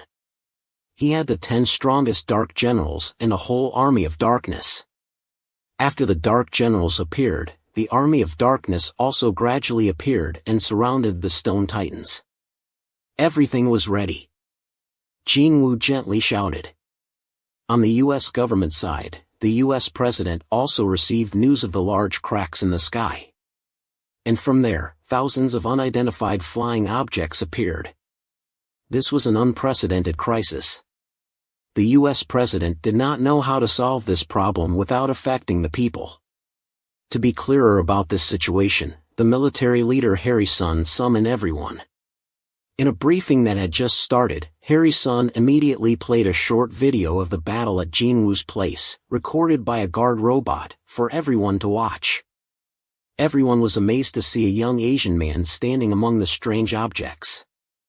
They wondered who he was and where their army was. How could they be so irresponsible to let a citizen get into the middle of those creatures? To explain this, Harry Sun did not know what to say because he did not know anything either. On Jinwoo's side, the battle was very fierce at this time. Jinwoo's generals constantly used their own power to destroy the Stone Titans, from using fire to burn them to using hand power to reduce their combat power. They helped Jinwoo leisurely walk behind and swing his sword. In no time, the army of Stone Titans was wiped out a lot. Because he had killed a lot of enemies, Jinwoo gathered his strength to kill the leader of the Titans. And the consequence of this would be becoming a third-rate athlete. Then, wouldn't Haein regret her rash decision at this moment? Haein listened and was confused. Then she smelled a very pleasant fragrance from Jinwoo. She thanked him and was about to say something else when her leg hurt. Jinwoo had no choice but to tell her to sit still and touch the wound. Haein blushed all over her face, but she quickly felt miraculous because the place where Jinwoo touched was completely painless. Jinwoo left behind a sentence that there was only one destination, and tried to run at full speed to the finish line. Then he intended to leave. Haein saw that and called him back, asking if they had met before. Jinwoo smiled and told her to run. As long as Haein ran with him and won even once, he would definitely answer her question. But Haein didn't dare to agree right away because she knew Jinwoo's running performance. So in the end, Haein said to change the condition to Jinwoo telling her when she could break the record for the first round, then she would agree to run with him. Jinwoo agreed. Time passed and Jinwoo still went to school regularly. In the morning, he studied in class. In the afternoon, he ran with his seniors. After school, he played net with Ingyu. Some days after school, he met with Haein. At night, he went home and was tutored by Belian to prepare for the graduation exam. In no time, it was Christmas and like many other young people, Jinwoo also went out to play because he had a date with Haein. On the way to the meeting place, he saw himself dressed too plainly, so he copied a very stylish outfit from a store on the street. The Peru group saw him change his clothes and praised him for being beautiful. He arrived at the meeting place, but Haein hadn't arrived yet, so Jinwoo had to wait. Just as she was about to scare him, he immediately turned around and looked. Heian couldn't scare him and said Jinwoo was like having eyes behind him. Then they both walked together. As they walked, they talked about the topic related to Jinwoo's graduation exam. Heian wondered why Jinwoo's performance was good, but he insisted on going to that university. Jinwoo said it was because the school had a full scholarship and a chance to study abroad. And there was someone he wanted to meet there. When she knew that person might be a woman, Heian pouted her cheeks. After a while, she asked Jinwoo if he remembered their promise. Seeing Jinwoo didn't remember, she reminded him that the promise was that Jinwoo would answer any question of hers if she beat him in a match. And right now, Heian wanted to fulfill that promise. She and he would compete to see who would run to the Christmas tree first.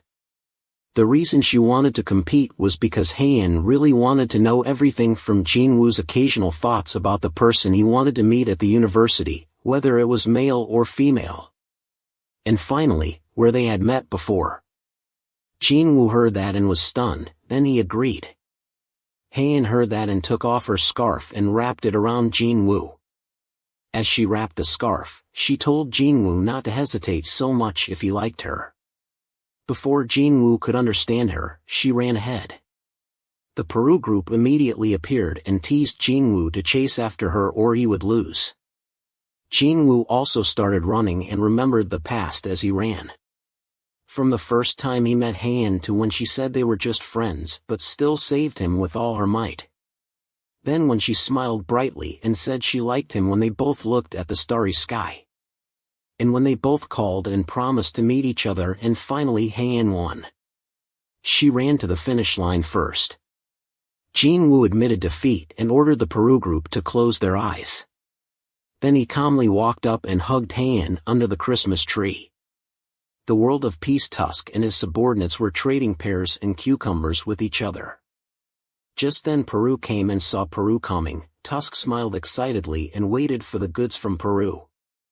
Peru did not keep Tusk waiting. He immediately pulled out a cloak that was exactly like the cloak with a hood that the Dark Lord Sung Jinwoo had worn a few days ago.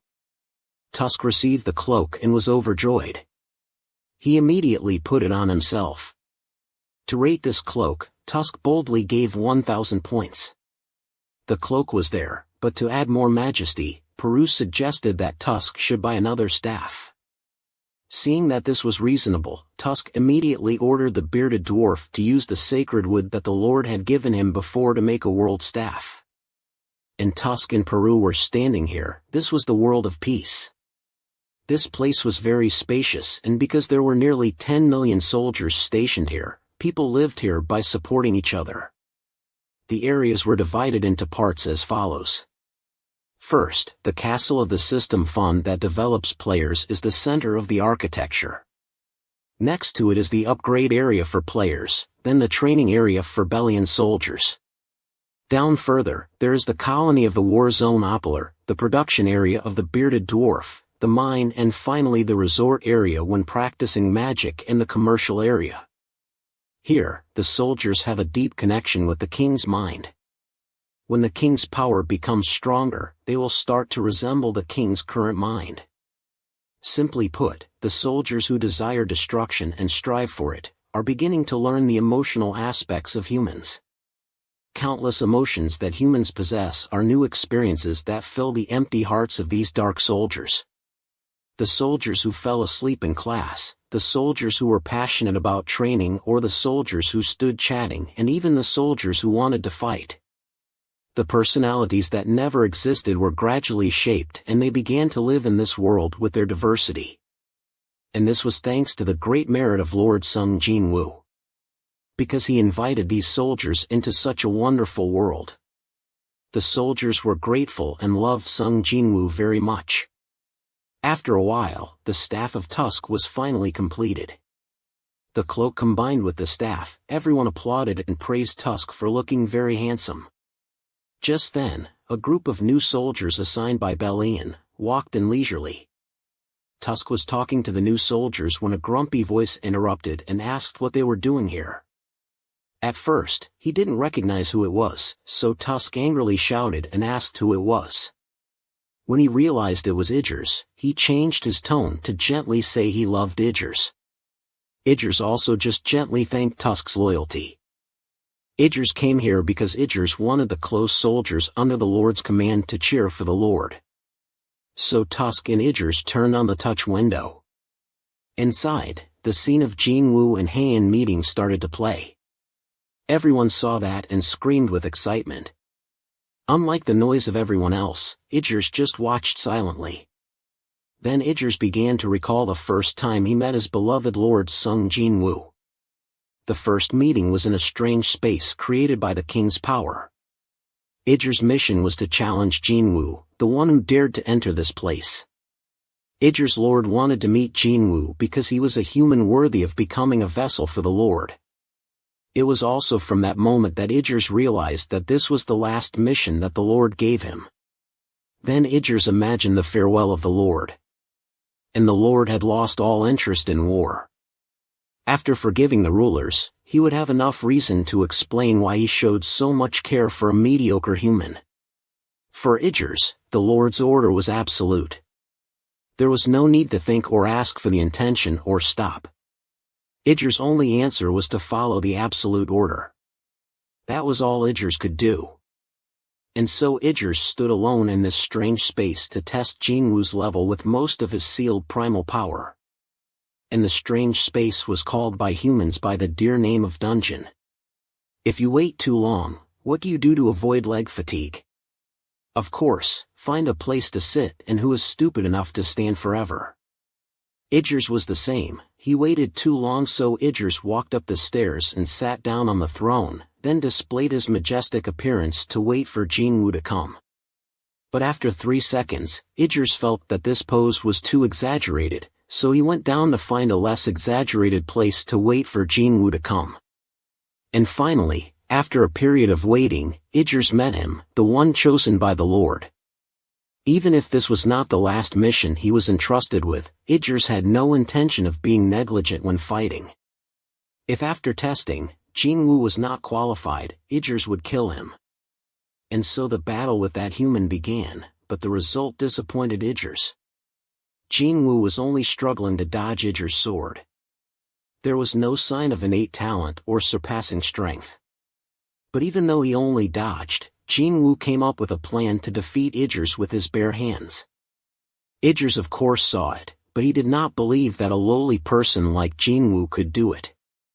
The more Idris fought, the more he realized that this body was not compatible with the Lord.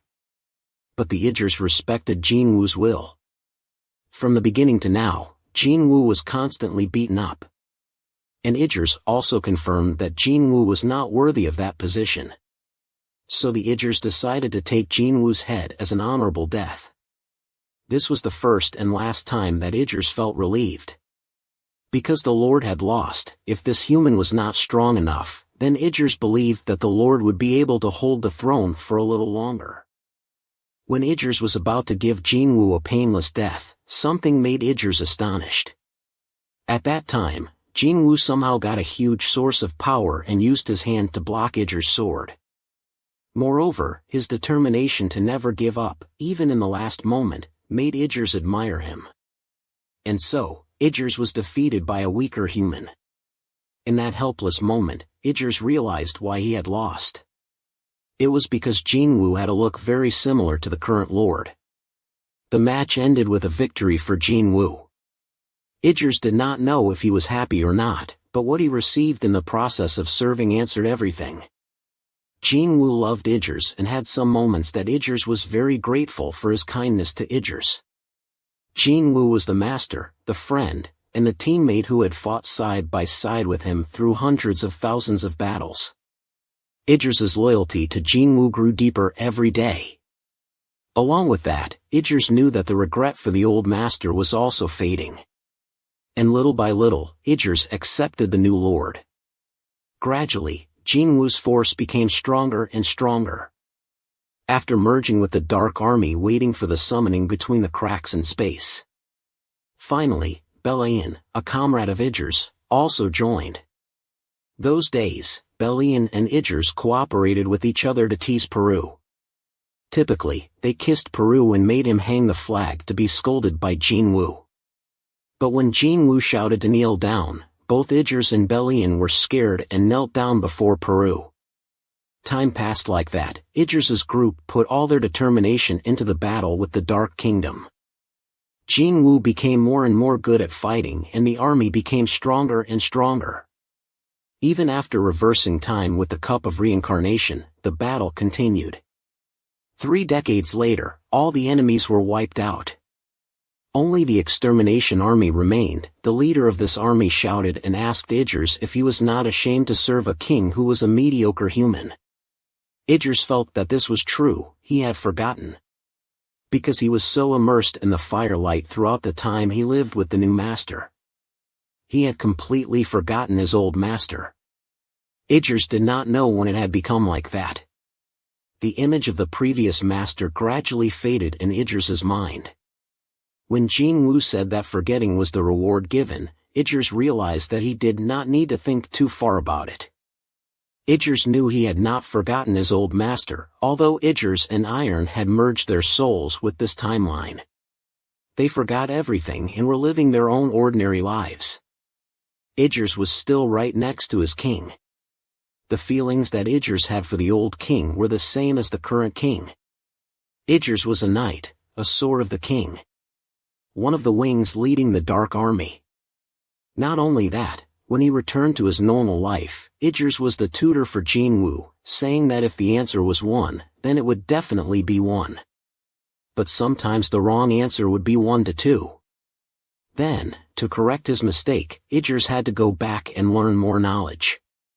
For Idris, Jinwoo's battlefield was also Idris's front. Because now Jinwoo had moved to a new battlefield, Idris felt that his glorious life would continue in the near future. Not far away, a gate, a big hole appeared in the sky. Calling to the monsters. Once you kill the dungeon boss, you have to escape the dungeon within an hour. But then Sung Jinwoo's father failed to do that. And then he got stuck in the gap of the dimensions. The rulers contacted him in that situation. And they trusted him and gave him the power to stop the emperors. And finally, the greatest fragment of light was given to him. A new command was to protect the Dark Emperor, who was Sung Jinwoo's son. So he decided to do his best to help his son. He didn't want his son to see his miserable condition at all. He had a lot to say, but in the end he only managed to say 2 words of apology and burst into tears. It turned out that he always wanted to see his son Jinwoo. He always missed him, but unfortunately fate was over. He couldn't stay with him any longer, he had to leave first. When he left, Jinwoo's father kept apologizing to him for not being a good father. He woke up with a start and Sung Jinwoo was still young. He ran outside and saw his whole family gathered. He suddenly moved to tears and told his parents and sister that he had just had a nightmare. But Sung Jinwoo's father still had memories of his previous life. He saw his son crying and felt very uncomfortable. He had to use the newspaper to hide his emotions. The next day he made an appointment with the ruler of the world at a coffee shop. Here he learned that his son, the Dark Emperor, had decided to stay in this world to enjoy the precious moments. Because his son wanted everyone to forget that part of his memory, Sun Aelhuan, as a father, could not let his son down. So he asked the ruler to erase his memories of the past. Erasing the memory would help him not have difficulty in keeping those feelings with his son. Plus, only then would he be a normal person who loved his children very much. To him, Jinwoo was not the Dark Emperor, but his precious son. The ruler agreed immediately, and began to use his power to erase Sung Aelhuan's memory. As soon as he stepped out of the coffee shop, all his memories would be erased from his mind. Finally, before leaving, the ruler wished Sung Aelhuan a peaceful future. The scene changed to a barbecue restaurant near the university, where everyone was raising their glasses to congratulate the new students. Only Jinho couldn't drink because he was worried. Jinho felt something strange since he entered here. Although he was born in a wealthy family, the frozen pork belly restaurant made him feel familiar and strange. Just then, a senior sat down next to Jinho and told him to just let loose, but he also had to know the limit. He warned him of a scary person who studied the same major. This person was not strict with his juniors, but he had a crazy attraction. Hearing that, Jinho wondered if the senior could compare with his father. But then the senior also remembered one more detail, that the sports idol Cha Hae-in was the girlfriend of that senior. As soon as he finished speaking, that senior also appeared, and went straight to sit down in front of Jinho. And the other senior scared them both to death. The other senior took the excuse of inviting drinks to other tables and ran away, leaving Jinho pitifully alone facing the dark senior.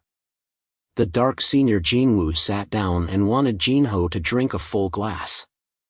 Jinwoo made Jinho frown and wanted to refuse, because Jinho had never drunk alcohol before. But how could he refuse? Jinho had to close his eyes and drink the glass of alcohol.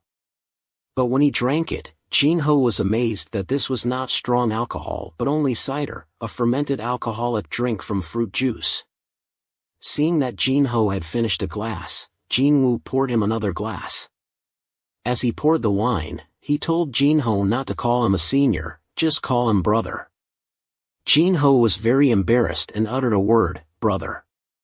The call also surprised him because he didn't understand why it was so smooth. And there is one more thing: Jinho is curious about why Jinwoo knows his name. But this curiosity of Jinho was swept away by Jinwoo by continuously inviting him to drink both.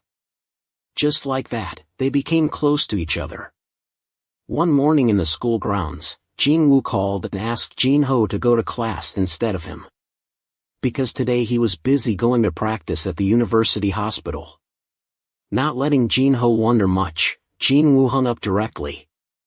At this time, in front of him, there was a girl sighing. She was worried that her accent would make her look weird. As she passed by Jinwoo, she unconsciously called him back and asked if they knew each other. But Jinwoo just gently said no and turned away. And this girl is Lee Ju-hee. After being stunned for a while, Ju-hee was ashamed and blushed because she took the initiative to make friends with strangers. She also hurried away. But at this time in the hospital of the school, specifically in a private patient room, the doctor came in and helped Go Gun-hee, the chairman of the Hunter Association in the previous life, up. While helping, the doctor noticed a strange bottle of medicine on the table and asked Mr. Gun-hee what it was. Mr. Gun-hee weakly said that a young boy had just visited and gave it to him. Even though the guards outside were still guarding the room very strictly, this person could still leave a bottle without anyone knowing. When he left the bottle, Jinwoo explained to Mr. Gun-hee that in a timeline that had disappeared, Go Jun-hee had fought with the monster with him, and now to thank him, Jinwoo left the bottle as a thank you, after saying that Jinwoo also disappeared like magic. And Jinwoo also said that if he drank this bottle, the disease would heal immediately. Knowing that he was too weak, Go Gun-hee didn't have the strength to care. Is this true or false? He picked up the bottle and turned to ask the doctor how long he had left. The doctor was silent and did not say anything, seeing that Go Gun-hee weakly said that if he drank this thing and had any fate, remember to carve on the tombstone that Miss Chairman Go Gun-hee bravely fought against the disease and rested here. After saying that, Go Jun-hee opened the bottle cap, then drank the bottle of red water. But because he was the leader, his power was also quite formidable. He could still resist Jinwoo's powerful attack. He was strong, but Jinwoo was not an ordinary person. He focused his power and turned his hand into a weapon of damage, then directly struck the leader, crushing him to the ground. Unfortunately, this blow could not immediately take his life, but instead helped him evolve to a higher level.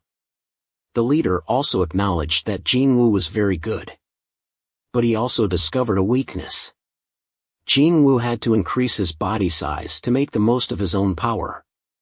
So this clearly showed that Jinwoo was still just like a normal person. On the contrary, the Titan race could reduce their body size every time they needed to exert their full combat power.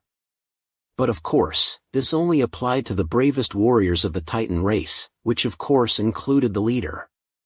So the leader said that if Jinwoo wanted to ask for forgiveness, he should hurry up. But as soon as he finished speaking, Jinwoo's dark generals rushed to tear him apart. Because these Titans were too arrogant, Jinwoo instructed his generals to take good care of them. The king had ordered, so the dark generals eagerly took care of the four-limbed Titans more carefully. On the US government side, specifically in the briefing room, everyone was scared by the battle just now. The US president was confused and wondered who Jinwoo was and how he could deal with them like toys. He asked everyone if there was any way to know the identity of that guy. Someone spoke up and said they didn't know. In fact, it was probably impossible. But that was the reality, and if it was not the reality, there was another way. And the person who spoke was David Granda, the director of Syria. The way he suggested was to find Madame Noma Chanel for an accurate answer. As time passed, the final national school sports tournament finally took place. Jinwoo and his seniors all participated in the competition. As he was walking, Jinwoo was shocked to see a familiar person. This person also joined the running competition. The person, who was warming up before the match, also paused for a few seconds when he saw Jinwoo. His teammates saw that and shouted at Kim Cheol to hurry up and warm up. Kim Cheol was scolded and immediately turned back to warm up. The reason why Jinwoo was so surprised to see this person was because he thought it was Iron. Since it was a competition, there was no avoiding winning and losing. As soon as they arrived, Jinwoo's group was mocked by a guy from another group who knew them. He said they were pathetic for letting a freshman join them. The captain of all the upcoming matches, Taewon, was not angry at these taunts. He just smiled and said to the guy that he would be very surprised when he saw the level of this freshman. The guy also just smiled. Since they were standing together, the guy also wanted to introduce to Taewon a new soldier who was nicknamed the monster of the group. They exerted tremendous pressure. Kim Cheol did not understand why he wanted to kneel in front of a student who was the same age as Jinwoo. Kim Cheol thought that maybe he was scared, but this ridiculous reason made him scream out illogically. After stabilizing his emotions and calming down a bit, Kim Cheol came up to Jinwoo and asked what he was looking at. He said if he wanted to talk, he should go somewhere else. The seniors in the group saw this scene and were excited and curious. They thought they were about to fight. They also shouted at Jinwoo not to kill anyone. They told him to control himself. If he couldn't control himself, he should just think about the feeling of relief when he spared someone's life. Jinwoo was speechless. After telling his seniors not to worry too much, he went with Kim Cheol to another place. As soon as they got to a secluded place, Kim Cheol grabbed Jinwoo's collar and asked if he was looking down on him. Seeing Iron return to the Peru group, everyone was excited and crowded out. Only Bellion told Jinwoo to hand over this Iron to him so he could deal with his rudeness. Jinwoo was still in a state of not wanting to talk, so he didn't bother to say anything from before until now. But at this time, Kim Cheol did not understand why he suddenly shed tears and knelt down in front of Jinwoo. Jinwoo was holding a bag and was about to leave. Because right now, this Iron was just Kim Cheol, a human. And he was no longer one of his dark generals. So Jinwoo felt that he didn't need to get involved with each other. But he hadn't walked 2 steps when Jinwoo was called back by Kim Cheol. Then Kim Cheol blushed and asked if this was love. Jinwoo was stunned. He turned pale and told him not to talk nonsense. Then Jinwoo flicked his hand, and Kim Cheol entered a state of confusion and pain. Then Jinwoo transmitted into Kim Cheol's head a few sentences like he wanted to pick a fight with him. But when he found out that he was the son of his father's friend's friend, he didn't want to make enemies with him anymore, and from now on he would live more decently. After transmitting, he flicked his hand to wake Kim Cheol up. When Kim Cheol woke up, he completely forgot what had just happened. He was confused and didn't know why he was here. The qualifying round of the high school tournament was about to start. The organizers announced that the players should gather at the track. At this time, in the U.S., Mr. David had come to Mrs. Noma's house. As soon as he entered the house, Mr. David smelled a lot of food in the house. Mrs. Noma explained that a guest had come by before. Mr. David heard that and said he would talk quickly and leave. As soon as he finished speaking, Mrs. Noma smiled. She could not see anything after death came to her that time. However, Mrs. Noma would still answer David's question. The first question was yes, the second question was no. David was amazed that he had not asked the question yet but had already received the answer. Noma explained that she could not see the future, but she could look back at the past to speak. And so now she would continue to answer David's question. The person David was looking for was also the person Noma knew. But the answer stopped here, and the identity of the other person would not be revealed anymore. David was angry and yelled at Mrs. Noma for being irresponsible for not revealing information about the person who could become a great threat to the world. At that time, Mrs. Noma's son also opened the door and came out. As soon as he got there, the boy heard his mother say to David that this was also the reason why she did not reveal anything. David was worried because he had watched the whole video. In the video, a boy fought alone against a bunch of fierce monsters and did not retreat. Although the power was terrifying, he really saved humanity. And when he learned that things like that day still happened in this world, Mrs. Noma's words made David even more shocked. After hearing everything he could hear, David left. Before leaving, he asked Mrs. Noma one more time if the boy in the video was really not a threat. After hearing Mrs. Noma assure him with a smile, he would pretend not to hear her say that she knew that person. After they said goodbye, the person who had been hiding also appeared. As soon as he went outside, he complained to Mrs. Noma that he did not like David and wanted to teach him a lesson. Mrs. Noma smiled and reminded him. This person was Thomas, who did not meet the criteria to become a hunter. Thomas had no choice but to change the topic and ask Mrs. Noma why she saved him when there were so many people who died in accidents, especially traffic accidents. The number was too many to count, but Thomas was lucky to survive thanks to Mrs. Noma's prophecy. So Thomas wondered why Mrs. Noma helped him. Mrs. Noma answered gently that he had done a lot of good deeds in his previous life. Thomas was surprised that he, a fighting demon, could do good deeds.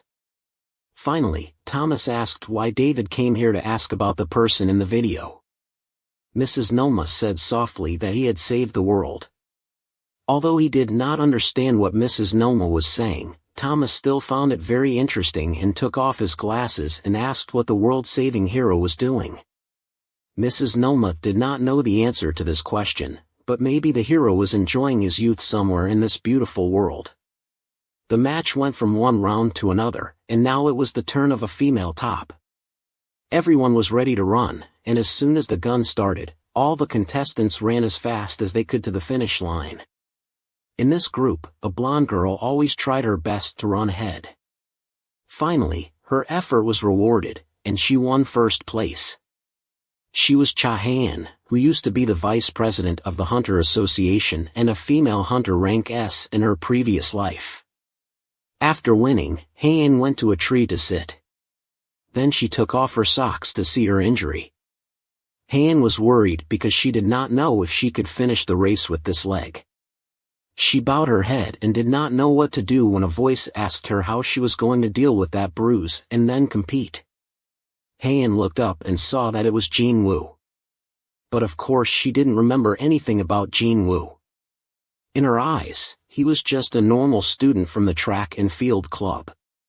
And Jin Woo continued to remind Han that if she ignored the wound and kept running, she would be stuck in the physical therapy department for a year by herself. With just a bit of blood left there, Jin Woo quickly summoned the girl back. The girl was very panicked when Jin Woo called her back. Jin Woo had to calm her down, and after she settled down, Jin Woo asked her a few questions. It turned out that she had killed herself, and the main reason was this and that. After hearing her story, Jin Woo changed his direction and went to another apartment building to find the owner of an apartment. As soon as he rang the bell, Jin Woo showed his police badge and told the person to open the door quickly. He wanted to ask some questions about the case of his daughter. The man opened the door immediately. As soon as he opened it, he asked anxiously about the investigation results of his daughter's case. Jin Woo calmly said that he hadn't found anything yet, but he had some things to ask, so he wanted to talk to the father of the suicidal girl. The father agreed to go with him. The two went to a coffee shop, and as soon as they sat down, Jin Woo asked the father what kind of student Seo Jin, his daughter, was. He asked if she had any conflicts with anyone, and the father immediately said no. His daughter was not the kind of person who did things that made others hate her. She was really a very kind and innocent child. As he said that, the father covered his face in pain, because his daughter had suddenly committed suicide.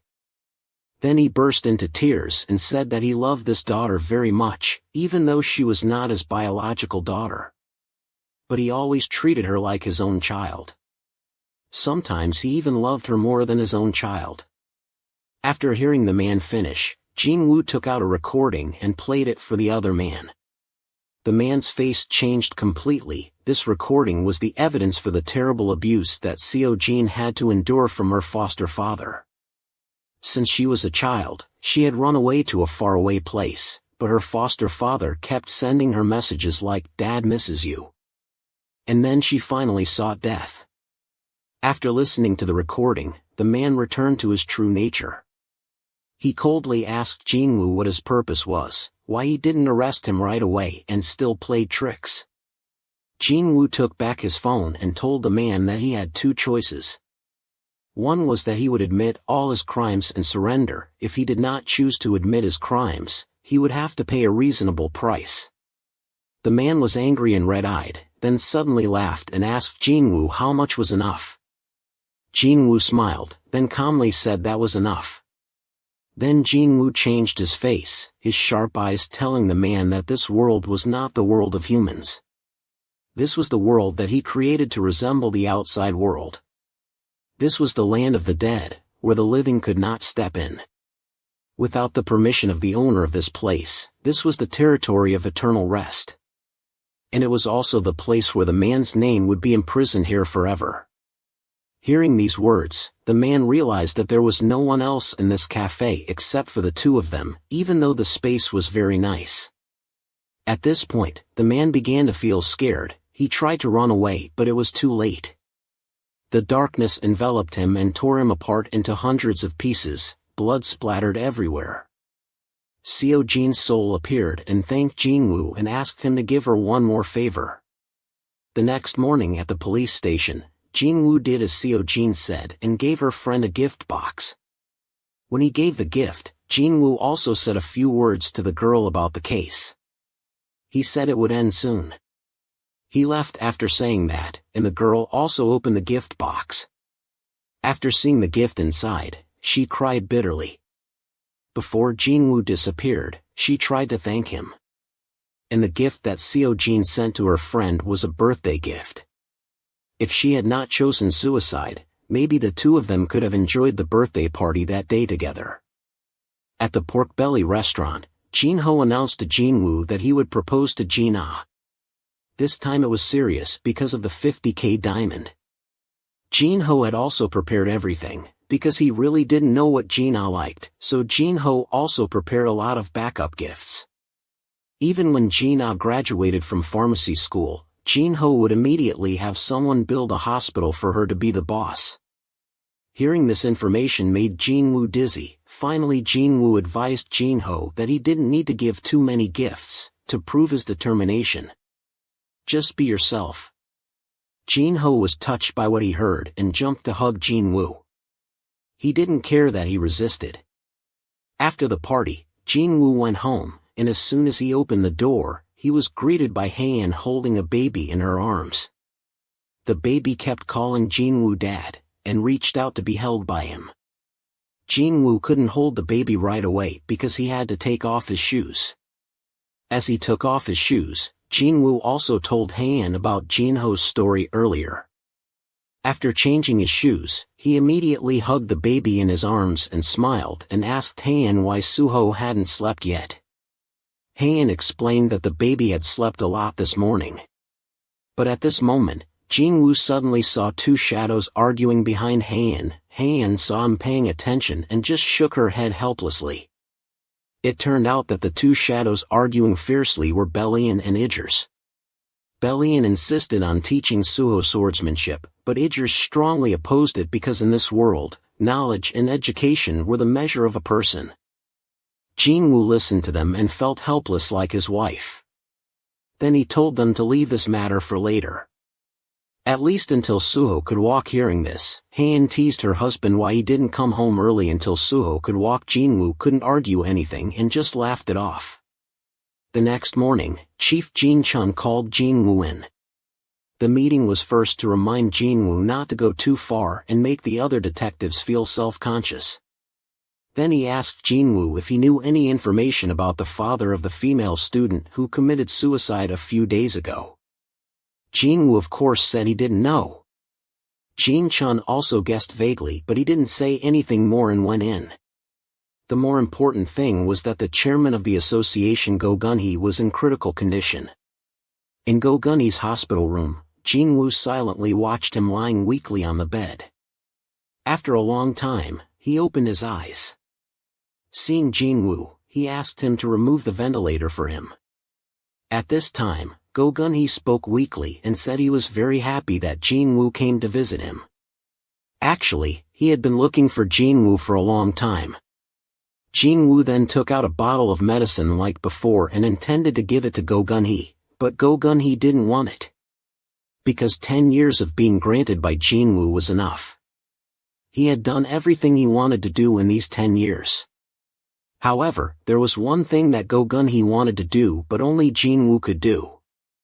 That was he wanted to admire the world that he and Jinwoo had fought side by side before he died. So that he could remember those moments and look at himself and see what he looked like and also see what Jinwoo looked like. Because of Go Gun-hee's determination, Jinwoo had no choice but to let him see that world. He held Go Gun-hee's hand and then transmitted those memories to him. Each piece of memory appeared like a slow-motion film when they first met. Jinwoo didn't bother to greet Go Gun-hee but said he wanted to fight. When they discussed the battle plan, when they confided in each other a little bit of personal matters. When Go Gun-hee was angry at the plans of the bad guys, when they killed the enemy together without fear. Until Go Gun-hee sacrificed himself in the mission. He didn't let Jinwoo take him to the hospital but stopped his last breath and begged him to continue to stand on the side of humanity. Everything had returned. Go Gun-hee was sad and shed tears. Then he shakily held Jinwoo's hand and smiled in tears and said he was really happy to stand shoulder to shoulder with a hero like Jinwoo. In this warm sunlight, even if he became a cold corpse, the glorious memories in Go Gun-hee would always last. And those memories were really warm. In the end, Mr. Gun-hee passed away peacefully with a smile on his lips. Jinwoo wiped away the tear that lingered on Mr. Gun-hee's eyelash and said goodbye. The sky had turned autumn, red leaves flew in the twilight, making people feel gloomy. On the way home, Jinwoo received a phone call from his beloved wife Haein. As soon as she connected, she panicked and told him about their son Suho. Knowing that the kid was flying around the house, Jinwoo was not too surprised to hear that his son could fly. He gently told his wife that he would teach their son how to fly when he got home. The natural law was something that could not be denied. After autumn came winter and spring returned. Everything had a beginning and an end, and perhaps the end was also the place to sow the seeds for a new beginning. Today, Jinwoo would break the rule and come home early because it seemed that winter had not yet come to his family. Then at home, Haein hung up the phone and painfully cleaned up the mess that their son had made. While secretly hoping that her husband would come back soon, Suho was still flying around in the air. Belian and Idris had another argument. They debated whether to let Suho learn air combat or pilot training. The Lord of the Ant Kingdom and his thousands of children appeared to choose the strongest leader. So the Ant Lord let his children bite each other. Finally, the strongest person in the Ant Kingdom appeared, and it was none other than Peru. From the time he was born until he became the strongest, Peru was not afraid of anyone. Only when he met Lord Sung Jinwoo did Peru understand what fear was. He thought that he would only meet Sung Jinwoo in his life. But now, after decades had passed, the second person who was not afraid of Peru appeared. It was Suho, Jinwoo's son. Every time Peru appeared, Suho looked at Peru with sparkling, bright eyes. His mouth always called him an ant. As long as Peru went somewhere, Suho immediately ran after him. Peru did not understand why this kid liked him so much. Seeing that, Idris appeared and explained Peru's question. Because Peru was a giant ant that was cute and could walk, talk, and fly, any child would like it. Peru understood the problem and scratched his face in confusion. He did not expect that the little king would like him because he could fly and was big. When he returned to the peaceful world, Peru called the dwarf with a beard. Seeing the dwarf come, he immediately told the dwarf to change the plan to start the construction of the statue of the Holy King, to commemorate the 32nd birthday of Lord Jinwoo. A little plan would be done like this, a little like that, a bit. The dwarf with a beard nodded in agreement. He was sure that when he finished, the result would be magnificent. But to complete this, he needed more manpower, so the dwarf with a beard wanted to borrow people from the demon castle that the architect created. Because of the plan, Peru agreed to everything he said. After delegating, Peru left to deal with some other things.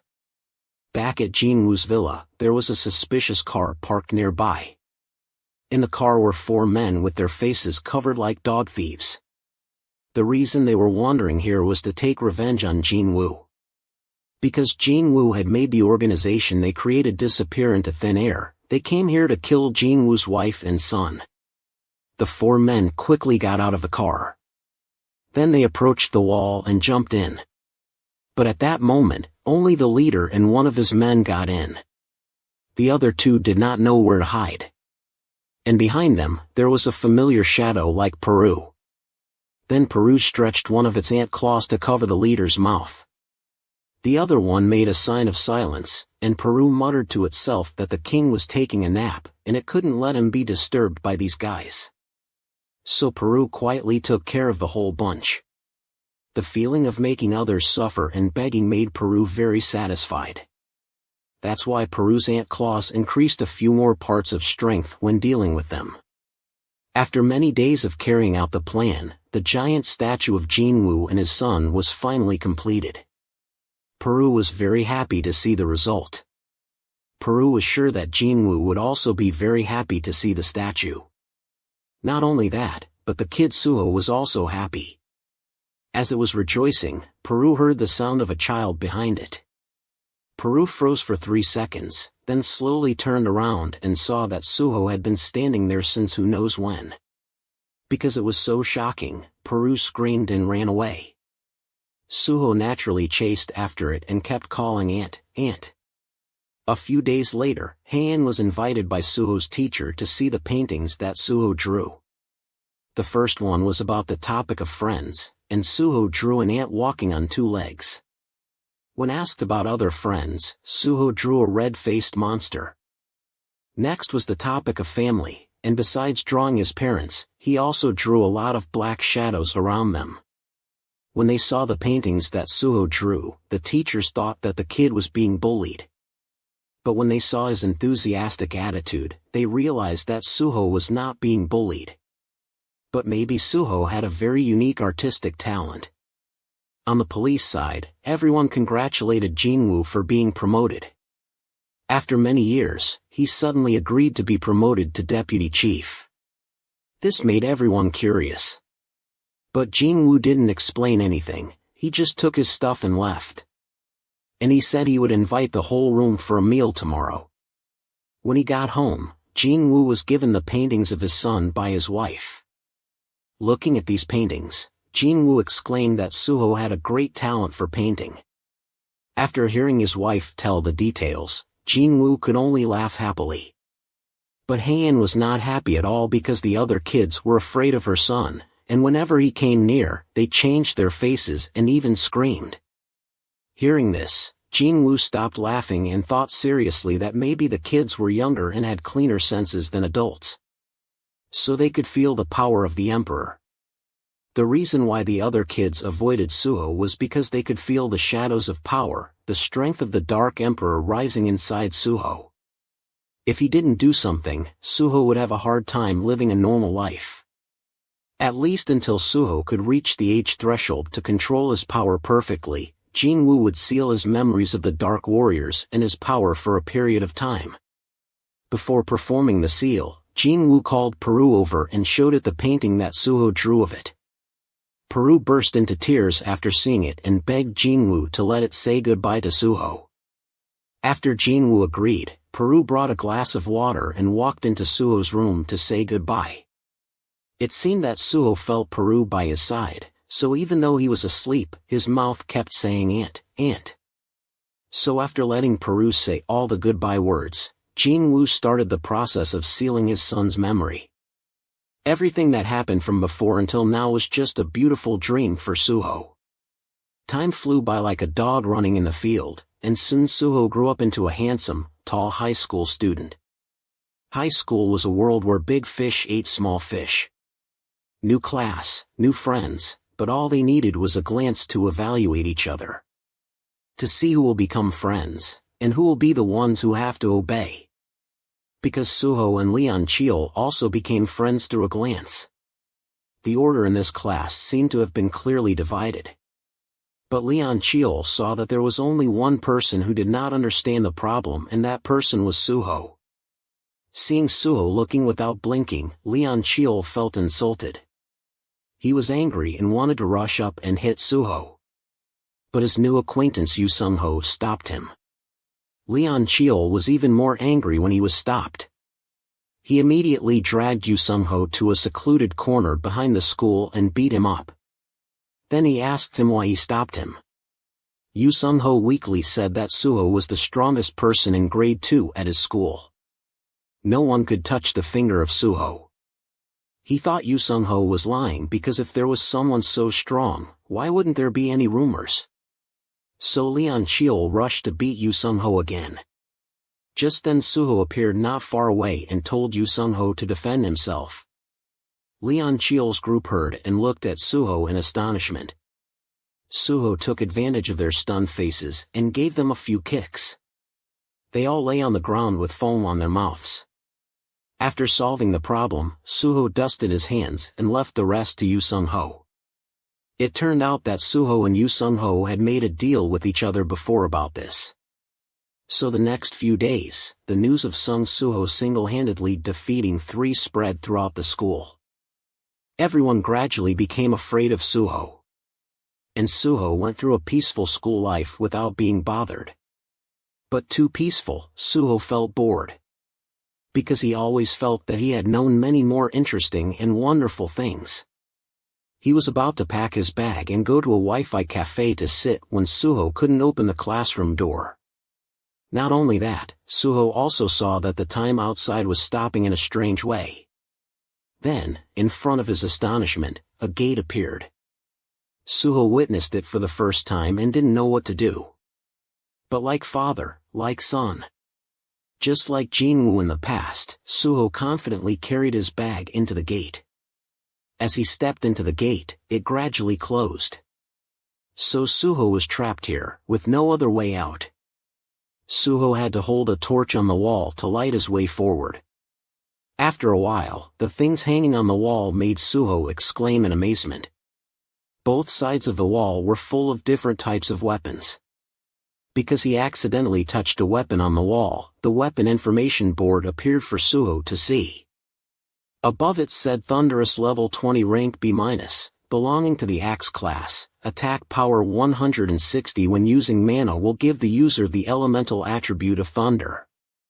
Then there was the Outer Bone of Z Desert level 15, rank C+, belonging to the Shield class. Physical damage received reduced by 10% durability and strength +3, and then countless weapon information boards appeared from swords to swords. And then as soon as Suho walked, they jumped out incessantly. But these weapons that only had the effect of stabbing and chopping did not interest Suho. What he was interested in was a pair of gloves in the corner. And so after examining all kinds of weapons, Suho decided to choose the combat gloves level 1, rank E, system attack power +4. And from then on, Suho's status window was opened. He was currently at level 1. He had no rank and no health points. His title was the Missing King. However, the remaining stats were relatively stable. Suho continued to move forward. This time he came to a corridor. After drinking, he lay down to rest. The doctor saw that and left. When the doctor had just left, Go-Juni opened his eyes and looked up at the sky and then closed his eyes again. The sun rose higher and the warm rays of sunshine began to shine into the patient room. Mr. Gunny's hand also became more shaky. Then he grabbed the blanket tightly. And when he opened his eyes again, he looked at the warm rays of sunshine and whispered, "It seems that the sun is still warm, it can't catch the cold of winter yet." "Hello Sly, it's me again, I'm Ankta, I'm the first king born from the darkness. And I'm also the strongest king. I am the king, the ruler of the dragon race, an entity that is considered the embodiment of horror and destruction. As a way to show respect and fear for me, everyone who knows me calls me the Dragon Emperor. However, on a normal day when I was preparing to invade the Earth with 10 million soldiers hiding in the gaps between the dimensions, I woke up to find myself in the body of a mortal, a weak and pitiful mortal. This mortal's name is Sung Jin-woo, a weak rank hunter. In a country called Korea, despite his terrible ability, Jin-woo often pushes himself to the brink of death. But Jin-woo is stubborn and refuses to give up hunting. The Dragon Emperor doesn't understand why he does that, and guesses that maybe it's because of his mother's illness. But with the power of the Dragon Emperor, these diseases are easy to cure. Back in the room, Jin-woo's phone rang. The Dragon Emperor in Jin-woo's body answered the phone and a furious female voice came from the other end, scolding Jin-woo for not coming quickly to prepare for the dungeon raid. As the almighty Dragon Emperor, he was yelled at by a common woman. The Dragon Emperor was stunned and then angry. After hearing her say that she was at the dungeon gate, the Dragon Emperor tried to calm down a bit and locate her exact position. When he found her, he hung up the phone. Then he suddenly appeared behind her and asked angrily, "Hey girl, tell me if I'm late." The girl was scared and stuttered, "No, no." Seeing that, Jin-woo the Dragon Emperor was satisfied. At that moment, a man not far away waved his hand and called Jin-woo the Dragon Emperor over to eat something. Jin-woo the Dragon Emperor just glanced at him and thought he must be Jin-woo's subordinate. The Dragon Emperor walked up to the salesperson and said he wanted coffee. The salesperson said sorry, the coffee was out, but as soon as he finished speaking, Jin-woo the Dragon Emperor snatched the cup of coffee in his hand. Then he drank it all in one gulp. After drinking, he laughed like a madman. He shouted, "The strong will oppress the weak, that is the way of the kings." Jin-woo's teammates saw this and felt that Jin-woo was very strange today. Finally, the time to enter the dungeon came, and everyone followed the guide inside. Jin-woo the Dragon Emperor knew that these gates appearing on Earth must be part of the plan of those rulers. But even so, since then, Jin-woo the Dragon Emperor always felt the power of a king there. So Jin-woo the Dragon Emperor quickly followed everyone in. As soon as they arrived, they encountered countless huge monsters. But these were just shrimps for the Dragon Emperor, he could kill them all with a wave of his hand. After clearing the monsters blocking the way, Jin-woo the Dragon Emperor led everyone to a direction. The guide at first reminded them that they needed to vote before going anywhere. But as soon as he finished speaking, he was knocked out by Jinwu the Dragon Emperor. Then everyone was afraid and followed Jinwu the Dragon Emperor without saying anything. They had been in the dungeon for about 40 minutes, meaning they only had 20 minutes left to fight the boss and get out before the dungeon collapsed. But the road to the boss was blocked by a door. No one dared to approach, only Jinwu went straight up and opened the door. Then he grabbed the collar of a person standing nearby and threw him inside. It turned out that Jinwu the Dragon Emperor did that to make sure there was nothing inside, and then he felt relieved to lead everyone in. As soon as they entered, the lights inside were automatically turned on. This place is where Sung Jinwoo's previous life awakened his power. Everything was very familiar, from the giant stone statue to the mysterious ancient characters carved on the stone pedestal. Among the crowd, only Jinwu, the Dragon Emperor, could read these ancient characters. They talked about the rules of the Cardinal Temple. As Jinwu, the Dragon Emperor, was reading, someone pulled his hand and tried to say something, but he violently pushed that person away. Then he turned back and continued reading. The content said that first, one must worship the Lord, second, praise the Lord, third, prove one's faith, and finally, those who do not follow these commandments will not be able to survive and leave this place. As soon as Jinwu, the Dragon Emperor, finished reading, the giant stone statue also woke up. People ran away in fear, while Jinwu, the Dragon Emperor, was excited and used his destructive power to defeat the giant stone statue. This destructive blow also woke up the other stone statues in here. They rushed up together, but within 3 seconds, they were shattered by Jinwu, the Dragon Emperor's destructive power, and the pieces of stone fell everywhere. This made the people who came with him run away in fear of the stones falling on their heads. Seeing that everyone was dealt with, and no one was left, the stone statue with the ancient characters also woke up. But before it could do anything, it was sent to meet its ancestors by Jinwu, the Dragon Emperor. Having come here with great effort, Jinwu, the Dragon Emperor, did not want to waste his saliva talking to the stone statues. What he wanted was the final boss. To please Jinwu, the Dragon Emperor, the final boss also appeared. The two of them probably had a deep hatred in the past, so they met each other. They both glared at each other. And finally, they rushed up at the same time, wanting to kill each other. No one knew who would win. Then, at that moment, Sung Jinwu woke up with a start, realizing that everything about Jinwu, the Dragon Emperor, just now was a dream. Luckily, it was just a dream, or else the story about him would probably change to destroying the spirit level. The scene changed to the police station, where Lee Se-hin had been working on Earth since he started hearing rumors from the police.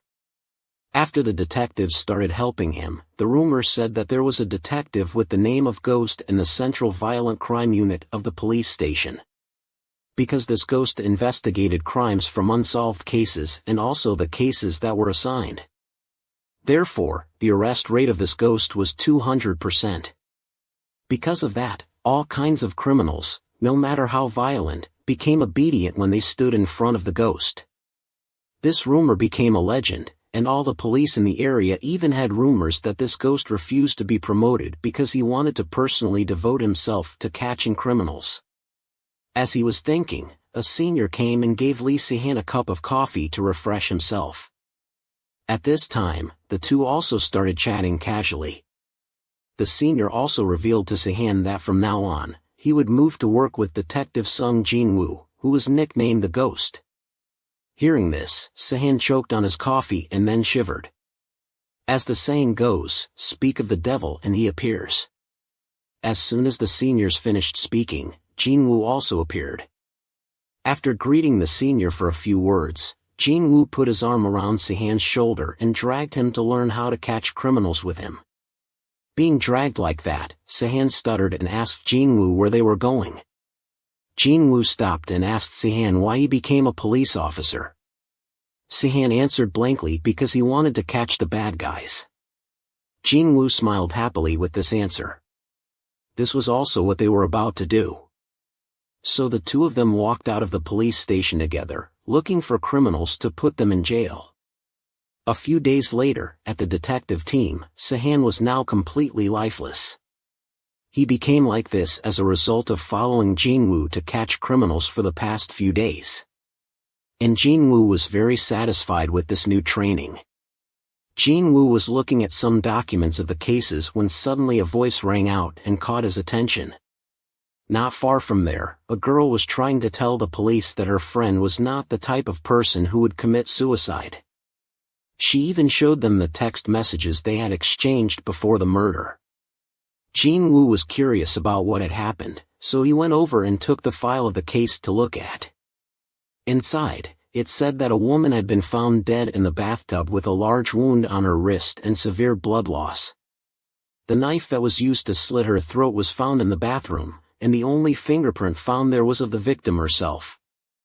Although the victim usually showed a cheerful personality to everyone, she actually suffered from depression. After reading the file, it could be concluded that this was a normal case, but Jinwoo still decided to go there and check it out himself. He ignored the others and dragged the girl out of the police station. At night, at the room of the suicidal girl, Jinwoo started to examine every corner from the sink to the toilet and finally the bathtub.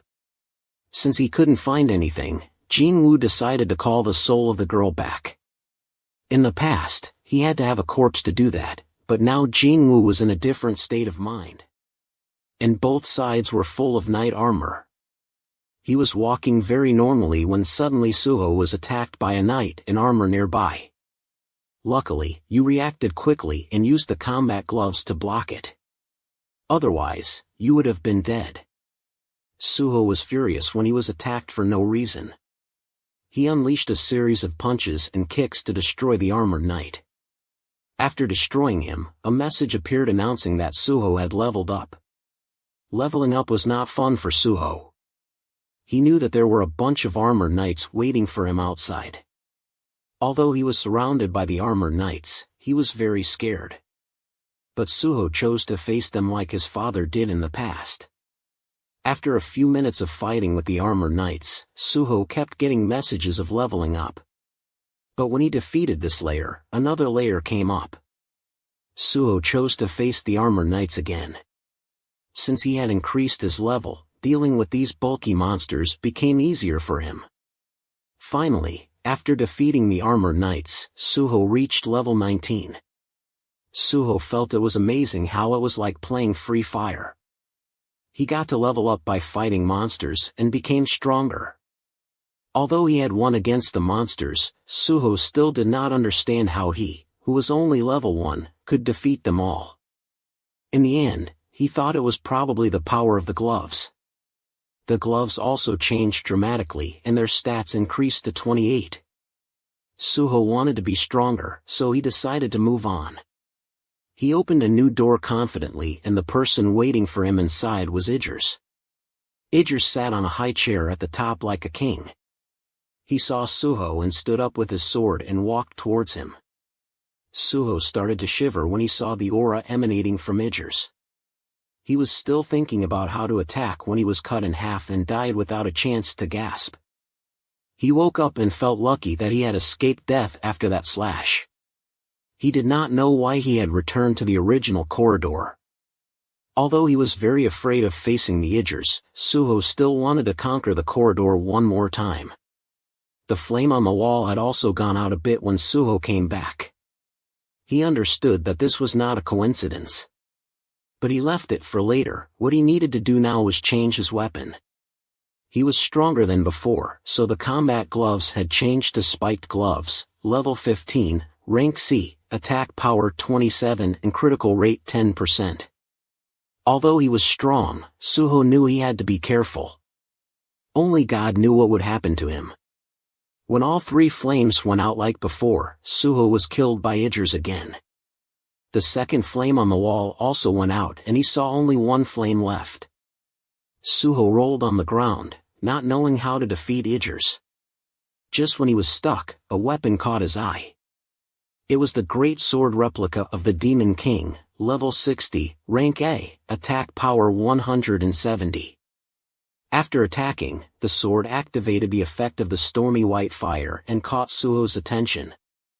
It was the same sword that Idris was using, but how could the replica compare to the original?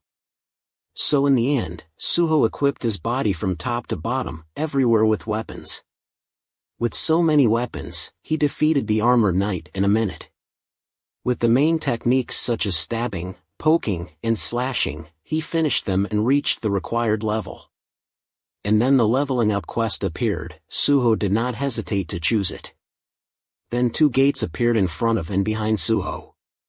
For this quest, Suho only had to endure longer to get more points. To receive a high class in the mission this time also has another interesting thing, which is the countdown clock. In the 2 gates, the higher level knights stepped out one by one. Looking at this scene, Suho felt very excited. To destroy these high-level knights, Suho had to use up all the weapons on his body. From the mirror to the sword and then to the crossbow, each thing was used by Suho thoroughly to defeat the knights. When the weapons ran out, Suho decided to play boxing with them. Now he didn't need anything, he just wanted to talk with his fists. In the process of fighting, Suho's level increased continuously. He finally could advance to a higher profession based on the score he collected. This profession would be based on the achievements that Suho had achieved. They were the fighting spirit to overcome all adversities, the spirit of not backing down before the challenges with absolute confidence in his own strength. With these achievements, the profession that Suho was assigned was the fighter. Then, thanks to continuously creating achievements to level up, Suho upgraded his fighter profession to the Soul Stimulator. These things were not enough for Suho. To be able to defeat Idris, Suho had to be stronger. So Suho stood still and let the system send enemies to him to level up. Indeed, the more he fought, the more he leveled up. Now he had a necklace of the rank A guard, a high-class ring of the rank A mage, and a fiery fighting glove of the rank S demon. The opportunity was ripe. Suho opened the door and stepped in to challenge Idris. Unlike the first time full of fear, now with level 70, Suho was much more confident. Suho thought he would attack first, but Idris was faster and swung his sword towards him. Suho was attacked suddenly and lost a few seconds. Then he was lucky to dodge and not be at a disadvantage. Suho continuously attacked Idris, but these attacks were blocked by Idris. The two fought fiercely to the point of shaking the ground under their feet. Suho's speed now could be said to be hidden and visible. Thanks to that, he could both dodge and attack Idris. But this was not enough. Suho felt that he needed to speed up more. But unfortunately, Suho was still beaten by Idris' attacks. But so what? Suho still chose to face and fight back fiercely with Idris. Idris, through the process of fighting, also guessed the strength of the young king in front of him. Idris knew that this strength had not reached 100% of his power. But after fighting for a long time, Suho finally realized why Idris became stronger and stronger. Because Idris' stats belonged to a completely different level than the normal soldiers, who could regenerate infinitely. In other words, Idris surpassed the normal standards. But if so, Suho could also level up to that level. Because he didn't know the rules of the game. However, he was given some basic stats points and he could also easily defeat the high-level soldiers. If he looked back at the stats he received for each stat every time he leveled up. With the accumulated stats, Suho's stats were not level 70 but level 110. That's why Suho, with the nickname of the Young King, and thanks to inheriting the skills from the Dark King, all stats were increased by 40 points. Suho's strength increased as well. He punched Idris and sent him flying into the wall. Then he approached him and threw a series of punches without letting Idris fight back. The wall behind Idris also broke because of the powerful punches. Idris was beaten, but he was secretly happy because Suho was indeed an amazing seed. He inherited the abundant mana energy and the innate talent of the king. He became a being of the level of a holy spirit, a true S-rank hunter. He awakened from the forgotten pages of history and became this strong. even though he still didn't know how to use or control his power. And finally, Idris admitted defeat before this young king. After defeating Idris, Suho quickly leveled up a few times. Then he jumped up and down happily on the spot. At that moment, a gate appeared and Suho immediately entered it. It led him to the S building in the Ba River district. But Suho didn't understand why this place was burning so brightly.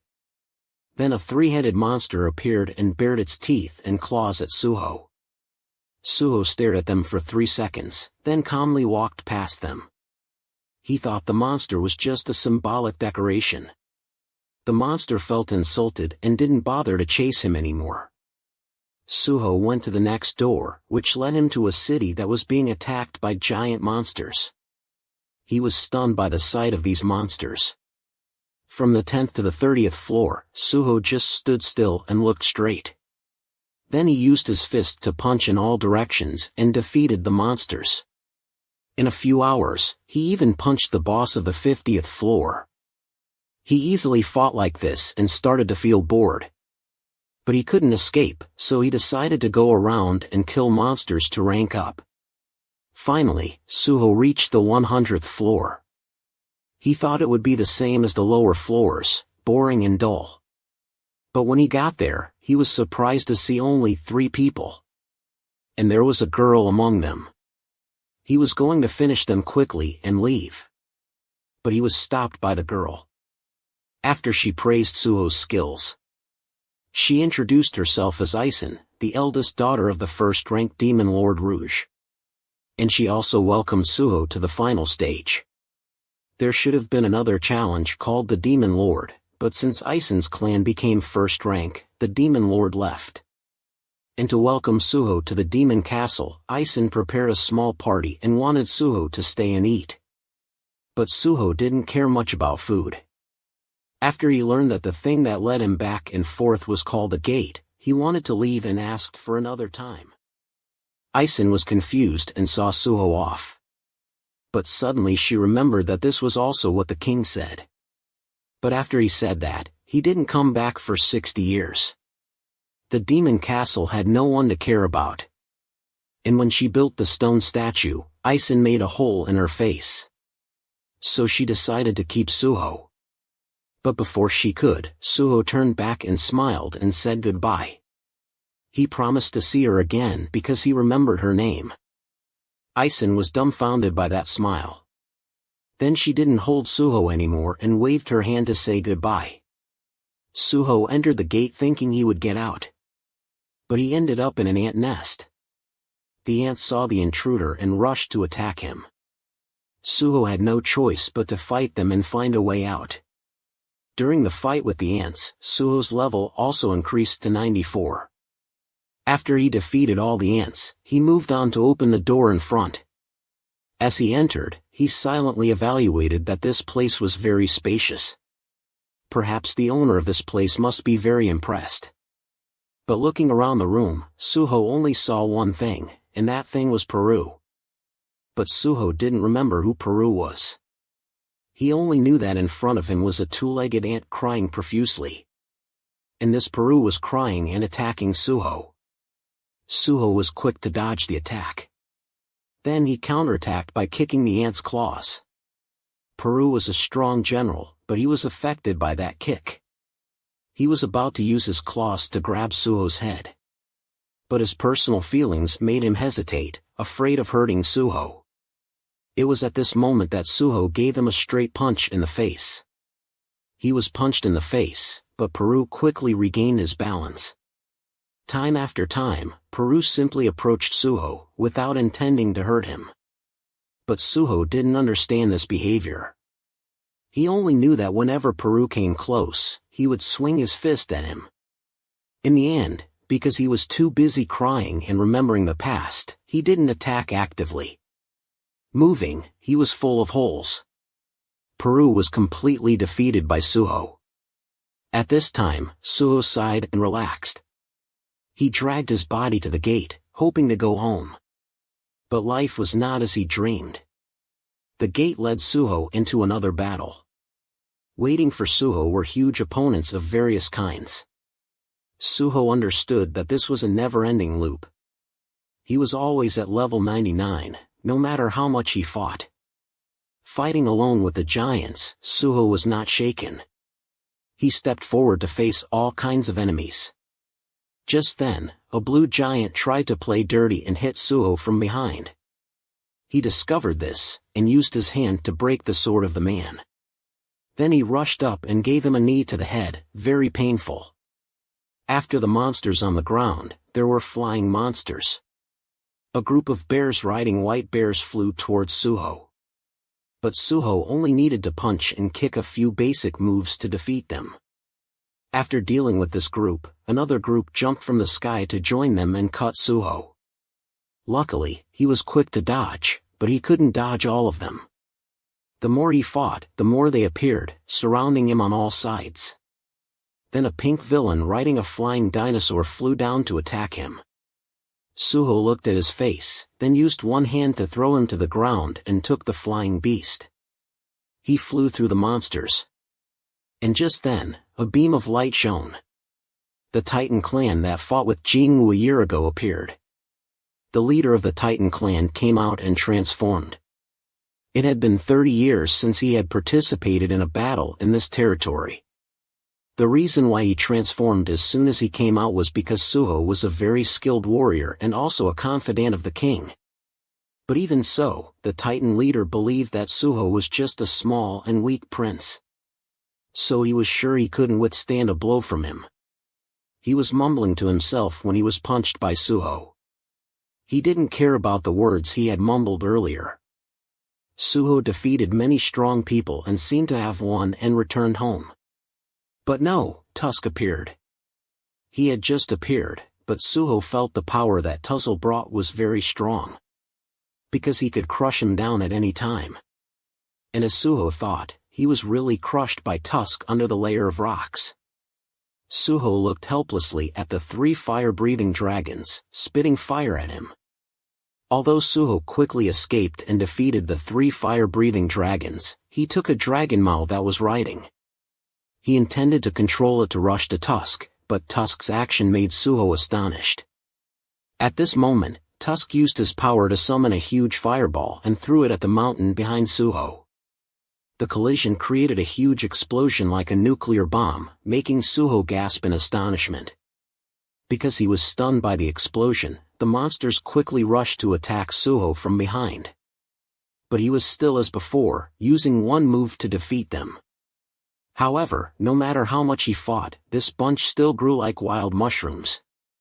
Anyway, the leader of Titan also recovered, and as he was boasting a few words, he was kicked straight in the mouth by Suho, making him shut up.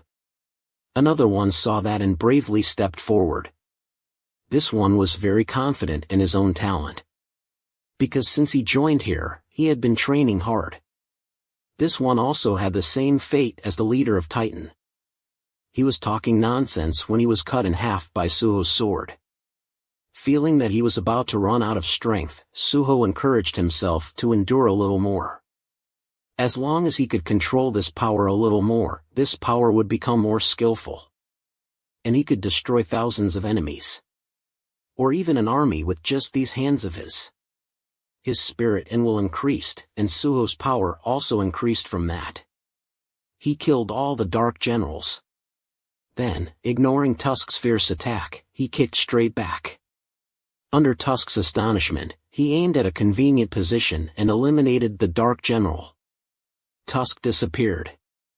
The terrifying sources of power that continuously emanated from Suho created a strong pressure that no one dared to approach him. Although his power level did not change at all, Suho now controlled this power more proficiently, through many battles. He thought he was going home when the General Belian appeared and joined the battle. Belian just appeared, but Suho felt that this was a strong opponent, an opponent stronger than Tusk whom he had just defeated. Knowing that Belian could talk, before fighting, Suho wanted to ask a few things. That was how much of Belian's total force he had defeated. Belian arrogantly answered that except for the Demon Castle, it was about 1 in 30,000 of the total force that was mobilized here. Suho was amazed. He had been fighting fiercely like a dog from just now until now, but only got that much. But no matter what, Suho still chose to fight. Before the match, Bell had a little ceremony for Suho, because after all, he was the young king. Then he quickly slashed many lines at Suho. Suho was quick and agile to dodge, but when he heard the word young king, he was very angry. He shouted, "What the hell is the young king? Why does everyone call him that?" Suho also vaguely guessed that because of this name, he was dragged here to be beaten up. He attacked and asked Bellion questions. But before he could hear the answer, Suho was slashed by Bellion on the side. Then Bellion's sword turned into a leather whip and whipped Suho all over, making him struggle to dodge. But dodging was not a good way. Suho managed to approach Bellion and grab the sword whip. Suho believed that no matter how flexible this weapon was, when it was grabbed, it would become useless. Losing his weapon, Bellion became passive. Suho took the opportunity to punch him. Suho's attack seemed to be stronger than before. When he hit, he could make Bellion fly a few meters. Not only that, Suho's body also became very agile in attacking and his eyes became sharper. But no matter how strong he attacked, Suho could not defeat Bellion. He felt that if he dragged on like this, he would fight all night. And he also realized that Bellion was not the owner of this place. The owner of this place was actually the person riding the dragon flying in the sky. Seeing that Suho had discovered him, the owner also jumped down from the dragon and revealed himself in front of him. Suho jumped down from above and the mysterious owner created a violent tremor across the ground. Seeing that, Suho immediately went into a defensive stance. Although he couldn't see his face clearly, Suho still observed the shape of the other person. The other person had a tall and slender figure like a human. He held two familiar daggers in his hands. At this point, everyone must have recognized who he was. But in Suho's eyes, he was still just a strange enemy. The two didn't say a word to each other and immediately rushed into a fight. As soon as they hit the first blow, they created a huge explosion that shook the surrounding rocks. Then the man kept attacking, making Suho struggle to dodge. Realizing that the opponent had a human shape, Suho decided to try to negotiate, hoping that he would let him go home. Suho kindly said hello, but the other person was silent and didn't answer. But the gate appeared right behind the other person. Suho looked and realized that this was the final level. He only needed to defeat this man and he could go home and sleep under the blanket. Since he had determined the target he needed to take down, Suho immediately rushed to attack the man with a series of punches. But the more he fought, the more he realized that the other person was both fast and strong. Moreover, this person not only had physical strength, but also had very subtle attacks. Each blow had a very special technique. Suho wondered how hard this person had to train and how many times he had gone through life and death to achieve this level. He admired him, but he was not willing to admit defeat. His stats had increased dramatically and his fighting ability had also improved enough to match those stats. Even if the other person's stats overwhelmed him, he still had hope of winning. As long as he was breathing, he could still fight. But no matter how strong he was, when he faced someone who was both strong and experienced, the result he received was only defeat. Although he had taken the initiative to attack, Suho's gloves had cracked into hundreds of pieces from the punch. He still followed the principle of fighting as long as he was breathing. He only had his bare hands left, but Suho still insisted on throwing a full-force punch at the other man. Unfortunately, this blow also didn't touch the other man. Suho collapsed helplessly at this moment. A warm hand was placed on his head. Then the person asked him if he had fun playing, son. Suho heard the familiar voice and was shocked. He looked up and realized that the other man was his father, Jin-woo. He was impressed by this performance of his son. But he thought it was too early to reveal the secret to his son. So instead of keeping Suho here, Jin-woo pushed his son into the gate to take him home. Suho woke up in a panic and realized that he had fallen asleep in class. Moreover, he had dreamed of playing a game of killing monsters. Just then, a classmate opened the door and told Suho to hurry home so she could lock the classroom door. Suho saw that and thought of helping her. Then the two went home together. But at this time, on the rooftop of the school, Jinwoo was standing with his dark generals, discussing Suho's earlier situation. The generals told Jinwoo that the young king had reached that level but still didn't tell the truth. Through this test, the generals also saw that the young king had fully met the standard. But Jinwoo felt it was too early. How could he dare to start a war with the Dragon Emperor when he had just landed on Earth? And even if he was strong enough, he still needed to consider the percentage of winning. Going into battle hastily and challenging was just foolish recklessness. Jinwoo wanted to wait until the day his son realized what he should consider before using his power. But Jinwoo also understood that this son of his would rush into that door hundreds of times even without knowing anything, just because he wanted to challenge himself. And at that moment, somewhere in Peru, he hugged the painting Suho drew when he was little and sobbed. The sunset covered the city and people walked around the streets together. After hours of stressful work, the news was broadcasted continuously, such as the pair of scamming brothers who were caught, or the forest fire that was stopped by the firefighters. Perhaps no one knew that these firefighters were also rank S hunters in their previous lives. No matter how many times they were reborn, these people would always do good deeds to save others. The scene changed to a famous game development company in the city. While the employees were eagerly thinking of the name of the game to be released, the chairman of this company, Jin Ho, did not seem to care much. Because now he only cared about one thing: his wife was pregnant. Knowing that Jin Ho was about to become a father, everyone congratulated him. With the mindset of becoming a father, Jin Ho happily told the employees to just name the game The Beautiful World. The employees all objected because the name was too rustic. But Jin Ho told them to rest assured because the investor was very reliable. The employees accepted it after hearing that. And at that time, at Jin Ho's father's house, he kept telling the newspaperman to bring him the papers that talked about his son. The papers were full of praises for the billionaire Jin Ho. The father also smiled happily in the warm sunset.